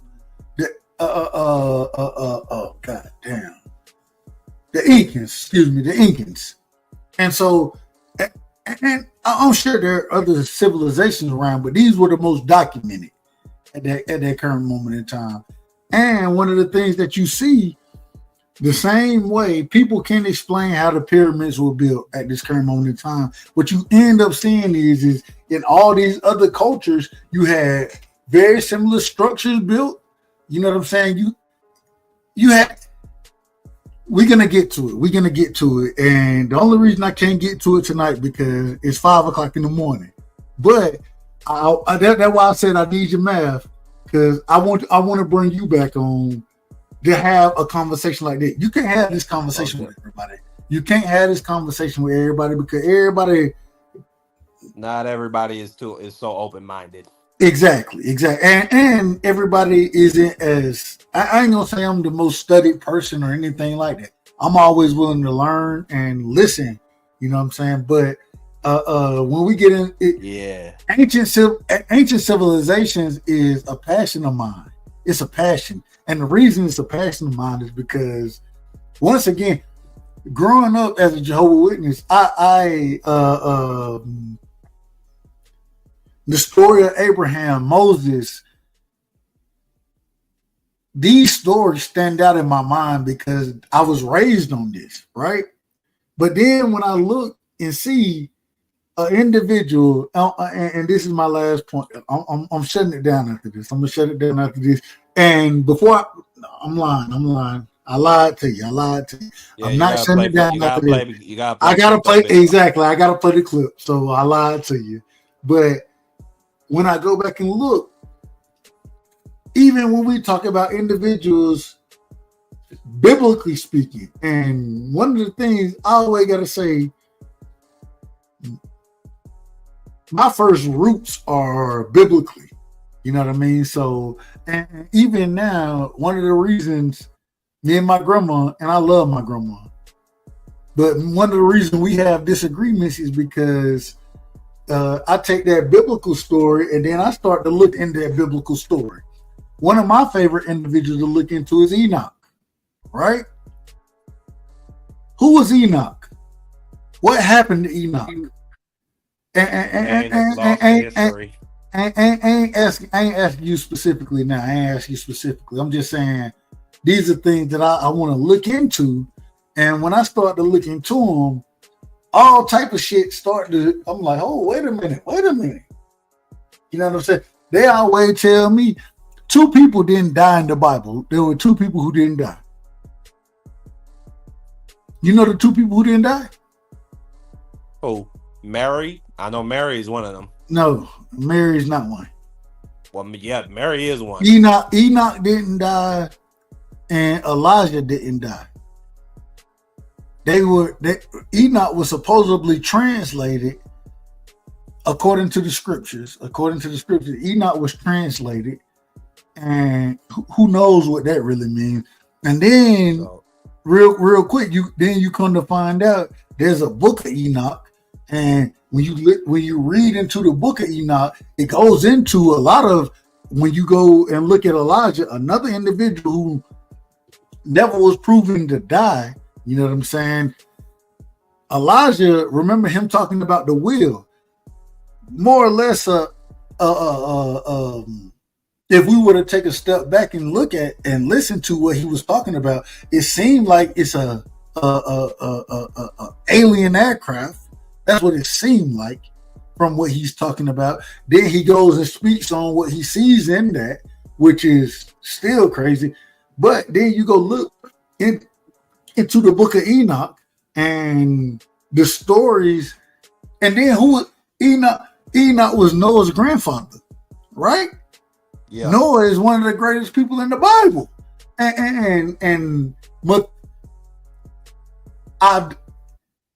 this is why I say I need your information, because we got to have these conversations. And I tell you the truth, the conversation I want to have, it ain't gonna do a lot of views. Shit, most of my shit don't do views anyway. I ain't got no problem with it. I want to have a conversation, and that's more important to me than views or anything else. It's about having that conversation and trying to get an understanding and getting different perspectives on what was going on there. You know, you feel what I'm saying? So I would love for you to come back and for us to be able to have that conversation. So I just put my phone number in the chat. I'm gonna hit you up. But real quick. Shout out to one of the greats, man, Cash Crypto. Cash Crypto was over here the other night, man.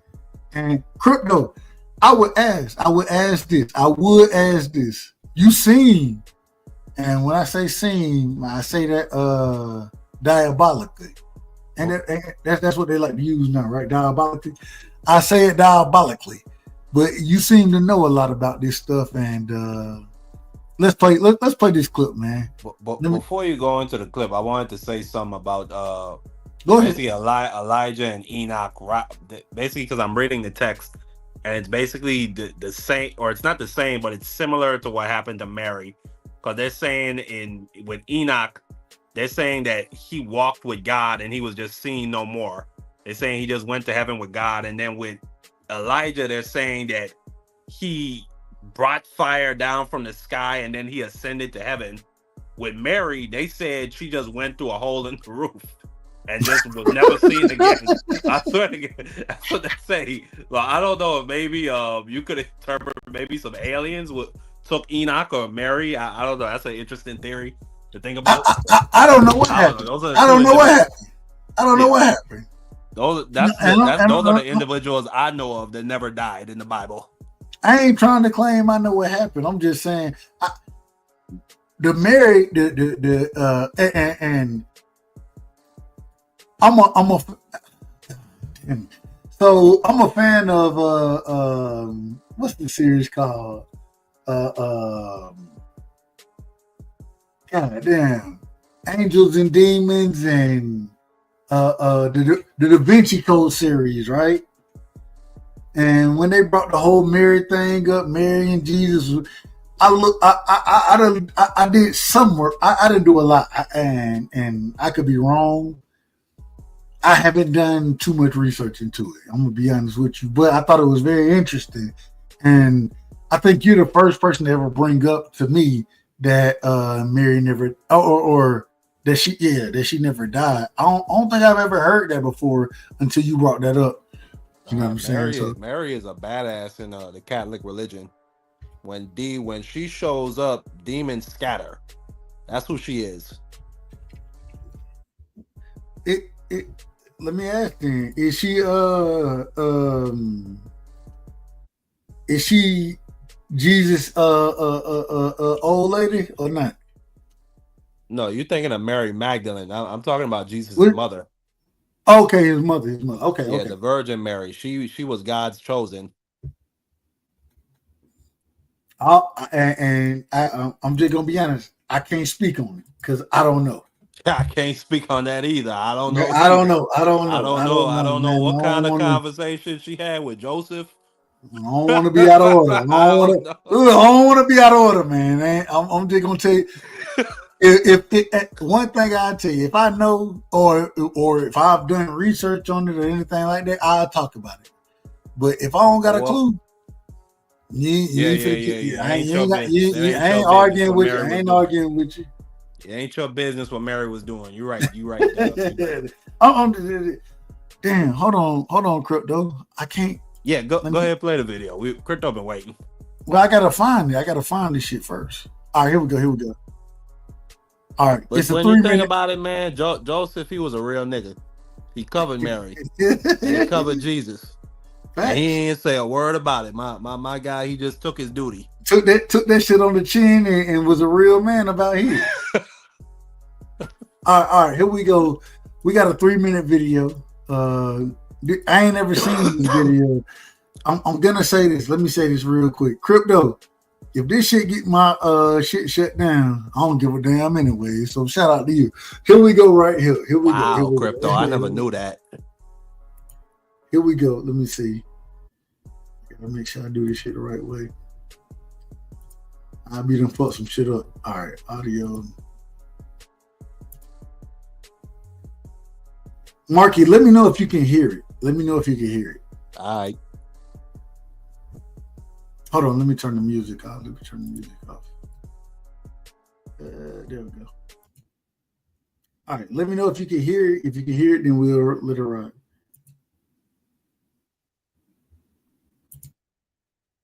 I don't hear nothing right now. Hold on, let me. It was on mute. Here we go. I still don't hear nothing, but let's see. All right, I don't know. If you don't hear it, I hear it. So hold on. Give me a second. Y'all know I ain't the greatest with these damn videos. My bad. It looked like a mermaid video. Let me try it again. All right. Well, the shit literally said mermaid. I'm talking about it looked like a mermaid video. Oh shit! I hit the wrong button. Stop sharing first. All right, let's try. Man, y'all just don't know. Nigga gotta go through all type of shit to play a goddamn video, man. Y'all be thinking that shit easy. You gotta be, well, I'm probably just dumb, to be honest with y'all. But, all right, here we go. Screen 2.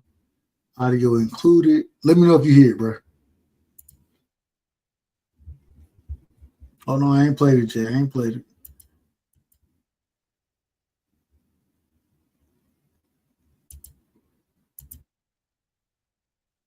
Can you hear it? Nah, I still don't hear it. Fuck. All right, hold on, Crypto. We're going to get you.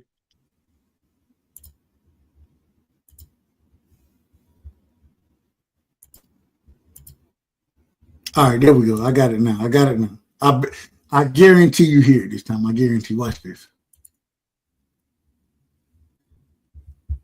Big screen, major screen. Boom. Can you hear it? All right, boom, we're good. There we go. I told you I guarantee it. Here we go, right here. We're gonna watch this entire video. Shout out to my brother Cash Crypto for dropping the video right here. I'm pretty sure. I hope this ain't no Disney shit, and I hope we learn something from it. Cause if we don't, I'm gonna be talking bad about your crypto.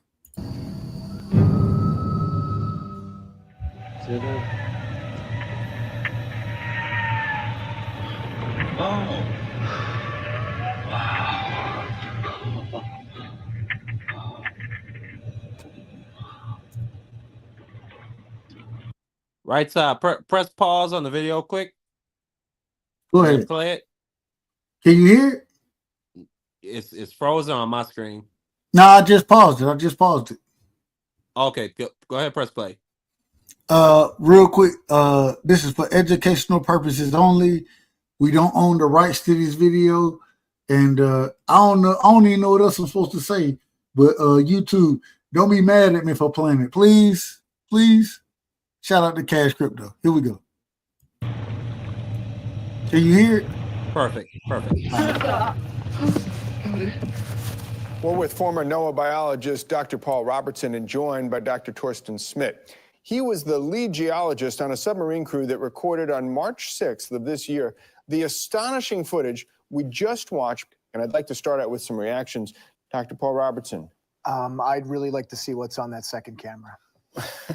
I'm glad. I think we all do. Our viewers at home, too, would like to see that. We're going to show you that right now. Let's take a look. Oh, wow.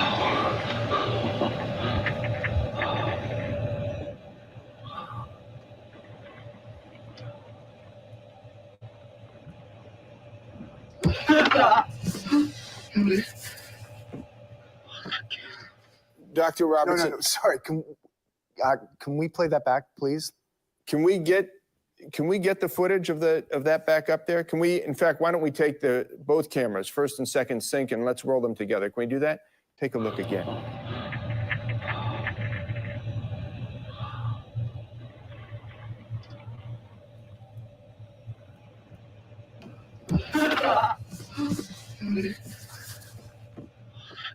You got it. Dr. Robertson, is this the creature that you and your team found in South Africa? From what I can see here, yes. The body recovered was incomplete, but based on the remains that were taken from us, it looks like the same species. Dr. Schmidt, what did you think when you saw this and when you filmed it at the time? Well, I looked at it and I just knew I was looking into the face of another intelligence, another species like us. Dr. Schmidt, tell us, who did you first show this footage to when you realized what you had filmed? Well, we knew we could not share it with the duty officers of the expeditions. So we... Again, you mean the Icelandic authorities who basically said that if you pursue this, they're going to threaten you with legal action. Exactly. So we discussed it as a crew, and because we are Danes and Greenland is a part of Denmark, we thought we could go to the Danish authorities. So we did. I'm going to put up an article here, and this is just... Of course, it's the descendants of Vikings. This is Greenland's response to what the Danish authorities shared with them. The government in Greenland issued a total ban on all new drilling. all new oil exploration. And this was just announced on March 27th of this year, 2013. And all of this in response to the footage that you and your team shared with the Danish authorities. Yes, that's right. We have a map of this area. Can we put up the map right now? That's credibility. This is near where you filmed the encounter. Is that right? Yes. Seems like a vast area. That's huge. It's actually the largest natural park in the world, and also a coastal preserve for marine mammals. And I think because of our footage was taken near that area, then there was a lot of concern about the disturbances to this habitat and what that may affect to the animals there. And then That's you have it right credibility. there. Oh my God. At first, because I was looking at the video and I was like, okay, maybe that's fake. Maybe they just filmed that shit in a dark room and had somebody with an arm. Nah. When you got whole governments talking about we shutting down the oil industry, that's credibility. That video is real, my nigga. I don't even know what I seen, man. I'm not quite sure what I seen. You saw a humanoid arm with matter of fact, go back. It had 5 fingers and it had an opposable thumb and it was webbed. That's what you saw. All right. So the question is now. And then one more thing that then you Go can ahead, literally see the figure. You can see Let's watch it again. Let's watch it see again. the body moving away in the first video. I don't know. I'm gonna just be quite honest. I don't know what I seen. I'm not sure. I'm not sure what I seen there. All I know is the Greenland and the Icelandic government, they sure as fuck knew what they saw. And they said, we have to end all fucking oil exploration. We're not doing any more drilling. We don't know what this is, I think they do know what it is. They just don't want to piss it off. It's probably like an ancient monster from Norse times when the Vikings came over there and they got a pact with these fucking these fucking monsters. They say, hey, listen, we let y'all live over here. We know you're running from all types of persecution, but you can't fuck with us. You don't fuck with us and we cool with y'all. But nah, now we're going to see children going missing from Greenland. We're going to see sailors missing off of boats. And it's all because these 2 assholes wanted to find a mermaid, bro. It's all their fault. But that's just my opinion. That's my opinion. But the thing is the craziest thing to me, and this is, I gotta ask this question. The same way we don't know shit about space, in my opinion. I think before even trying to figure out space, we need to figure out what's going on here. And the biggest thing that we don't know nothing about is the ocean, right? We agree on that, right? Yep. With the individual, and I think we always assume that if we find these people, they're gonna be combative. We don't even know if they're gonna be combative. We don't know that yet. And my thing is I'm even watching that video. I don't know exactly what I just seen. I have no clue. No clue. Do you? Can you?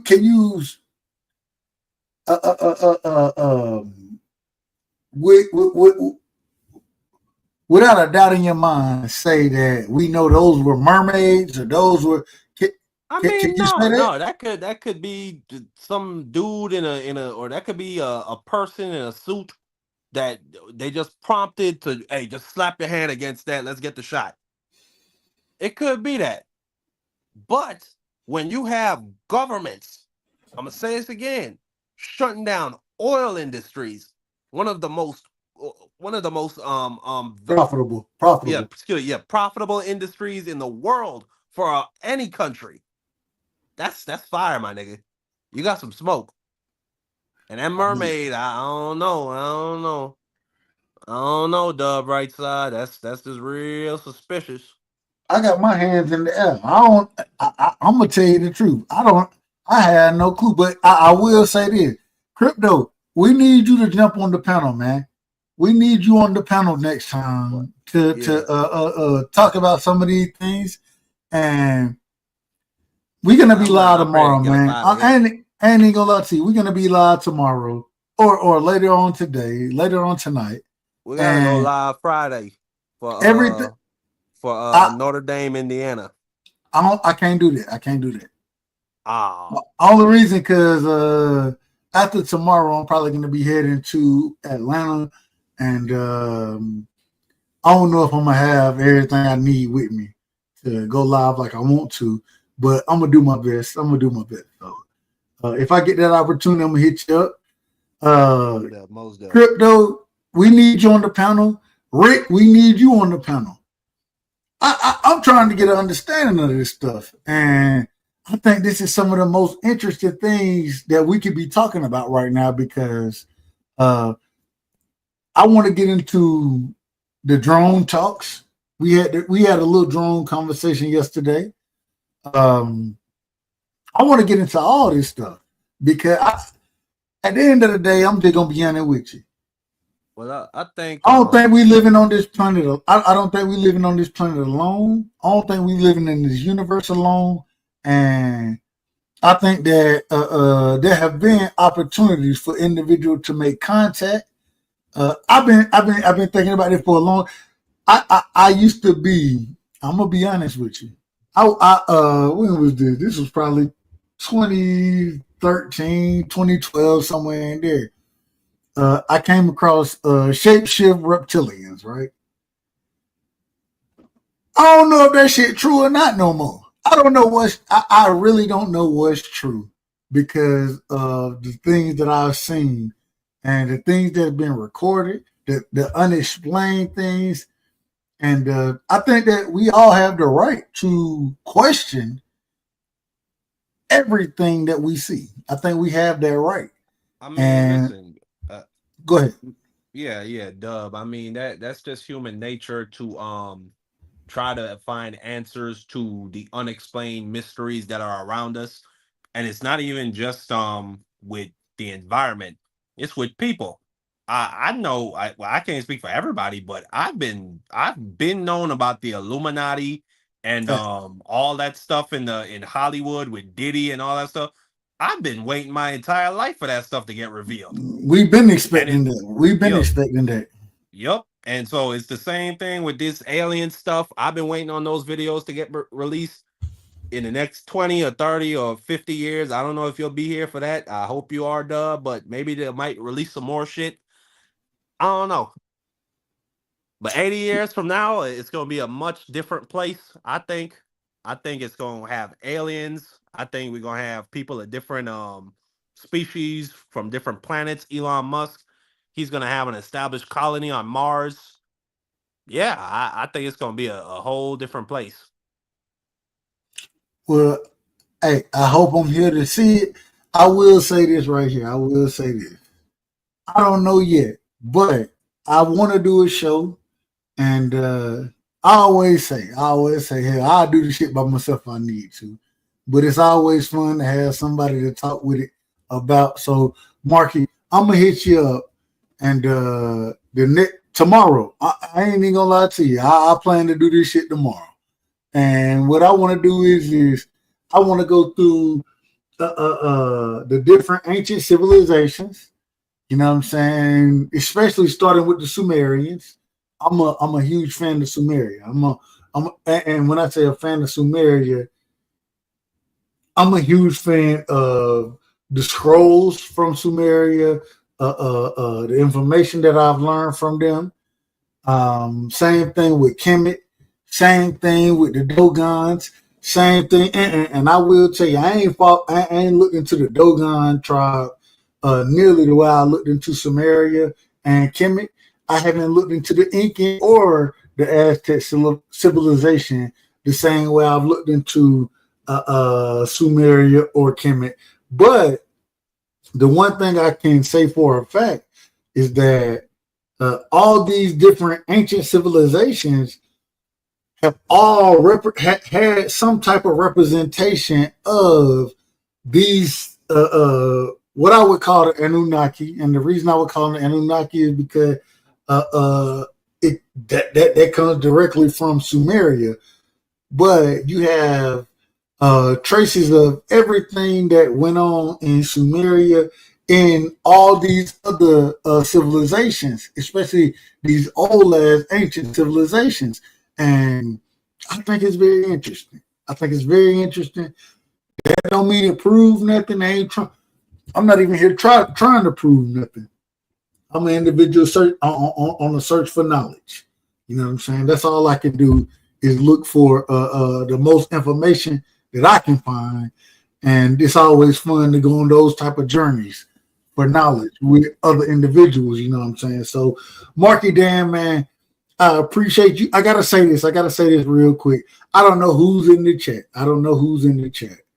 But we got a champion over here, man. We got a math champion. We got a young math champion over here. And as a proud father, we're gonna speak on the title of the show tomorrow.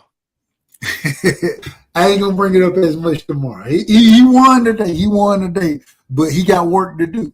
You know what I'm saying? And Dub, I don't know when you're gonna reach the end of this monologue, so I'm gonna take my exit now. I'm gonna go ahead. Go ahead, brother. Go ahead. I'm gonna go ahead. No, I'm gonna go ahead and let you get your last words, man. Give me your last words, and then I'll finish the monologue. I got a lot of love for you, Dub. You already know that. Keep doing your thing. Salute to Dub Right Side Clone #1. Yeah. Keep empowering that young man. I hope to keep hearing him do great things. I'm gonna talk to you next time, okay? Hey, much love and respect, man. Appreciate you jumping on, my brother. Peace. I ain't expect this tonight, man. I ain't expect none of this. I thought I'd be up here and I'd cook for a minute and say what I'm gonna say. And hey, I was blessed. I was blessed to be joined by great minds. You know what I mean? And anytime you join by great minds, you gotta show love accordingly. Now I gotta say this. If my brother is listening, Cash Crypto, if he listening, Cash, we need you up here tomorrow. If my brother Rick Timms is listening, Rick, we need you up here tomorrow. You feel me? I need y'all niggas up here, and I don't need y'all up here for the content, nothing like that. It ain't got shit to do with the content. It got everything to do with great knowledge. You know what I'm saying? I've been blessed. I've been blessed to meet individuals who share a mind like myself. I always tell folks, I think I got a great mind. This why Marky, he said, I got to get the fuck on because Dub will talk me into the goddamn ground. But I've been blessed to have a great mind. In my opinion. I'm willing to question things. I'm willing to argue with the best of them. Most of the time, I kick their ass, respectfully. I want to go on a different journey, though. And I want to go on it with my people. You know what I'm saying? So tomorrow we're going to be live again. And tomorrow we're going to be talking about the math champion. I'm just telling y'all the truth. We're talking about the math champion tomorrow. But at the same time, that won't just be the main topic of conversation. We're going to continue, and we ain't talking boxing tomorrow. We ain't talking politics tomorrow. I enjoy this conversation that we having right now. You feel me? And so we're going to do that. I plan to have an hour and a half, 2 hour show tonight. We at 4:30 right now. 4 hours, 30 minutes. Why? Because I had a chance to pick a great individual mind. You know what I'm saying? My brother Carl. straight from Australia. I had a chance to play the video of them doing the haka and those type of things, and Carl respond to it. And everybody else have that opportunity to respond to it. This is what the channel is really about, man. Yeah. I love boxing. I love boxing. Anybody who doesn't listen to this channel know that. You Devin Haney so-called fans, y'all niggas need to get it together, because a real one gonna check you when it's time. And I'm gonna do that anyways. But tomorrow, man, I want to have a conversation about some shit that I don't have an understanding on. Something that I don't have an understanding on is something that I can learn from. YouTube is a beautiful space because everybody can't do it that way, and I'm willing to do it that way. Ben Israel is in the building. Ben ain't showed me no love, man. Ben ain't showed me no love. The nigga didn't even hit the like button when he posted a comment. The nigga didn't hit the like button, man. Shout out to Ben Israel, man. That's my brother. And I can talk shit about Ben because Ben a real one, and he ain't gonna take it personal. At the end of the day, man, Cash, man, looking for you to come through. Marky, looking for you to come through. Ben, looking for you to come through. Ben, hit the link, man. Hit the link right now, Ben. I ain't even gonna run. Tomorrow, man, we probably gonna do it. I got a lot of love and respect for Knockout Boxing 86 TV. You know what I'm saying? I don't try to step on his toes. A lot of times the reason I like to go late is because it ain't a lot of people late night. So we'll see what happens.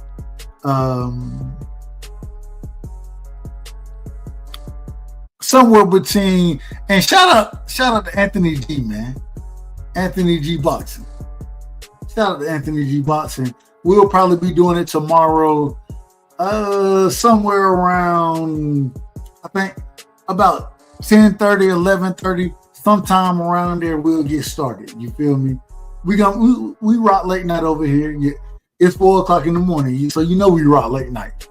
But sometime around there, and Anthony, man, brother, you welcome up here as well. You more than welcome. I ain't got nothing but love and respect for y'all, man. And I appreciate y'all. I really do, because shit, I can't do this without y'all. And well, I can. I ain't even gonna lie to you. I can do it without y'all. But I don't want to do it without y'all. I don't want to. And the reason I don't want to is because y'all educate me a lot of times. And anybody above being educated don't know shit about nothing. They don't know shit about nothing. If you above being educated, if you above listening to somebody who know more than you don't, man, what you doing? What you doing? So tomorrow, man, we will be rocking. We'll probably start somewhere between 10 and 11:30, man. 10 and 11:30. Anthony, that's my word. And because I'm giving you my word right now, that's when we're gonna be live. Somewhere between, and this is Eastern time. Somewhere between 10 and 11:30 Eastern time, we'll be live. And now I ain't gonna lie to y'all. I might have a little more to talk about the little homie, man. You know what I'm saying? The math champion. I want put some respect on his name. The math champion, Ben Israel. Lil Dub is the math champion, Ben. He the math champion, Ben. I'm about to call you in a second, man. But much love and respect. And man, I appreciate everybody who came through, who showed love, who hit the like button, who didn't hit the like button. If you don't ever hit the like button, I don't give a damn. Because it ain't about the likes. Man, everything over here is about the truth. It's about realness. It's about us being who we gonna be as people.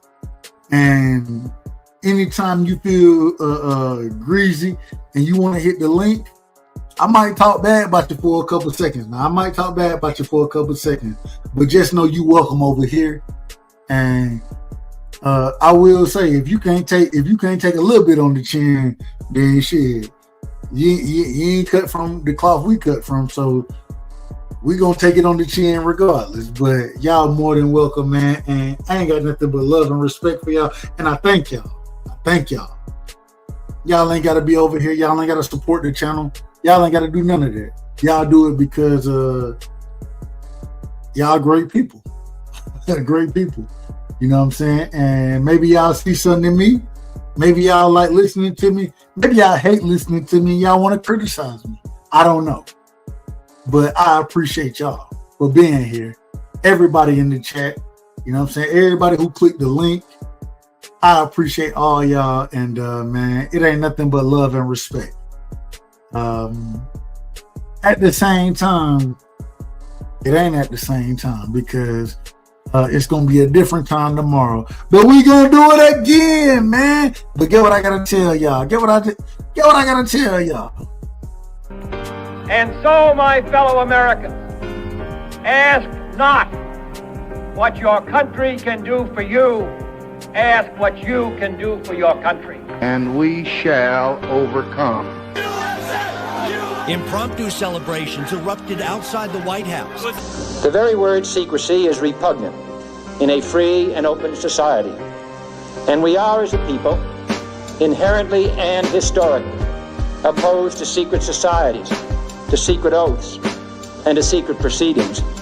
For we are opposed around the world by a monolithic and ruthless conspiracy that relies primarily on covert means for expanding its sphere of influence